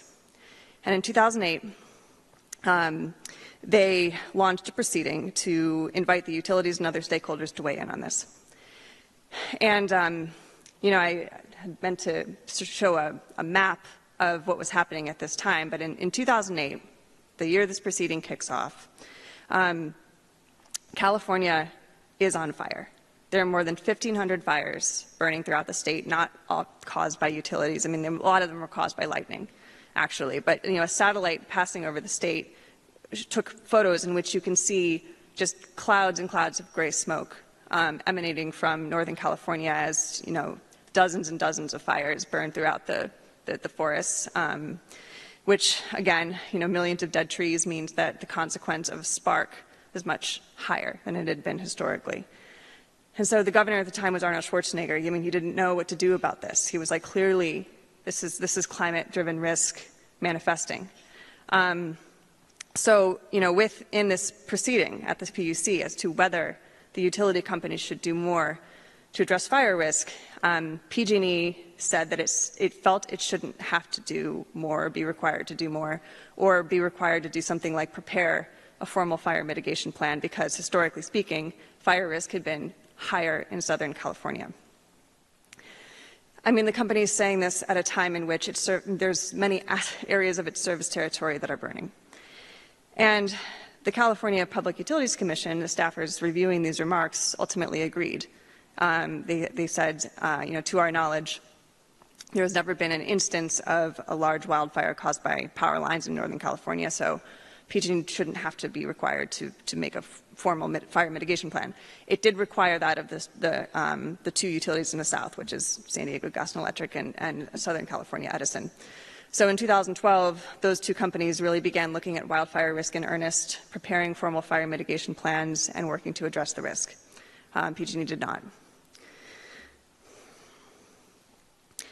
So, and before even kind of getting into what then happened with PG&E and its fires, I should say another really important dynamic to understand about the California Public Utilities Commission and its relationship with the utilities at this time is that around the time PG&E emerged from bankruptcy around 2005, you began to see the state of California set some very ambitious carbon reduction targets, and a lot of that centered on utilities procuring more renewable power. And so, there was a certain amount at first, and then it would step up from there. So that took a lot of focus by the utilities. At the time, there wasn't a huge amount of wind and solar that had been developed. These technologies, again, at the time were fairly expensive, somewhat new. And so it was on the utilities to go out and contract with developers to figure out how to bring more of this online. And if you were working within the California Public Utilities Commission, you definitely wanted to be working on this policy side of things. I mean, it had the goodwill of the... Okay, I want to emulate my preacher daddy and think about the spiritual lessons here. Everything that we pay attention to, right, it comes at the price of something else. So PG&E placing a great deal of attention and money seeking out renewable energy, that came at the price of securing the safety of its own power lines. And so California has put a great priority on renewable energy and on diversity, equity, and inclusion and providing medical coverage for illegal immigrants. But this comes at the price of fireproofing California. So California Democrats put great emphasis on Trump-proofing California, but they didn't have much room left over in their intellectual and political arsenal for fireproofing California. So if the American president is thinking about Israel or Gaza, right, that comes at the price of usually thinking about the best interests of Americans. And so PG&E, California, our leading politicians have taken their eye off the ball. Right? Nobody is claiming that California's political leaders have been doing a great job. I'm unaware of any great thinker who's trying to make that case right now. The legislature, this was sort of like new, and it was sort of the sexy division within which to be.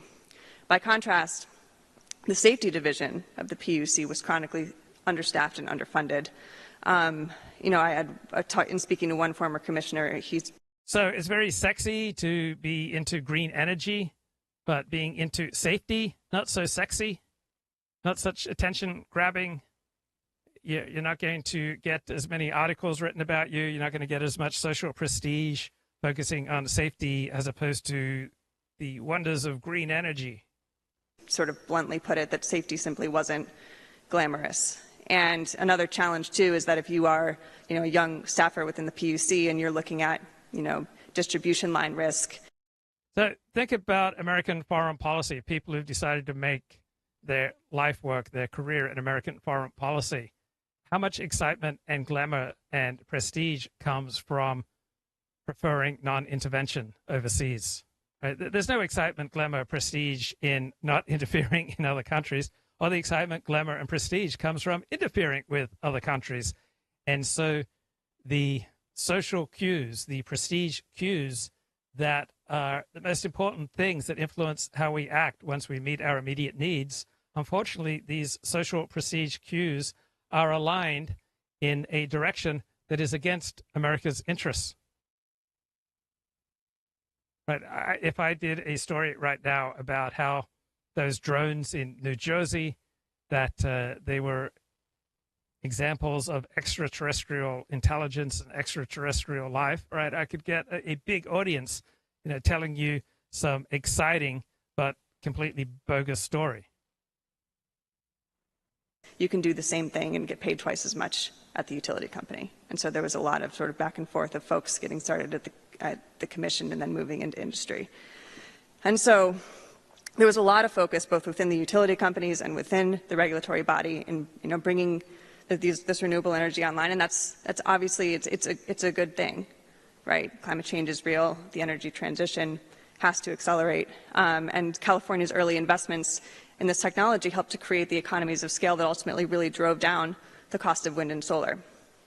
But at the same time, within both the PUC and within PG&E, there simply weren't commensurate resources in terms of folks looking at climate-driven operational risk. And that becomes painfully evident in October of 2017 when almost 20 major wildfires ignited in California wine country and Napa-Sonoma counties.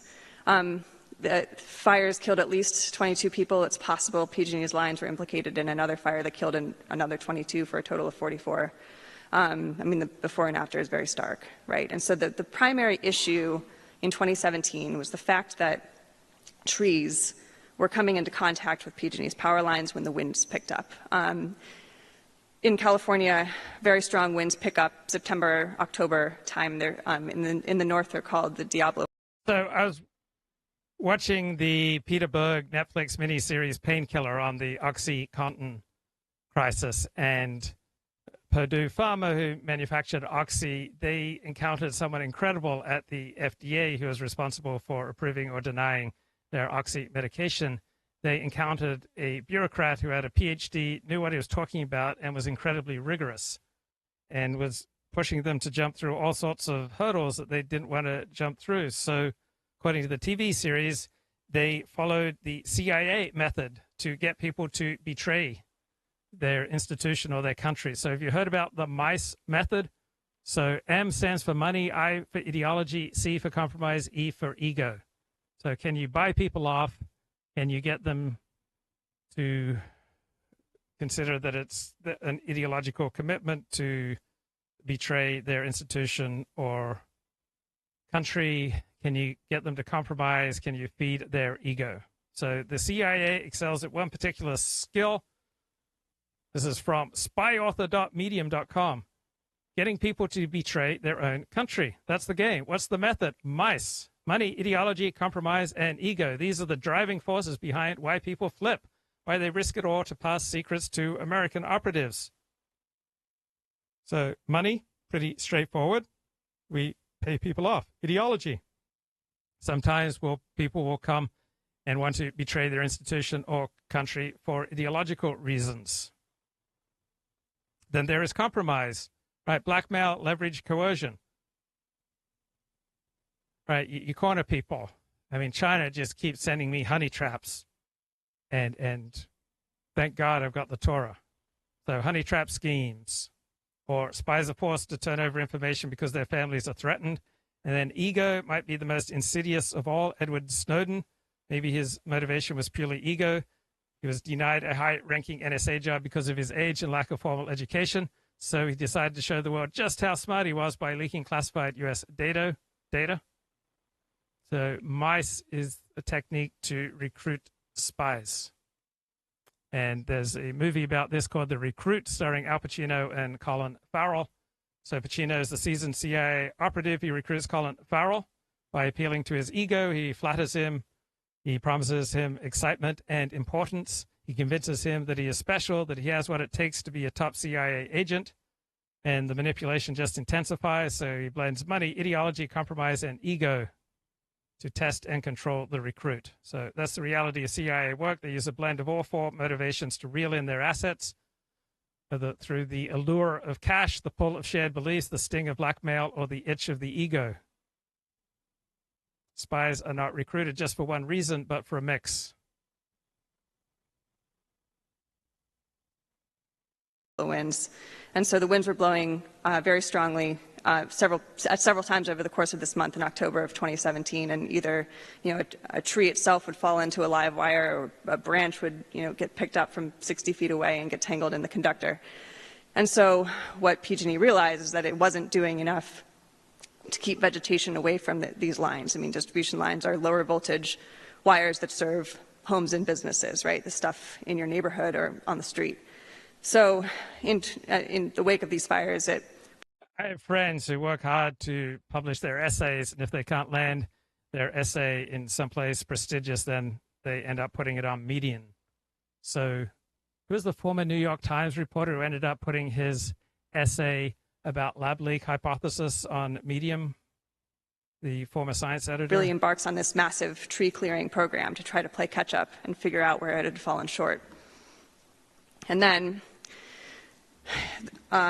just over a year later, we have the Camp Fire, the fire that ignited when this century-old transmission tower failed. The hook that was original infrastructure from 1915 broke in half. Here you can see, if you can see just, the way that this broke. This is the hook that broke. That little piece just toward the edge shows like how much it had worn through. And it's really... So that was Nicholas Wade, and he was speaking to Nathan Cofnas on December 16. Or killed or anything like that. It's just, in principle, and it's probably something that very, very rarely has practical implications. Like it would very rarely have any relevance for our actual behavior or how we treat people. But just as a philosophical point, I think it's probably reasonable to think that would be the case. I certainly think we should look into the differences because they are enormously informative for. Okay, let's back up here. So Nicholas Wade, longtime New York Times science writer. One major barrier for people accepting facts about race or taking this seriously is they think, well, if we acknowledge that or if we discovered that there were race differences, then that would mean one race is superior. There's a hierarchy of races, and all sorts of bad implications would follow from that. Now you resist this argument because there's no hierarchy. You can't say anybody is better than anyone else based on IQ or some other trait. Now here I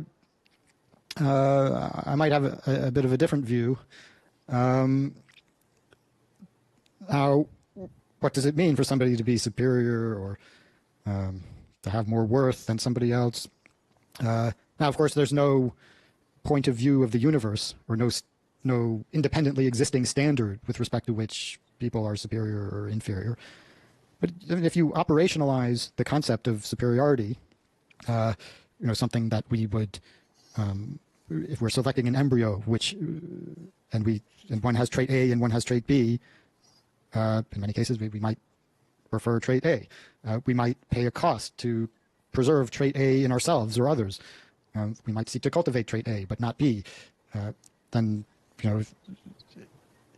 A might produce results that are good for other reasons.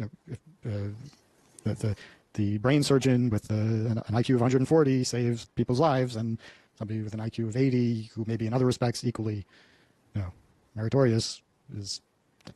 You don't realize this, but at one point, Nathan Cofnas was the world's premier smooth talker, but he chose to optimize for truth, and that's the only reason that he ever hesitates. Doesn't have the capacity to do as much good, even if he has just as good intentions.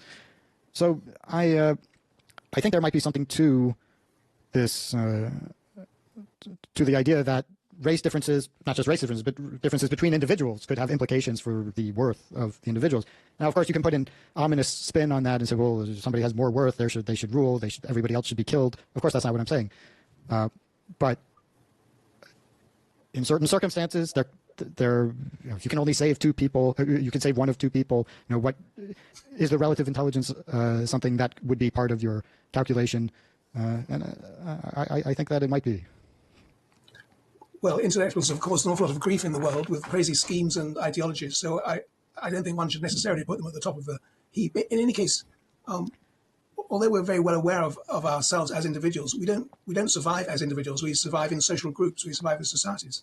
So I think So looking at Fox News right now, I think there's much more emphasis on Fox News about the dangers of looting with regard to these fires bedeviling Southern California, and mainstream media focuses on climate change. So if you're on the right politically, you believe that people are exercising free will and are primarily responsible for their choices. If you're on the left, you look much more to economic, social, cultural, and larger social reasons for why people act the way they do. So whenever there is widespread fire damage, you see the same pattern. Mainstream media talks a great deal about climate change. Right-wing media talks a great deal about arson. You saw this in the disastrous Australian fires back in 2019, and you're seeing this playing out in LA right now.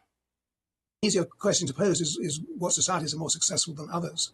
So if you look at the World Happiness Index, you'll find the happiest countries are generally sort of small, fairly homogeneous societies like Finland and Denmark. And the unhappiest ones are ones where you have a multitude of warring ethnicities like Lebanon or Afghanistan. So I guess the question is, well, to what extent is the nature of the individual responsible for the overall happiness of the societies? And I suspect lots of other things sort of come into play, like historical development, geographical accident. I guess this is I'm veering towards an environmental argument of saying all humans are sort of more or less the same, but it's the differences of environment and culture that make societies different. I didn't really mean that, but I think that's part of the issue. And the thing that interests us is, well, to what extent does genetics contribute to this differentiation? And I think it's probably too early to say. We really don't know. These are some very complicated issues, and they've been very understudied. So it's very hard to draw a link between genetics and the sort of political success of a society. But to the critic who says, well, if we found, we can't investigate this stuff because if we found that there are differences, that would be horrible and it would have this moral implication that some people are in some sense superior to others. Now that's what I think. I don't think that's a good reason not to investigate these matters. But I do think that they're onto something in that, at least when it comes to intelligence, like one of the things that makes a normal person more valuable, we would say, than, say, a chimpanzee, is because the person has a superior ability to cogitate and plan and have an identity and have certain relationships which are all dependent on cognitive ability. And then the society as a whole tends to have, well, happiness, I guess, is complicated outcome to measure. But generally, more intelligent societies have better outcomes in most respects. So, I mean, I had some exchange about this with Noah Carl and Charles Murray, who are arguing that no, intelligence is not meaningfully related to human worth, and my approach is to just confront it head on and say yes. But I mean, that doesn't mean that people with less of the good ability or the good trait should be discriminated against or killed or anything like that. It's just, in principle, and it's probably something that very, very rarely has practical implications. Like, it would very rarely have any relevance for our actual behavior or how we treat people. But just as a philosophical point, I think it's probably reasonable to think that would be the case. I certainly think we should look into the differences because they are enormously informative for telling us how the brain works. If we know, and we'd love to understand why Jews, for example, as a small population, do so well on IQ tests. So if Jewish genetics allowed us to understand why the brain works better, that would be an enormous advance in knowledge. So we certainly shouldn't fear to explore the differences, though of course we should try and do so in a non-invidious way. The question of individual net worth is very difficult. I mean, that's not really a scientific question, I don't think. Well, I'm a philosopher, so I can answer. Okay, so it's a philosophical question. That's why we have philosophy, for the problems that are too difficult for science. And I think, as I said before, I think it's better to shift the notion of worth from an individual to a group basis, because that's how evolution has raised us in terms of groups. We survive as groups. So some groups are better than others at doing certain things, and that's where maybe a notion of worth. Have you ever had a stain in your toilet bowl and you scrub and it's still there, and you've put like 5 seconds into it? Like 5 seconds that you could have been reading a book. You've been scrubbing away 5 seconds, maybe even 10 seconds, like scrub. The bloody stain is still there. I mean, I want to get married so that I have a wife who takes care of those stains for me so that I can concentrate on the big picture. I had a job, one of the best jobs I ever had. I had a cleaning and gardening contract at the Boyne Island Shopping Center. And it paid me about $30 an hour. This is back in 1985. But one day there was a stain in the bowl in the women's toilet. And I probably scrubbed away at that for like 10 seconds and it didn't remove the stain. And so I like gave up. Like I put my back into it for 10 seconds, man. And so I gave up, and one day goes by, 2 days go by, 3 days go by. Like on the third day, like there was a complaint, and the owner operator of the shopping center came out because I didn't take care of that particular stain. But like I put 10 seconds into it. Like I tried to scrub it away and it wouldn't go away. So upon reflection, I lack a little bit of conscientiousness, or in 12-step language, consideration for myself and others. Like, can you believe they brought the owner-operator out to the Boyne Island shopping center because I didn't get rid of that stain? I probably should have put an extra 30 seconds, just kept scrubbing away till I gotten rid of it. But I really like to read The Australian. It's a Rupert Murdoch publication. It's Australia's national newspaper. So I would arrange my day. So I would have hours every day just to read the newspaper, read books. And I did a lot of reading, but I didn't do a lot of scrubbing. And they never again awarded a contract for a cleaner gardener at the Boyne Island shopping center. So I fear I may have let down the team. And if only I just put a little bit more conscientious effort into scrubbing. Is applicable. Although I think that's a reasonable position, although I don't think that would be less controversial than... No, maybe not. It's all controversial. Whenever we start making these comparisons. Yeah. I mean, if we were allowed to discuss these issues openly, what would academia look like? I mean, history, sociology, psychology, everything would be radically transformed. They'd be enormously energized by taking genes into account, because genes are very important in all those subjects, and the fact that they don't leaves them arid and unable to advance, I think. So a lot of psychologists, or the standard view in academia is that conservatives are underrepresented at universities because their personality is not suited to scholarship. Now, there may be some element of truth to this. I'm somebody with like a genuine, like real conservative personality who that might not be the kind of person who is focused on new ideas. I don't. But what's outrageous is that our major corporations are not interested in advertising on this type of discussion. Like, why would you not want to promote your products next to a Nathan Cofnas discussion with Nicholas Wade? The political, in terms of politics, universities were much more balanced until very recently. Many of the greatest scholars in history and even the greatest artists have been right-minded people. If you were allowed to investigate differences, race differences between people, and the relevance of race for explaining history, I think a lot more people on the right would suddenly become interested in academia. That may be true. I'm not sure. I haven't thought about that. I think it's certainly be very healthy for this taboo on race differences to be dropped, and people could study it ad nauseam. I think we might well find it's not that important. Race differences really are trivial in comparison to the things that make us all the same. After all, we all have the same genome. It's just that different races have different patterns of differences. How important these are remains to be seen, but probably they're going to be of very, very much smaller importance than many people think. So I think it'd be salutary to, as I say, to drop the taboo and let it all hang out and move on to other things. Well, last thing I want to talk about is your very influential article on COVID. Now, this isn't my area of expertise, although I found it very interesting as an example of groupthink and censorship in science and all that. Of course, it was intrinsically interesting just to know where this came from, the disease came from. The first thing that I noticed about the article is where it was published. I mean, it was, I think, certainly the most influential article published in the English language in 2021. And it was published on Medium, and then in the Bulletin of the Atomic Sciences, which I'm sure is a very nice place to publish, but, So we need to talk about my right hamstring. My right hamstring has been tight for months. It's stark, right? It is very tight, very rigorous. And yet my left hamstring is as free and open as a Hollywood marriage. And so I am living two lives right now. Like my left side is as open as a Hollywood marriage.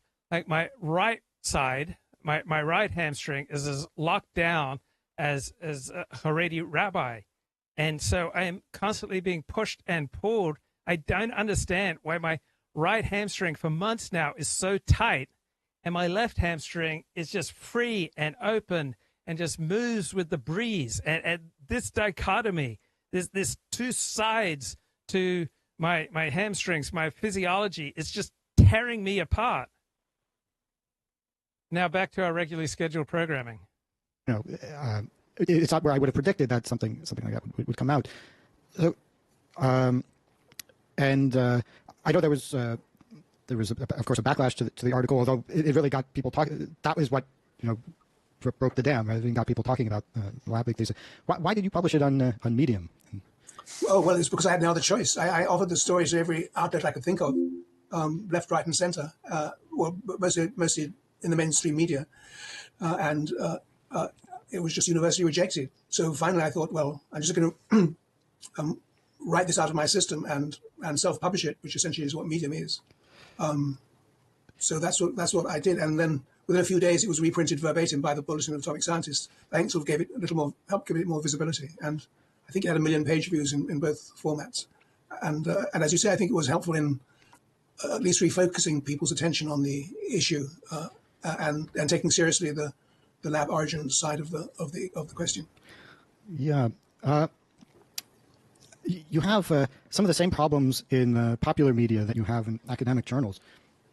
It's very strange that there's this conservatism, irrational fear, an inability to identify work which is obviously going to be of interest to people. Yes, the media's problem, I think, is that they've been sort of taken over by some kind of groupthink, and they're also sort of strongly allied to, I guess, the left. And that's been a process that's been going on for several years, and newspapers that used to be centrist have now become far left. I think it's because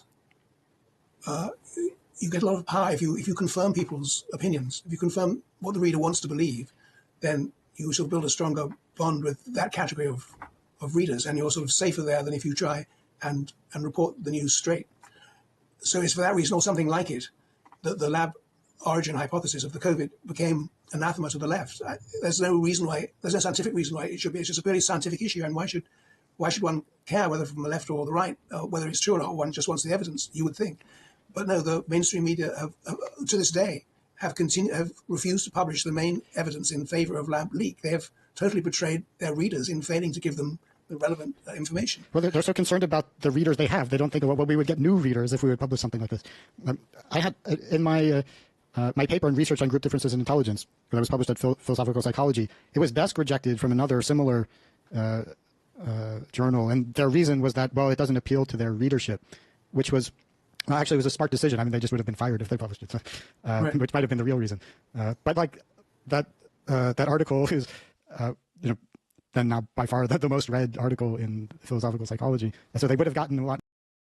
Yeah, I remember when that Nicholas Wade essay on Medium about the lab leak hit, and it was a dominant topic in discussion, and it kind of changed the trajectory of lab leak discussion in popular conversations. On the other hand, virologists, people with expertise, they have always downplayed the possibility of lab leak as the origin of COVID.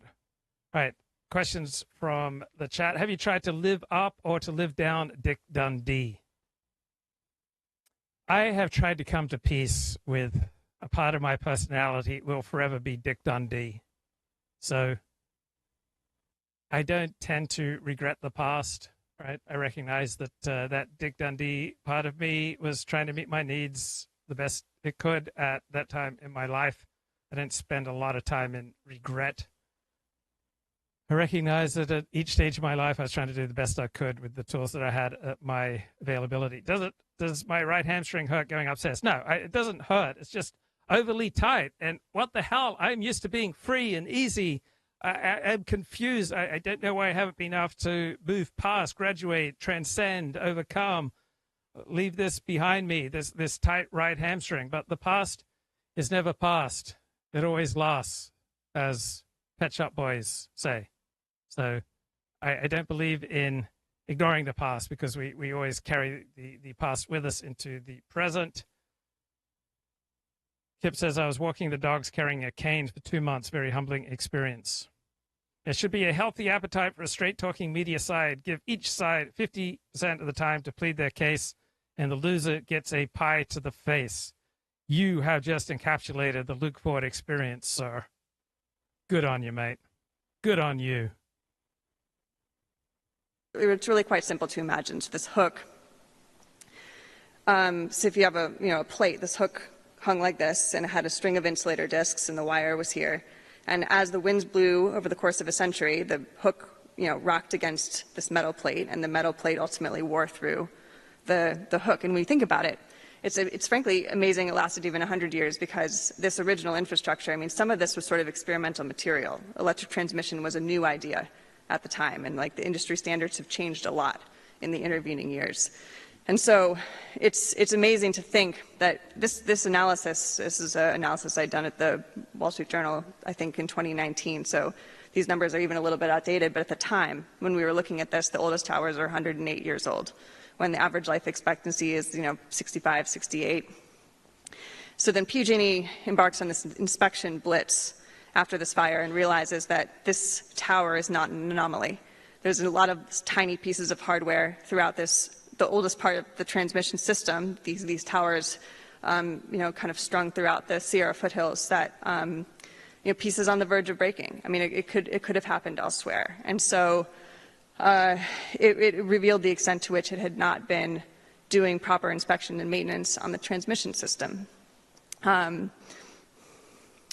So as the company is trying to work through these problems, whether it's the proximity of trees to the distribution lines or the issues with fixing some of the oldest parts of the transmission system, it begins relying very heavily on what's known as a public safety power shutoff.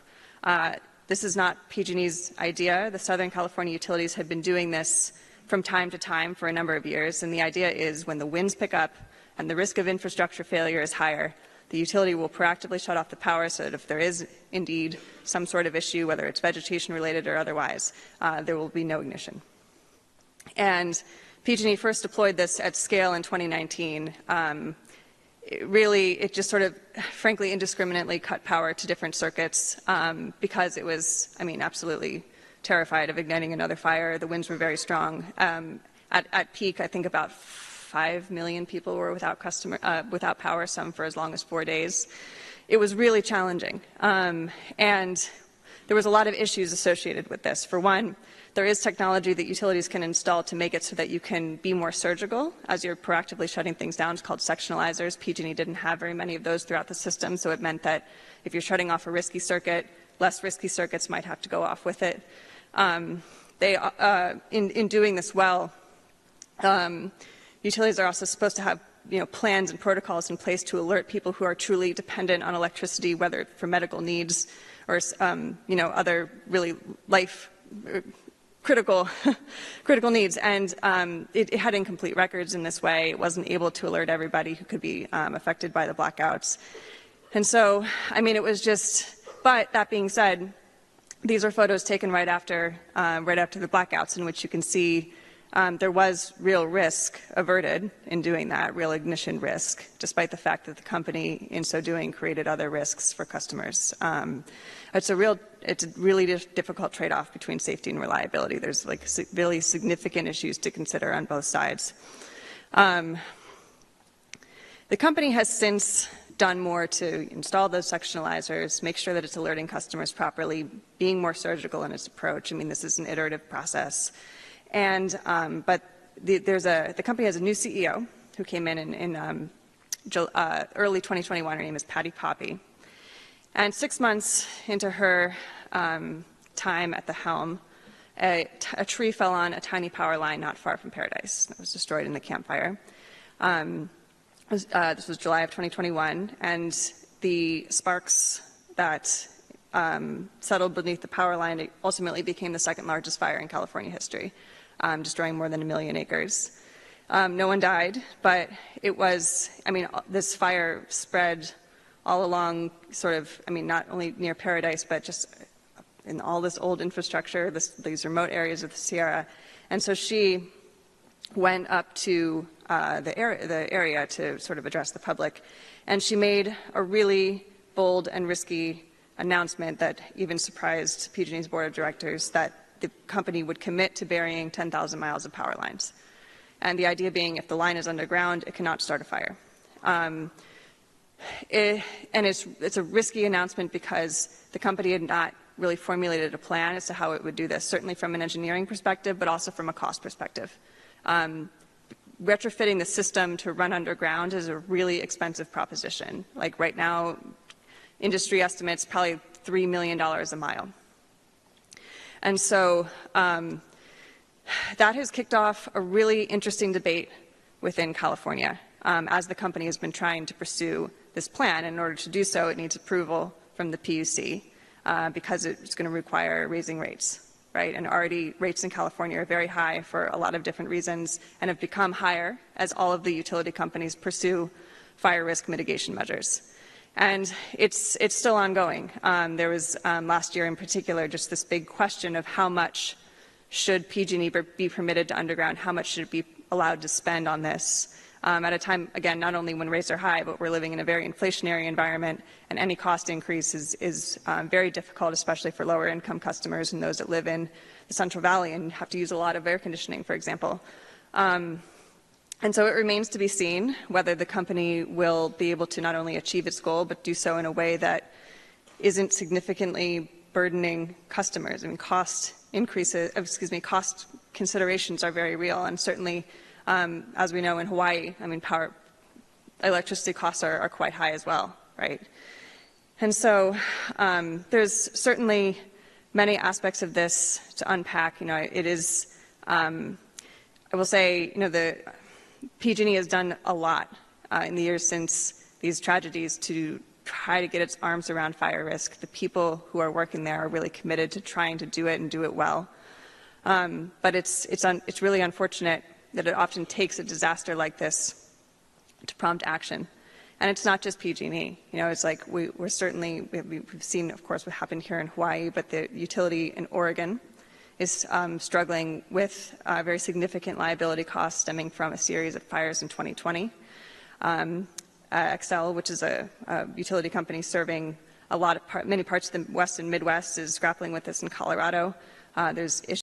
Okay, let's leave it there. So I'm not the only one enjoying the Pet Shop Boys. Apparently Kip loves to take ecstasy and dance all night to gay techno music, but that's not gay, that's just who you are. Right, I think I've found the energy and the strength to hold up my phone. And let's listen a little bit more to Derek Thompson talking about the anti-social century. Come on, Derek. What the hell? The shock of recognition. In the previous months, I've been captivated by a particular genre of social media, the viral morning routine video. If the protagonist is a man, he is typically handsome and rich. We see him wake up. We see him meditate. We see him write in his journal. We see him exercise, take supplements, take a cold plunge. What is most striking about these videos, however, is the element they typically lack: other people. In these little movies of a life well spent, the protagonists generally wake up alone and stay that way. We usually see no friends, no spouse, no children. These videos are advertisements for a luxurious form of modern monasticism that treats the presence of other people as, at best, an unwelcome distraction and, at worst, an unhealthy indulgence that is ideally avoided, like porn, perhaps, or Pop-Tarts. Drawing major conclusions about modern masculinity from a handful of TikToks would be unwise. But the solitary man is not just a social media phenomenon. Men spend more time alone than women, and young men are increasing their alone time faster than any other group, according to the American Time Use Survey. Where's this alone time coming from? Leanna C. Sayre, a sociologist at the University of Maryland, shared with me her analysis of how leisure time in the 21st century has changed for men and women. Sayre divided leisure into two broad categories: engaged leisure, which includes socializing, going to concerts, and playing sports, and sedentary leisure, which includes watching TV and playing video games. Compared with engaged leisure, which is more likely to be done with other people, sedentary leisure is more commonly done alone. The most dramatic Okay, guys, you are not alone in the fear that you may be possessed with right now about misinformation and the threat of wrong think. So let's get an update here from Glenn Greenwald.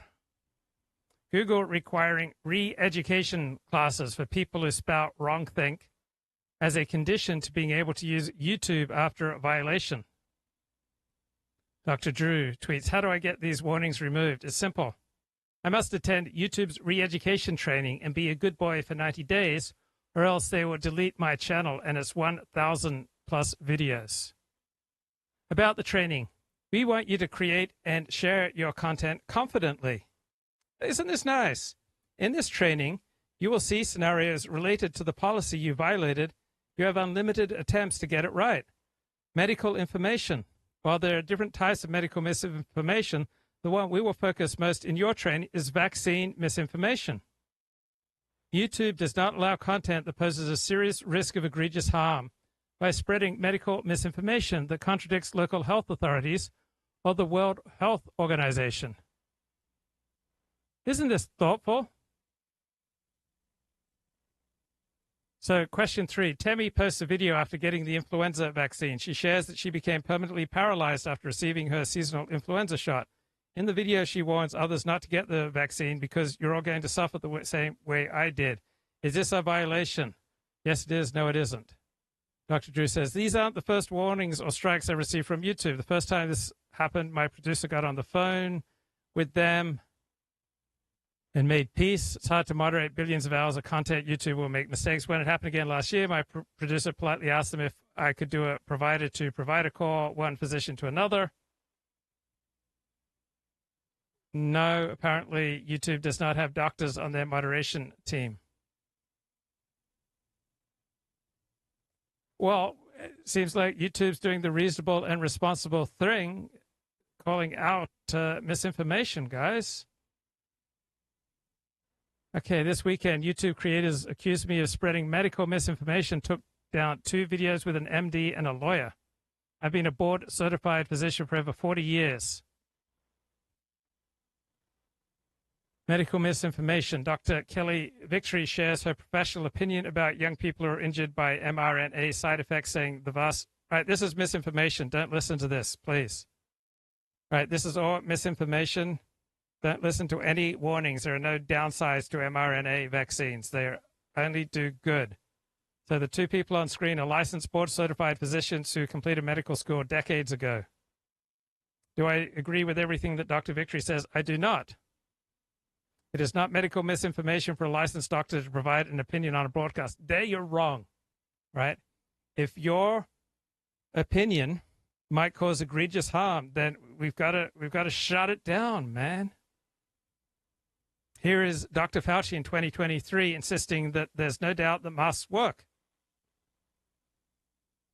And a Yale professor told me, in reality, what you're talking about is putting up a chain link fence and hoping it blocks mosquitoes.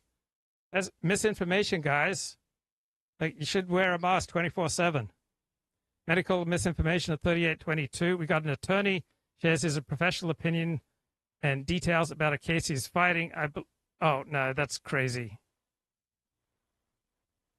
Here's Rachel Maddow telling MSNBC viewers, we know that vaccines work well enough that the virus stops with every vaccinated person.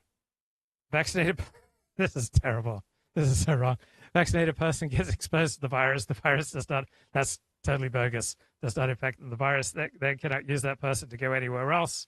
Cannot use a vaccinated person as a host to get more people. All right, that's nonsense.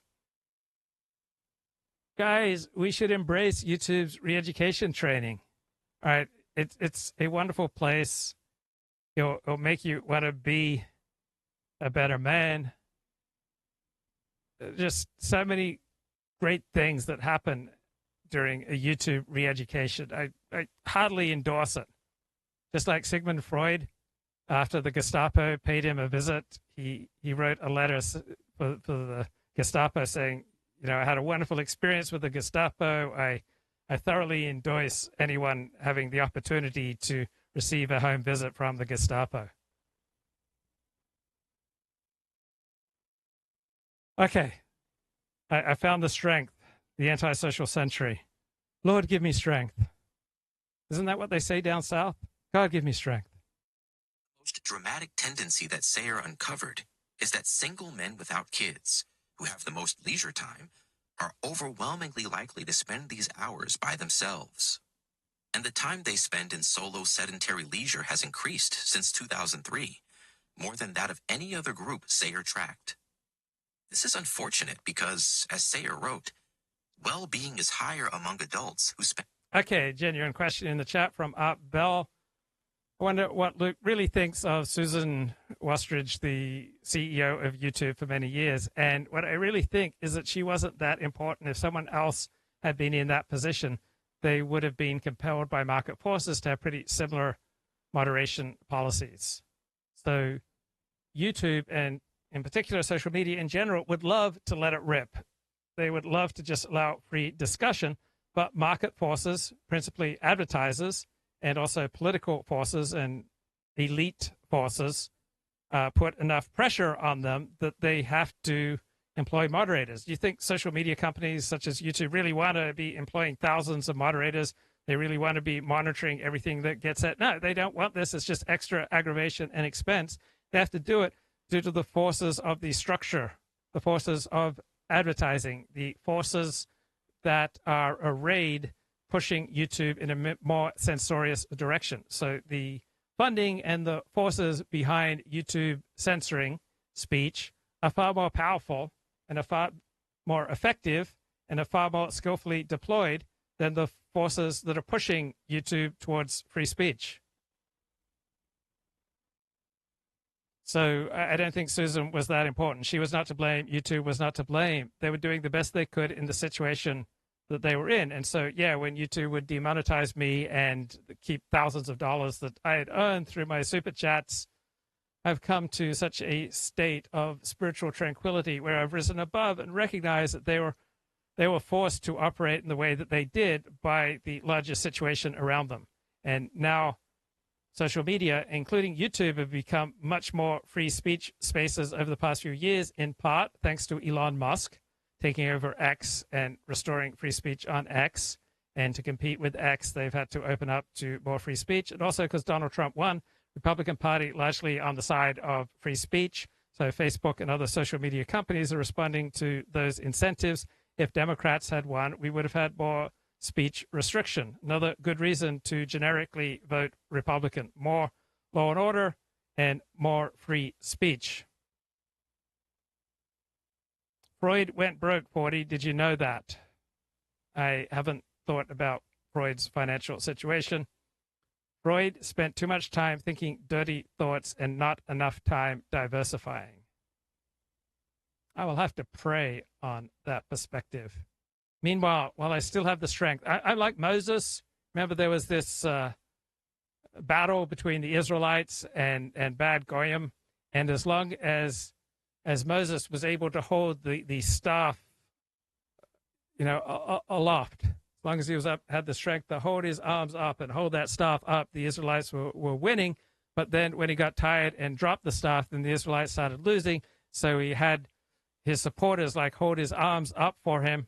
So many people have noted the uncanny similarities between myself and Moses.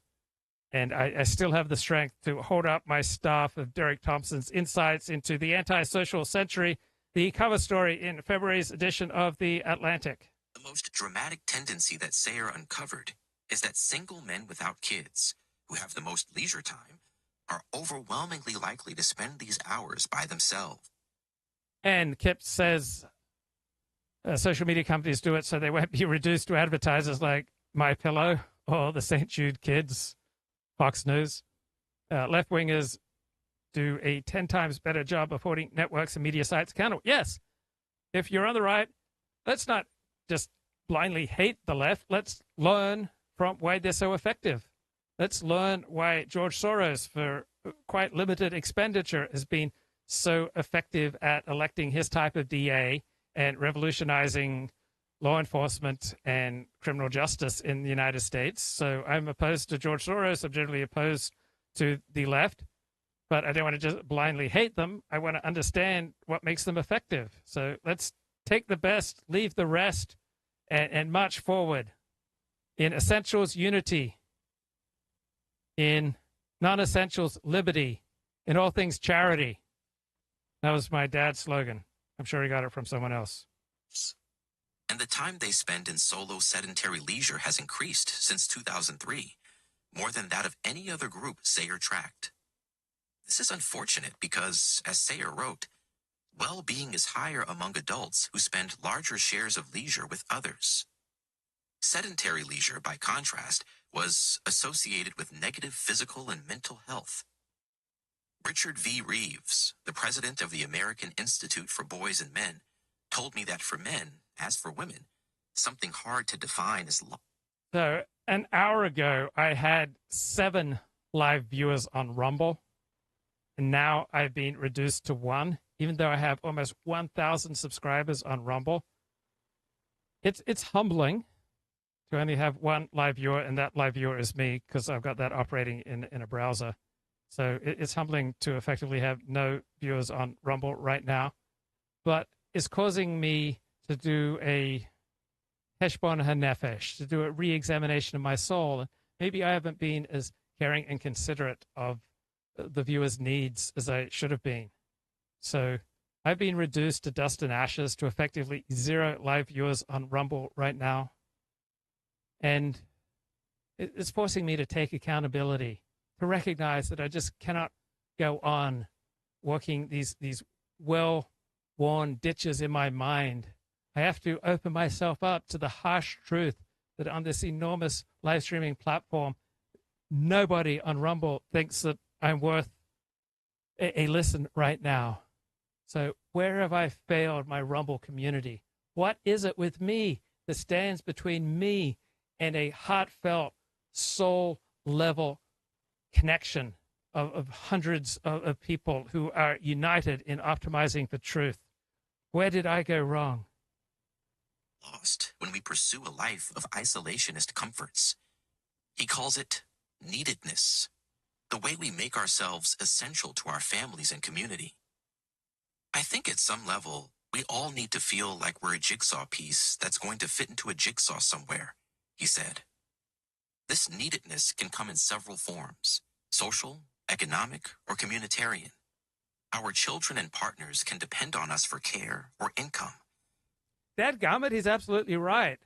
But he doesn't investigate maybe our society would be better if we gave away less money via welfare so that men, in particular fathers, would have more incentive to work hard, stay with the mother of their children, and to provide for a family.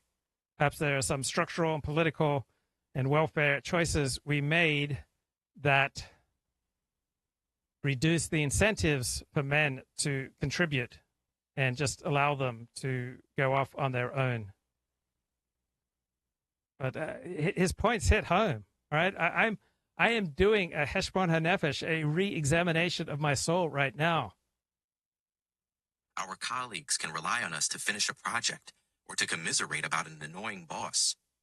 Our religious congregations and weekend poker parties can count. Kip says leisure time is higher, but online advertisers have perfected methods of dividing your time with their endless offers. That's why I spent $140 for the ad-free version of Peacock. That's why I spend $140 a year for the ad-free premium version of YouTube. That's why I spend $3 a month so I can have Amazon Prime advertising free. Netflix has changed me.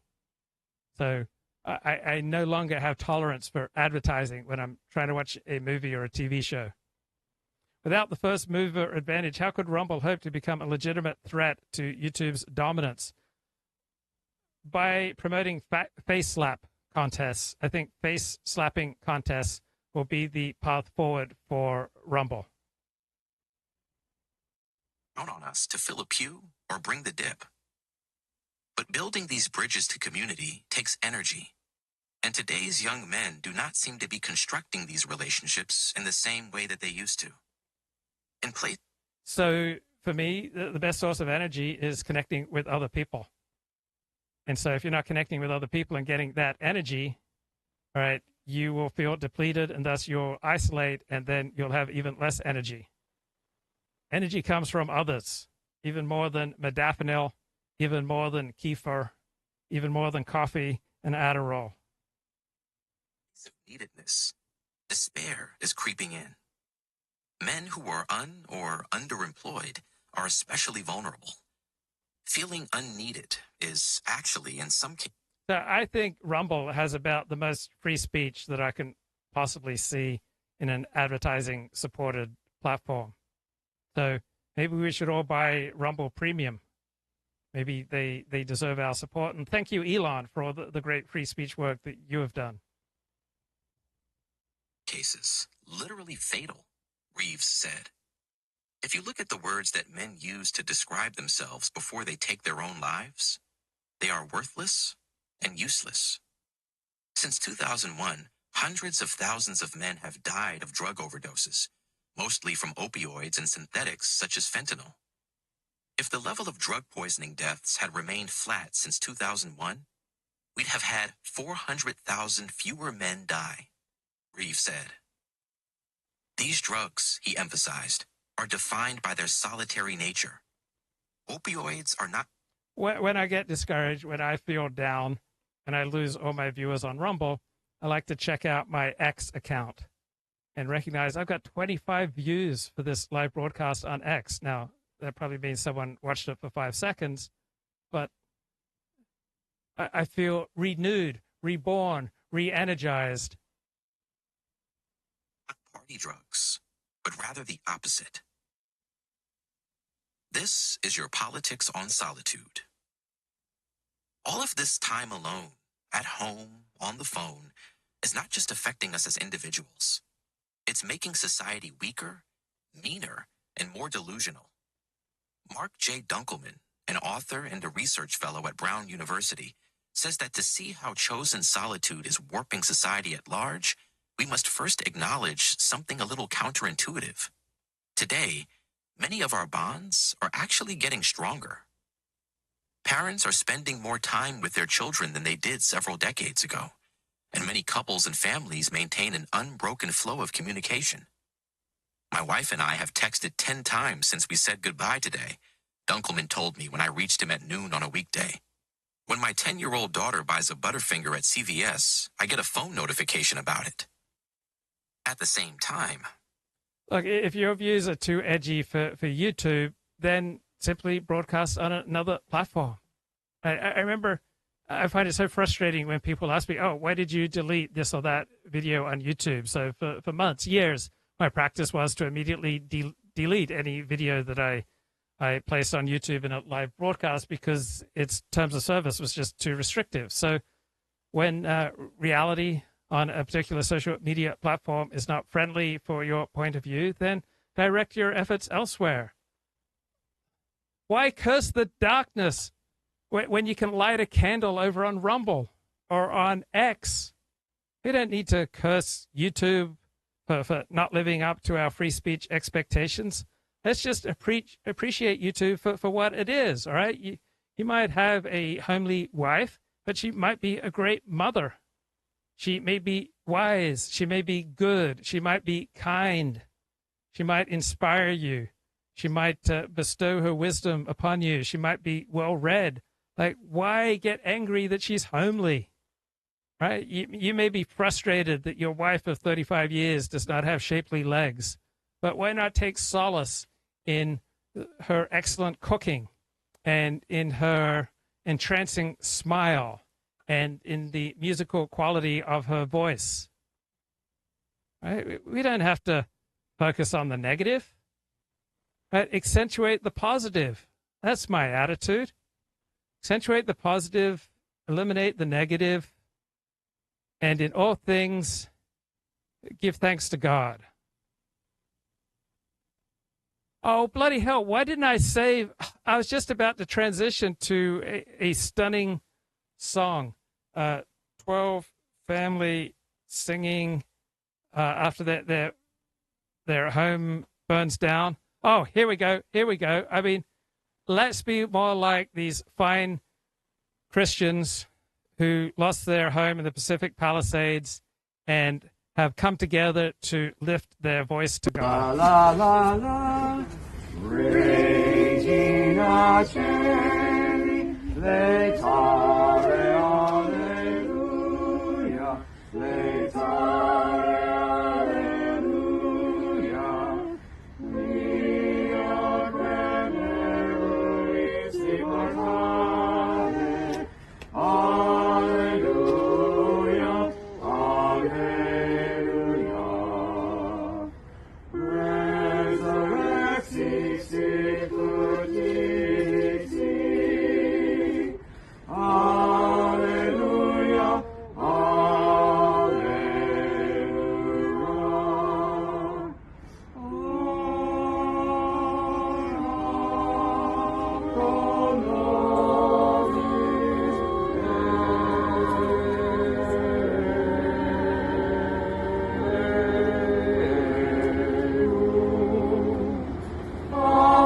Alleluia, Alleluia,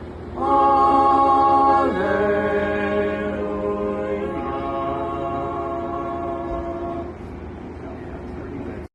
That's incredible, right? They are singing this beautiful 12th century Latin hymn after their home burned down.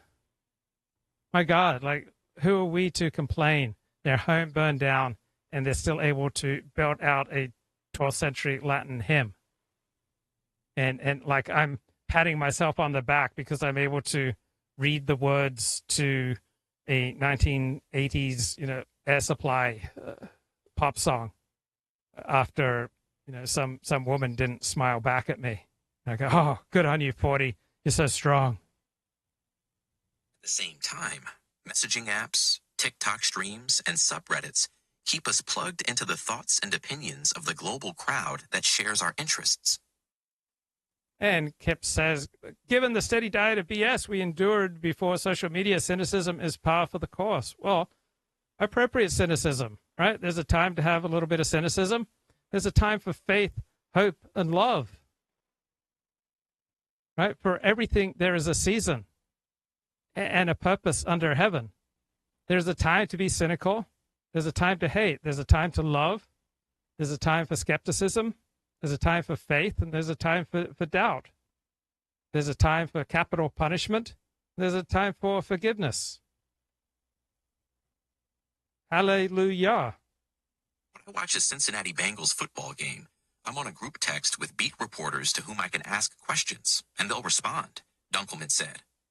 I can follow the live thoughts of football analysts on X.com so that I'm practically watching the game over their shoulder.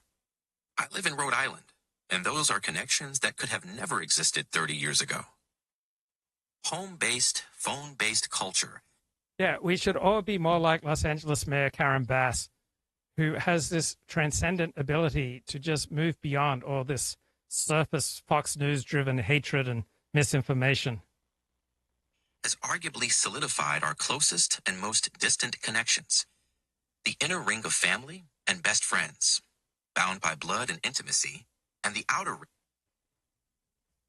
So there is an actress by the name of Sasha Grey, and in some of her more extreme performances, she came down with incurable anal warts. But one version of AI told me they are not curable, but they can, they can just remain in the body. So follow-up visits are important, guys, to monitor for recurrence or progression to anal cancer. So please keep an eye out for tiny spots or growths inside or around their skin. They'll be flesh or brown in color. Watch out for the intermittent itching, bleeding, or mucus discharge. And if the type of scene that you're asked to perform as, what's the highfalutin word for actor? Well, as a highfalutin actor, then consider, is it really worth incurable anal warts? Because they can spread or become larger. They can cause anal cancer. And why are we not telling our young men about the risks of going down on women, how you can get, HPV in the throat and you can get cancer of the throat? Like Michael Douglas, yeah, he gave a lot of women oral pleasure, but he developed throat cancer. And we don't tell young men the risks of going down on women. So anal warts are usually developed as a result of having receptive anal sex with someone who has HPV. HPV is highly contagious, and it spreads through sexual contact with an infected person. Now, is there a type of PrEP that you can take that prevent you from getting incurable anal warts? I'm asking for a friend. Ring of tribe, linked by shared affinities. But it's wreaking on the middle ring of our familiar but not intimate relationships with the people who live around us, which Dunkelman called... I just want to say, to my fellow thespians, oh, that feels so good. The village. These are your neighbors, the people in your town, he said. We used to know them well. Now we don't. The middle ring is key to social cohesion, Dunkelman said. Families teach us love, and tribes teach us loyalty. The village teaches us tolerance. Imagine that a local parent disagrees with you about affirmative action at a PTA meeting. Online, you might write him off as a political opponent who deserves your scorn. But in a school gym full of neighbors, you bite your tongue. As the year rolls on, you discover that your daughters are in the same dance class. At pickup, you swap stories about caring for aging relatives. Although your differences don't disappear, they're folded into a peaceful coexistence. And when the two of you sign up for a committee to draft a diversity statement for the school... Oh, man, is there anything more important than drafting a diversity statement for your school? I love doing that. And the other thing I love, you take a new job and you have to go through online training about sexual harassment. And it's just so much fun. I just learned so much. It's just super duper helpful. I hope you've received these blessings of diversity and sexual harassment training. I got to be honest with you. My life was not complete until I got to experience these joys, these sublime ecstasies. I'm not going to try to be all tough and cool and understate the pleasure and the stimulation that I receive from these things. You find that you can accommodate each other's opposing views. It's politically moderating to meet. And another thing that you can accommodate are a bunch of dicks up your ass that have HPV. And you can learn to become more receptive to HPV. There are just so many ways that we all need to become more receptive. Thoughtful people in the real world who disagree with you, Dunkelman said. But if PTA meetings are still frequently held in person, many other opportunities to meet and understand one's neighbors are becoming a thing of the past. An important implication of the death of the middle ring is that if you have no appreciation for why the other side has their narrative, you'll want your own side to fight them without compromise. The village is our best arena for practicing productive disagreement and compromise. In other words, democracy. So it's no surprise that the erosion of the village has coincided with the emergence of a grotesque style of politics in which every election feels like an existential quest to vanquish an intramural enemy. For the past 5 decades, the American National Election Studies surveys have asked Democrats and Republicans to rate the opposing party on a feeling thermometer that ranges from 0, very cold, unfavorable, to 100, very warm, favorable. Hey, where do you get a feeling thermometer?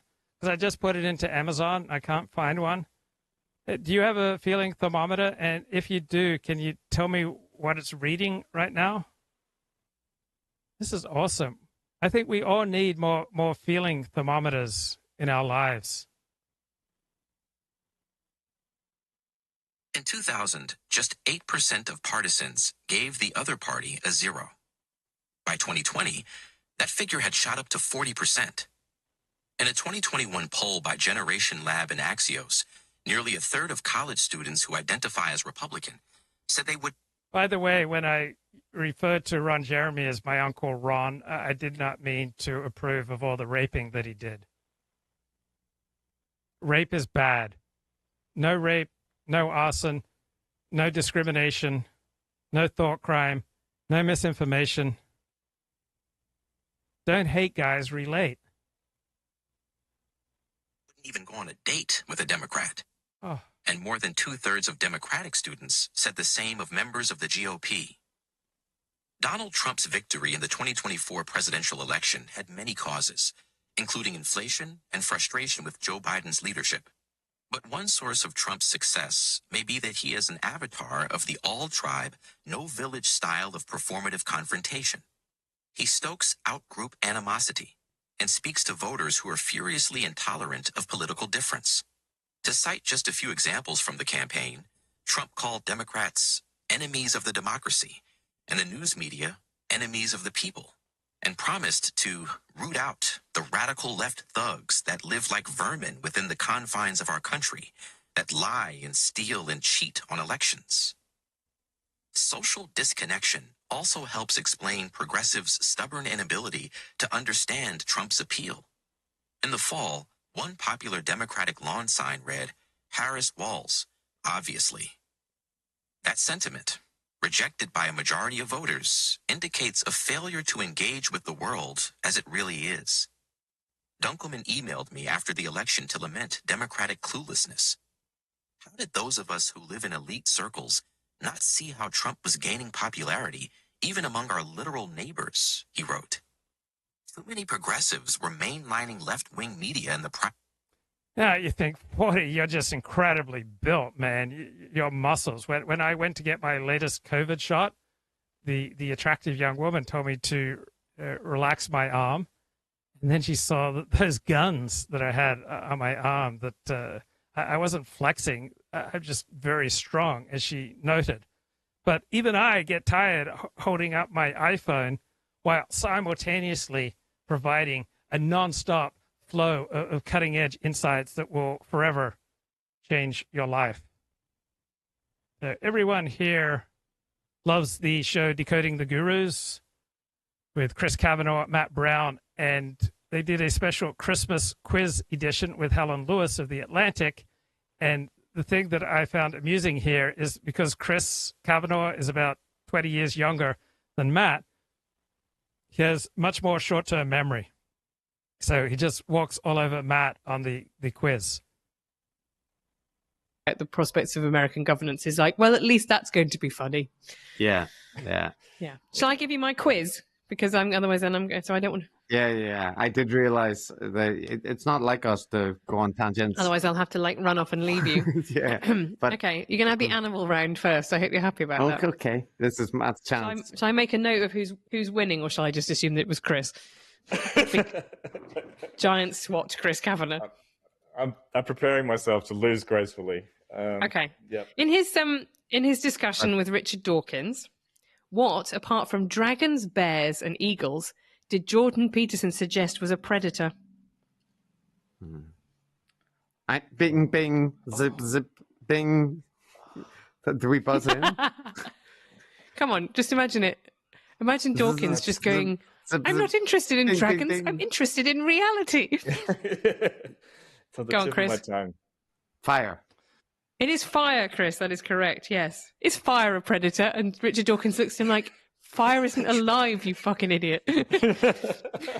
Say, well, there's no such thing as a dragon. It's like, okay, is there such a thing as a predator? Of course. Well, that's a meta category. What's the category of predator? Bear, eagle, if you're a primate. Fire? Is fire a predator? No. Well, it's complicated because a fire kills you. So is there a worse predator than serpentine, flying, fire-breathing reptile? Is that not the imagistic equivalent of predator? Great moment. Okay, what animal did Theo Von say that cocaine turned you into in his interview with Trump?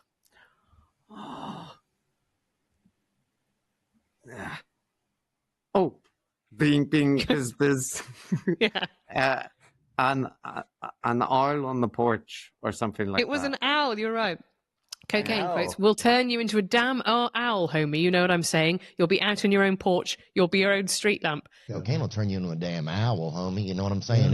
You'll be out on your own porch. You know, and you'll be your own street lamp. You're freaking. And is that a good feeling? Well, no, it's horrible. a miserable feeling. But you do it anyway. He then went on to complain to Donald Trump that cocaine was both not very good quality and too expensive these days. And Donald Trump sort of nodded along like this was something he'd get the federal government to look into. It was great moment. Okay. 2 points. 2 points. Yeah, 2. I know, I'm keeping track. Which animal did Donald Trump suggest to Joe Rogan that he would like to act as a psychiatrist to? He wondered if they were being affected by wind farms. This coming back to you now? Oh, yeah. No, it's not, is it? Yeah. You're pretending that No, I it's know. not. I know. Bing, bing, bing, bing. Okay. It's wheels. It's wheels, It is, isn't it? it is whales. He said, I'd like to be a whale psychiatrist. Because what are they thinking when they can hear wind turbines? This is why he's opposed to wind turbines. How did you know this, Chris? How do you know this? I know things, Matt. What do I do with my time? He watched Joe Rogan's interview with Donald Trump freely of his own volition, unpaid, as it turns out. Possibly one of the only people who. So I notice on most of these podcasts, like Decoding the Gurus, there's one guy, the younger guy, who does all the work. And then the older guy, the Matt Brown character in this podcast, who comes in with sage comments. But it's Chris Kavanaugh who consistently does all the work. He remembers all the details because he's young and energetic. And Matt is older and not as energetic and not as enthusiastic. Actually watched all of it. Yeah. Yes. I see. I'm at an incredible disadvantage here. I just want to say, well, as being a normal human being. Admittedly, I am the co-host of this podcast, but even so, I still shouldn't be. Okay, go on. I like this, Chris. Keep going, Helen. This is great. This year's banger. I bet he is. In his interview with Logan Paul, which animals did Donald Trump suggest could solve the border crisis? Matt, just think of an animal. Wolves? Okay, that was good. Okay, you'll see a lot of fires caught 97, 98% contained, and the reason that they put 97 or 98 on there is so they can keep getting funds. So when you see the media announcing how much a fire is contained, that doesn't really have much to do with how much the fire is contained. So they'll often say 0% containment when they've made steady progress. They'll say 15% containment. Anytime it gets to like 15% containment, it really means they've got it 100% contained. But for bureaucratic and funding purposes, firefighters will tend to dramatically understate how much a fire is contained. Do you know what the really weird thing about that is? That I tried this quiz on my husband last night, and he also went, "Is it wolves?" And I was like, "Why?" Oh no, actually, what he said was, "Is it bears?" And I was like, "Well, how would bears solve the border crisis?" But I think he was referring to the film Cocaine Bear, right? I think he thought you could smuggle the cocaine. So apparently, Elon Musk will be getting his own office at the White House, probably hanging out quite a bit in the Lincoln bedroom. Cocaine in the bears. No, you're both wrong. It is the German Shepherd. You spend $2.5 million for machinery, he said, and the dog is much better. Okay, yeah, that makes sense. Okay, final animal question. You will remember the story about how RFK Jr. picked up a dead bear cub and then posed it in Central Park as if it had been hit by a cyclist. However, when he found the bear cub, what other animal-related activity was he enjoying? Oh, I know. Was on his way home from enjoying? Hunting? Well, it's a type of hunting. I can be more specific. Falconry. It was falconry. Okay, so we have a cynic here, Mr. Kip, who said something very cynical right now on X, that essentially that you can trust a percentage of fire containment. That these fire containment percentages mean as much as a rating from Fitch, and send whatever. It's theater for the mind. No, you just have to understand how to decode it, right? These words have meaning. These numbers have meaning. They just don't have literal meaning, right? You have to read numbers. You have to read words, right? You have to read communications in their proper context, and have the special decoder ring to get what they really mean.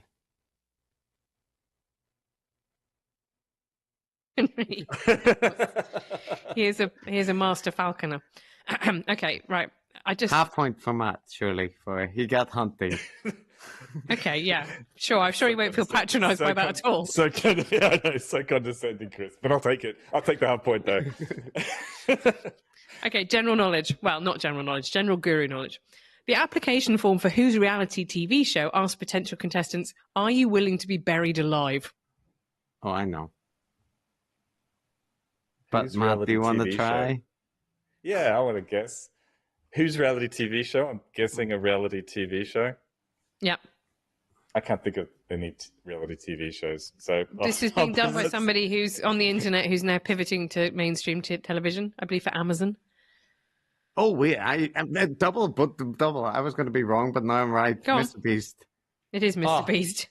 Oh, Mr. Beast. Oh, I was going to say Fear Factory. Or Fear Factor. No. That Fear Factor, sadly, ever since the one where they make the person drink a pint of donkey semen, has been off air. Why might the singer Grimes not want to listen to Ride of the Valkyries? Ride of the Valkyries. I'll give you a clue. It's related to the word Valkyrie. Oh, because the Valkyrie rocket is a rocket that Elon Musk made, and it makes her sad. Is a rocket called Valkyrie?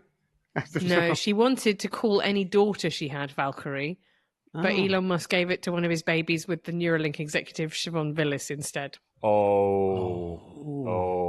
He's a terrible person. The more I hear about him, I just think, oh, a few issues there. Who suggested this year that the American people had been a, quotes, bad girl and needed a, quotes, vigorous spanking? Oh my God, you might actually have missed watching this. This is one of the genuinely... You should drop this in as a clip. It is one of the most insane clips of the year. I still can't quite believe it happened. Sebastian Gorka? Who would say the American people needs a spanking? That sounds like a British Stop person. Googling it, Chris. Anyway. I can see your screen lighting up reflected in your face. Deduct points. Deduct points. Google vigorous spanking in the middle of the quiz. It'll lead you anywhere good. This is Gadsad. This could be Gadsad, couldn't it? It's not Gadsad. The full quote is, Dad comes home, he's pissed. And when Dad gets home, you know what he says? You've been a bad girl. You've been a bad little girl. You're getting a vigorous spanking right now. I'm not going to lie. It's going to hurt you a lot than it hurts me. And you earn this. You're getting a vigorous spanking because you've been a bad girl. You're only going to get better when you take responsibility for what you did. It has to be this way. Nigel Farage? That is, of course, Tucker Carlson. Oh, God. Oh, yeah, I know. He did say that. That makes it so much worse. Imagine him saying that. I heard that on Knowledge Right. So weird. If you allow your hormone-addled 15-year-old daughter to, slam the door of her bedroom and give you the finger, you're going to get more of it. And those kids are going to wind up in rehab. It's not good for you, and it's not good for them. No. There has to be a point at which Dad comes home.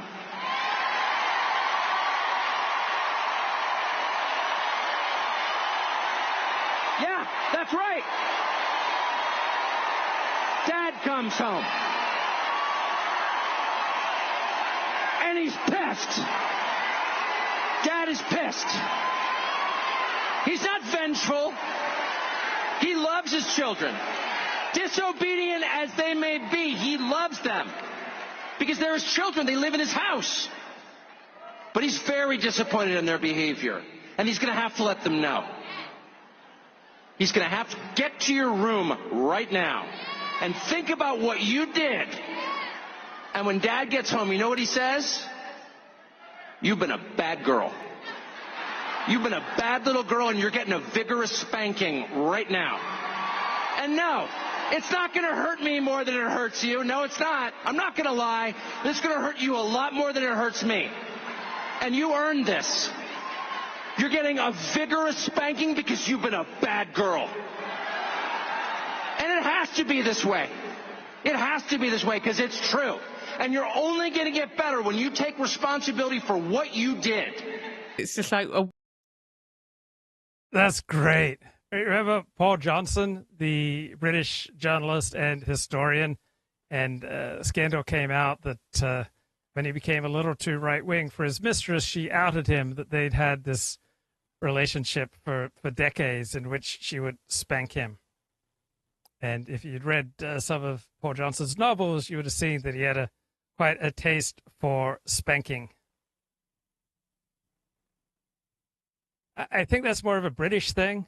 I've never enjoyed being spanked, but I guess there was a lot more corporate punishment in the elite British system. Now, that's all the hate porn you are getting. Let's go back to the more profound discussion here. What is wrong with moral foundation theory? From his IAT days. And so you can argue that they do seem different, right? And one funny thing, and now we're getting like super in the weeds. So, I love it. The viewer. All right, so this is an Emporia Magazine podcast with moral psychology professor Kurt Gray as the guest. Right. So in the confirmatory factor analysis that really showed like, look, there are 5 things more than 4 or 5, or sorry, there are 5 things more than 4 and less than 6. Look, and the questionnaires are designed to find 5 things, right? And so how do you show that they're distinct? Well, you use a confirmatory factor analysis with a measure called an RMSEA. And we don't really need to know what RMSEA is, but it's important to know that it's a parametric test. And a parametric test is a statistical test like a t-test or an ANOVA, whose significance, statistical significance, saying like there's a real effect there instead of its chance, hinges on how many people are in that test on the N. Okay, so a t-test is more likely to come out as significant if there's more people, right? So if you do a t-test with 1 million people in it, chances are no matter what you pick, it's going to find a significant difference, right? And so one question is like, well, how many people do you need to show that 5 moral foundations are distinct from each other in a factor analysis? And I'm going to leave you to suspense because my cat is pounding at the door. Jazz, how many people do we need? How many people? Jazz isn't saying, but I'm going to tell you. 5-factor solution. So if you look at it with other metrics that aren't as biased by sample size, the fit statistics are pretty terrible. So it makes me think of, you're like driving through the country and you pass an orchard and there's like trees everywhere and there's trees everywhere. And then all of a sudden you hit that one spot where you look through and you can see straight through the orchard to the other side. There's this kind of like magical vision of like this straight truth right through. I think in some sense, the article is this perfect example of like lining everything up so you see straight through. And if you go from one side to the other, now it kind of falls apart a little bit. But the vision and the stats, they all tell a coherent story. And if you are predisposed to believe in the story, to believe in this model of the mind, I think it's easy to say that, sure, there are weaknesses, but I think it's worthy of publishing. Yeah, so that's a nice analogy. We're so inside baseball now, we might as well keep going. So let's talk about well, actually, I'm just going to read out this really illuminating part of your review article, where you talk about the fact that there are correlations of 0.88 between authority and loyalty, 0.72 between harm and fairness, and 0.80 between purity and authority. These correlations make claims of distinct mechanisms all but impossible, especially considering that these inter-foundation correlations are higher than the intra-foundation reliabilities, i.e. loyalty is more correlated with authority than with itself. Do you want to put that into English for the viewers and talk about why, again, it's another key critique to understand why dyadic morality offers something that MFD doesn't? Mm-hmm. So the kind of intro methods of psychology, right? When you're thinking about a construct, right? A thing you're suggesting is a thing in the world. Before you even say like, well, what's the construct's psychological mechanism, right? Like that, is there a foundation there or something? You first need to show that there's a thing that is loyalty and a thing that is authority. And that thing is different from other things that are not supposed to be that thing, right? So in personality literature, for instance, people say like there's a thing that is extroversion, whether you like to go out at parties. And that's different than something like agreeableness, which is just like how much you're likely to agree with someone, right? So personality has 5 different things, and it turns out that they're reasonably distinct from each other. So knowing that you love parties doesn't tell me anything about whether you perhaps are anxious at work, or whether you like trying new foods, or whether you argue with your parents, right? Maybe there's some small correlation between those, but those are generally distinct. And so moral foundations theory makes the same kind of claim, right? That there are these 5 distinct things, and that knowing what someone thinks about one doesn't really tell you what someone thinks about another, right? That's the basis of being a different psychological construct. But it turns out that if I know what you think about talking back to a preacher, an authority figure, I know with almost exact certainty what you think about burning a flag. I was shocked. A friend of mine at Orthodox synagogue, the way he would talk back to the rabbi, right? The rabbi would be teaching Torah off in a corner with some devoted followers, and my friend would be drinking coffee in the back, and the rabbi would say, Jaime, come over here. And Jaime would go, oh, and like walk out. It's like, I can't imagine treating a rabbi that way. But Jews are a tough crowd. Had Seventh-day Adventist friends who hosted a retreat for old people, and this Seventh-day Adventist woman got up and was giving a talk about the virtues of vegetarianism, and this old Jewish guy got up and said, I've never heard such a bunch of nonsense in my whole life. So Jews don't tend to be physically violent, but they're often quite verbally violent. And my Seventh-day Adventist friend was absolutely shocked, just as I was shocked seeing the, what seemed to me, disrespectful way that my friends who are FFB from birth would treat their rabbi. Now, you're wondering, what the hell do Hugh Hewitt and Noah Rothman think about California's Chernobyl? Callers used to me, the stripping away of the facade of governance. There is no governance here. It's an absolute fiasco, and it's a disaster and a catastrophe. What do you think about it? Or are you moving on already to Pete Hegseth, the hostage deal, which is important, Mazie Hirono, who is not, and Jack Smith, who is irrelevant? What's your mind share for the California catastrophe? I wish I had more time for it, frankly. Yeah, the news cycle is unfortunately moving on, but your metaphor there in American Chernobyl is an apt one. Because, and I borrow a little bit from my former colleague Seth Mandel over at Commentary, insofar as it has been accompanied by an American glasnost. Now, all of a sudden, you're at liberty to say, well, maybe there are trade-offs associated with our various priorities, our boutique priorities of, for example, solving the problem of too few women wanting to join the fire department, as though that was something government could solve, and even if it could, it was something within the remit of elected officials to do anything about. The degree to which all our environmental priorities and the extraordinary deference we have granted to environmentalist organizations to hamstring public officials in their effort to build infrastructure, to make fire breaks and clear the glut of combustible materials from forest floors, the sort of prohibitive influence that they've given small but influential organizations over that process that benefits so many were things you just could not say in mixed companies, certainly not within the polite liberal sphere that has for years governed California and been the governing ethos in California. Now you can. Out of nowhere, all of a sudden, these simple truths that were so self-evident to us and had been stifled in social situations that dominate places like California and Washington, D.C. and Chicago and New York City and anywhere the blue model is practiced, all of a sudden it broke wide open, and we're allowed to say these things now with rueful regret. I don't know how long I must credit Constantine. The metaphor of California's Chernobyl came from a caller, Constantine, who was an emigre from the failed Soviet Union, who said they knew it was over when Chernobyl happened because Chernobyl was such an epic disaster.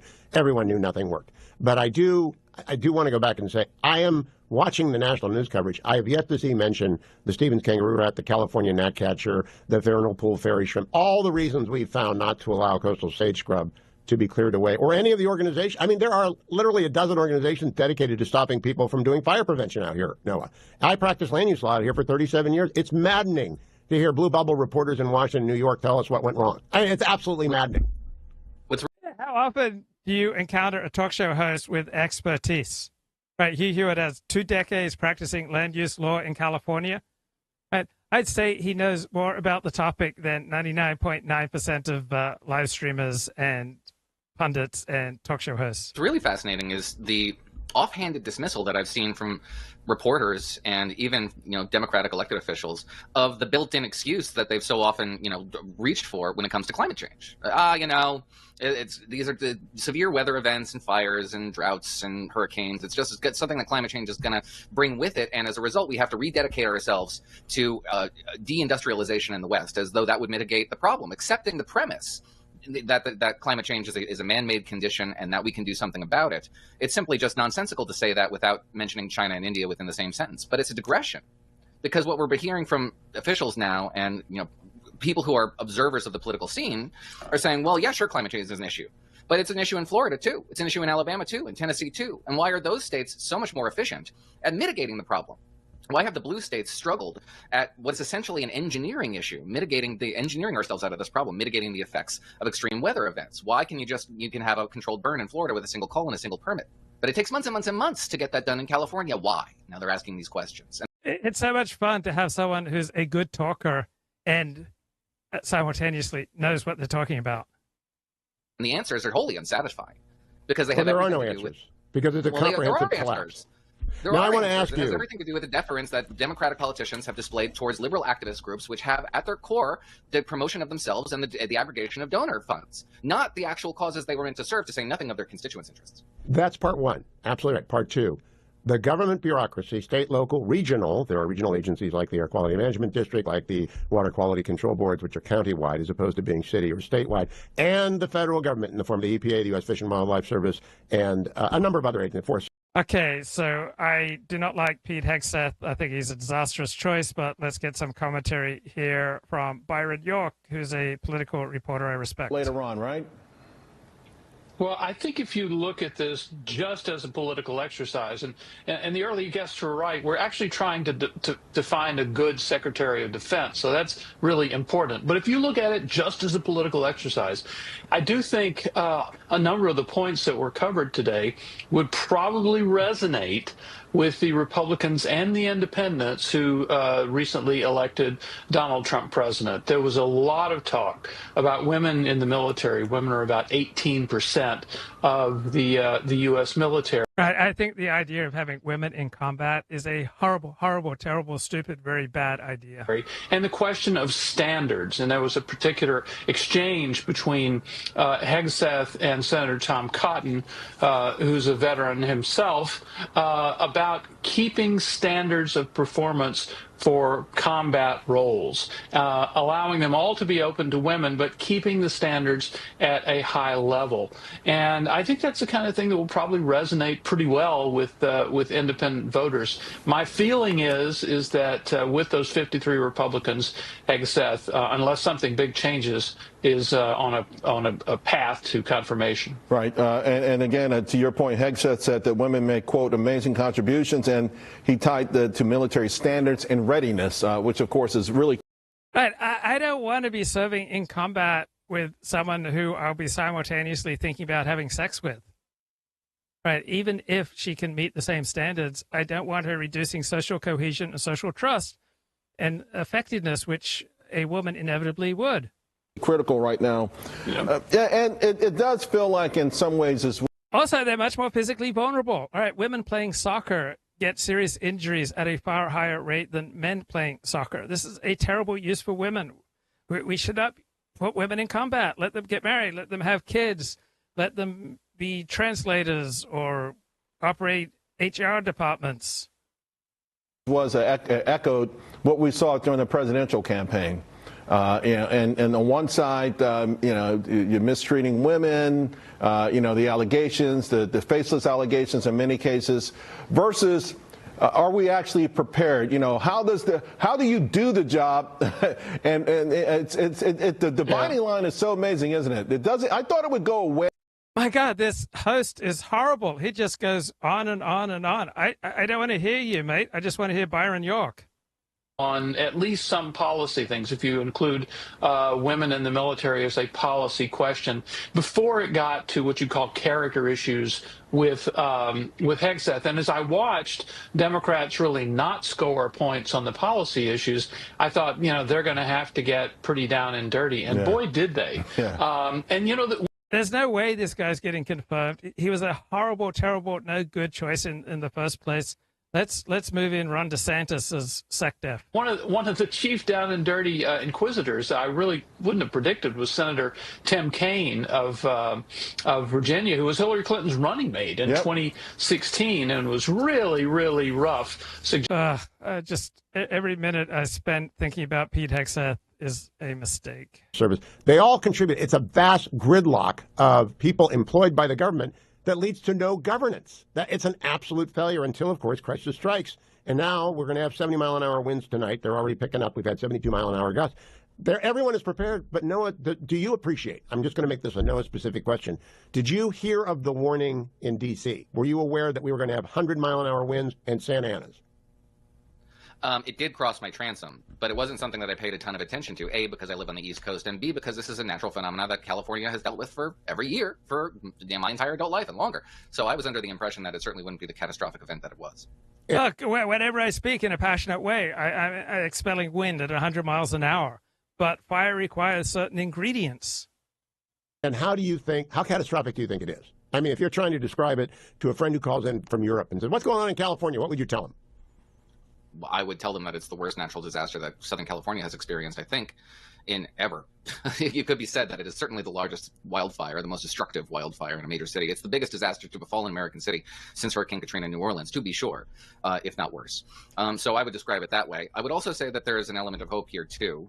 If we return to the glasnost metaphor, the Chernobyl metaphor, the causes that befell, the reason why the Soviet Union collapsed is multi-causal. You can't say one had more of effect than another.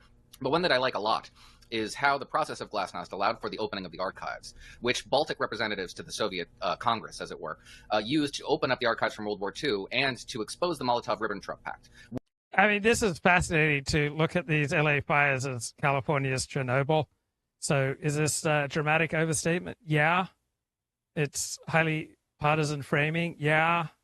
But might be useful. Which demonstrated that the Soviet Union itself, as it existed, its very idea of itself, forged in the fires of World War II, was an outgrowth of a pact with Nazi Germany. That was not well known in the Soviet Union. And when it became known in the Soviet Union that the USSR existed as the result of Nazi beneficence, the whole edifice collapsed. That's a Morning glory, ladies and gentlemen. America. I'm Hugh in Studio West, the Relief Factor studio out west. Bonjour, Haidt, Canada. Greetings to my friends in Israel. As you see, Relief Factor is such a scam. My God. Right. It does not speak well of conservative media when such a large number of their sponsors are scams. Old TV series. Out here, Rich Lowry. I'm also going to talk about Pete Hegseth and his hearings and about the hostage deal that is owed. I have to pay some taxes, but I'm not going to have to pick up the pieces of the ruin. I do know, I have a column over at Fox News today, that we need a private, federally authorized corporation take control of all the burn areas and simply de-establish control of the failed government structures out here. And I'll talk about that at length with other people. But I want to tell you one story from last night. We have old friends since 1990, staying with us. They have not been burnt down, but they've been driven out. Okay, a comment here from Michael. Military justice is raw. I saw that in my career. The investigations of Pete Hegseth are accusations, not proof. His deciding to leave the military before retirement is not odd or strange. Many do. I agree. It's not the personal accusations that bothers me. He said he has demonstrated zero ability to run an organization, and the Pentagon is an enormous organization. He has demonstrated zero ability to do the things that a Secretary of Defense needs to do. So I don't care if he's banging and drinking. He's shown no ability to run anything. So I think he is a horrible choice. On the other hand, Ron DeSantis shows he is very good at running things. Let's have Ron DeSantis as our SecDef, not some drunk who's shown zero ability to run anything. Came oh so close. Fire claimed one of the houses on their street and almost got theirs, but the very brave and extraordinarily efficient firemen from all over the world. I mean, we've got fire people from Mexico and Nigeria, and fire professionals from across the United States and, of course, all over Southern California, thousands of them. They weren't here last week. They're here now. And so they are saving lives and structures and peoples and businesses. But they weren't here a week ago because of the failure of government, even though the winds a week ago were forecast to be higher than they are forecast to be tonight. They hit 100 miles an hour a week ago today. They're going to hit. It's a story of a young woman who had gone to school, had worked the system, had kept her head down, knew what her dream was, knew what she wanted to do, finally got through the interview net, finally connected, finally got the job, went to work for a week, and it burned down. It's not the only business to burn down, it's just one. It's not the only person to lose something. Many people have lost everything. All right, enough with this sexy partisan porn. Let's get back to the more thoughtful discussion about the foundations of morality. And there is one primary foundation of morality, according to this professor of moral psychology, and that is we desire to reduce harm. Right, or rubbing poop on a Bible. Right, those things are so highly intercorrelated, it doesn't make sense to talk about these as distinct foundations. Right, really, it makes sense to talk about them as a cluster. And I think John does that sometimes, as saying these are binding foundations. But I think you can't claim that something is one thing and different things at the same time, right? Because again, that's unfalsifiable. So I think what you really have is just saying, like, these things are totally enmeshed together. Now, the other thing with personality is that you expect it to be the same over time, right? So if I ask you if you like parties today, I'd expect that you also answer the same to the questions tomorrow. Right? Maybe you're feeling a little tired, you don't want to go out, but in general, you still like going to parties over time. Well, it turns out that the questions that you ask about moral foundations are less reliable over time than they are correlated with each other. So they are less different from other things that they're supposed to be different from than they are similar in themselves, right? So it's just more evidence that they're not a separate thing, right? That is constant over time, but instead just this kind of mishmash of things we already knew conservatives cared about. I think because we've only got 30 minutes left, I now want to try and push you a bit on dyadic morality. The Moral Foundation's theorists say in the article, no evidence has been found for dyadic morality's more novel claim that all moral judgments work essentially the same at a cognitive level, and that all morality boils down to harm perception. Is that fair? There's a philosophical problem here of induction. I forget, as we mentioned, I'm not a deep student of philosophy. Popper? I forget. Who is it? Karl Popper? Is that who you're thinking of? Or Hume?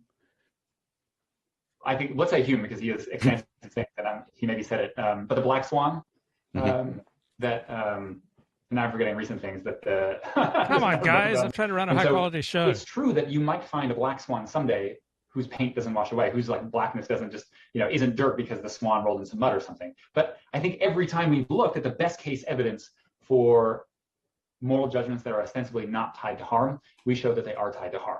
And we take their exact scenarios, right? So we have an article where we talk about disconfirming moral foundations theory on its own terms. And basically what we show is we take the scenarios and the logic and everything else given to us from John and Jesse and their collaborators, and we test it on their own terms, and we find out that it turns out that people judge the wrongness of all sorts of things, like purity violations, like authority violations, by how harmful they're perceived to be.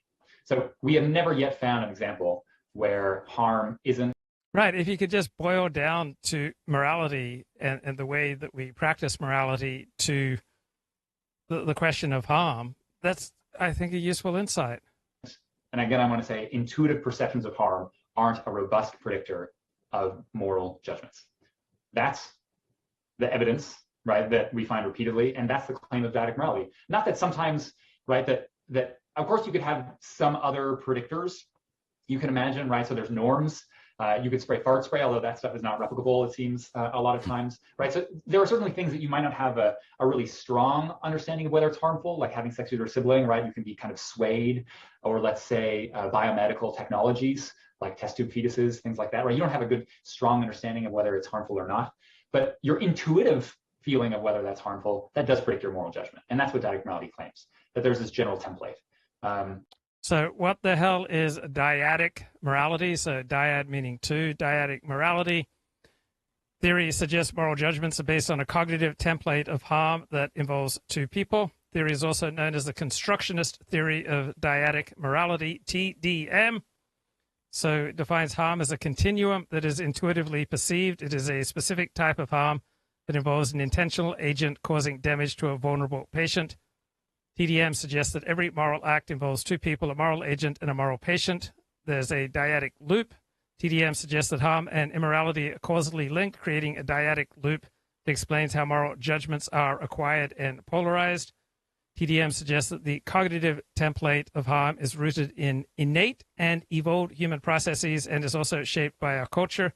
TDM reconciles social intuitionism with developmental harm-centric theories. It's compatible with the constructionist accounts of emotion and cognition, and it suggests that moral judgments are made through dyadic comparison and direct learning. And I think, the example that we often use is about birds, right? So how do you make judgments of whether something's a bird? Well, there's a template. A common template is whether it has wings, whether it eats seeds, it has little beaks, it flies, right? Those things together kind of make up our understanding of bird. And you say, aha, there's a penguin. We say, there's a penguin, yep. They say, but a penguin doesn't fly. And we say, well, it's also not a very good bird, right? It's kind of a shitty bird. And so we say that something is exactly as wrong in a relative sense as it's perceived to be harmful. And so the key here is to consider that these things are perceptions and they're along a continuum, okay? So if you're arguing like, well, look, this thing is actually, people think it's wrong and they don't think it's super harmful, so aha. We say, well, let's consider the whole spectrum of morality. Here's genocide on one side. Here's, I don't know, doing push-ups at your home. And here in the middle is, I don't know, having consensual sex with a cousin. Well, consensual sex with your cousin is more wrong than push-ups, but it's less wrong than genocide. And in fact, it's also more harmful than doing push-ups in a perceptual sense, and it's less harmful than genocide. So all we're saying is that there's a spectrum of harm that's perceived, a spectrum of morality that's perceived, and they line up. So the next thing that I want to read you that they say is, when harm is stretched and diluted so much that it means any kind of moral badness, then DMT, dyadic morality theory, becomes... Well, what about the harm that I'm suffering right now? I've got some interior pelvic tilt with my right side of my pelvis, man. It's unsightly. Little more than the claim that moral judgments are intrinsically about dyads without providing any framework for understanding plurality in moral judgments. For example, if group harm... And as soon as you form a dyad, right, as soon as you form a connection with anyone, you're creating the inevitability that you will eventually feel betrayed, because betrayed is the hyper-exaggerated term that we give for when other people don't have exactly the preference cascade that we expected. Harm, disrespect harm, and soul harm are the harms that liberals and conservatives perceive differentially. Then how does DMT help explain why they do so? Is DMT offering a semi-blank slate theory in which the dyadic template is innate, but all knowledge of kinds of harm is learned, and anything could be taught to kids to be harmful? Or is DMT saying, as MFT does, that there is something about evolved bodily processes that seems to attract moralization in surprisingly similar forms around the world?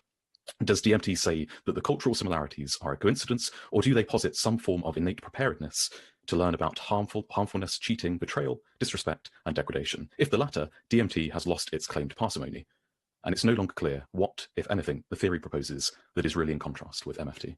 What do you take issue with?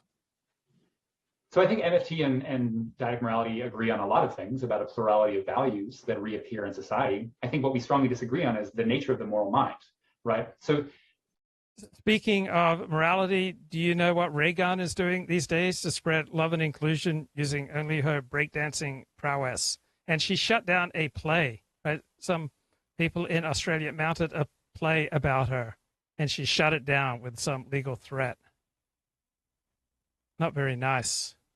It's not that I, as a researcher, or I should say, it's not only that I, as a researcher, is saying that our diverse moral judgments are grounded in perceptions of harm.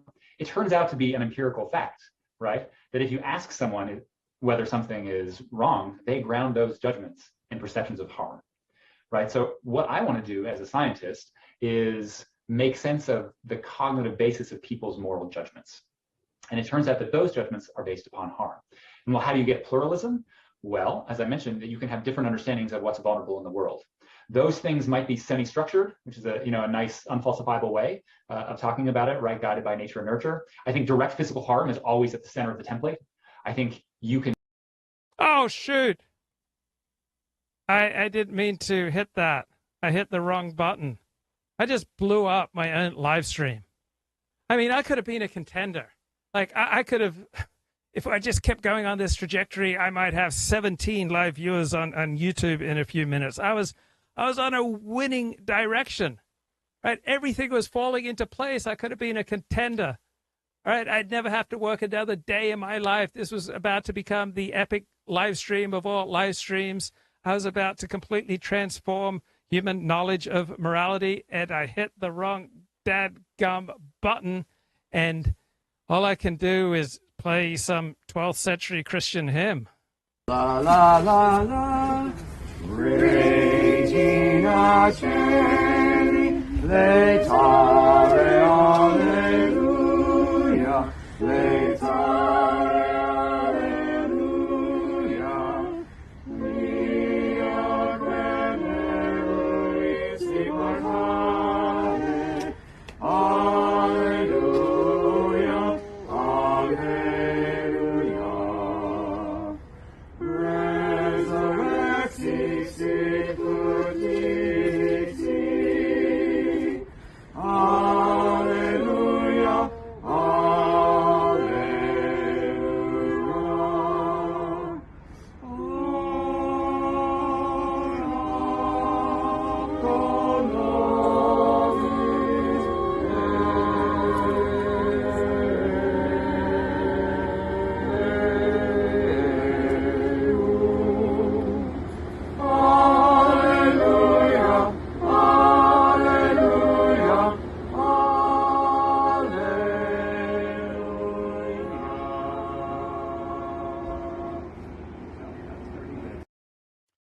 Wow, there's nothing I can add to that. So I'll just say goodbye, good luck, God bless.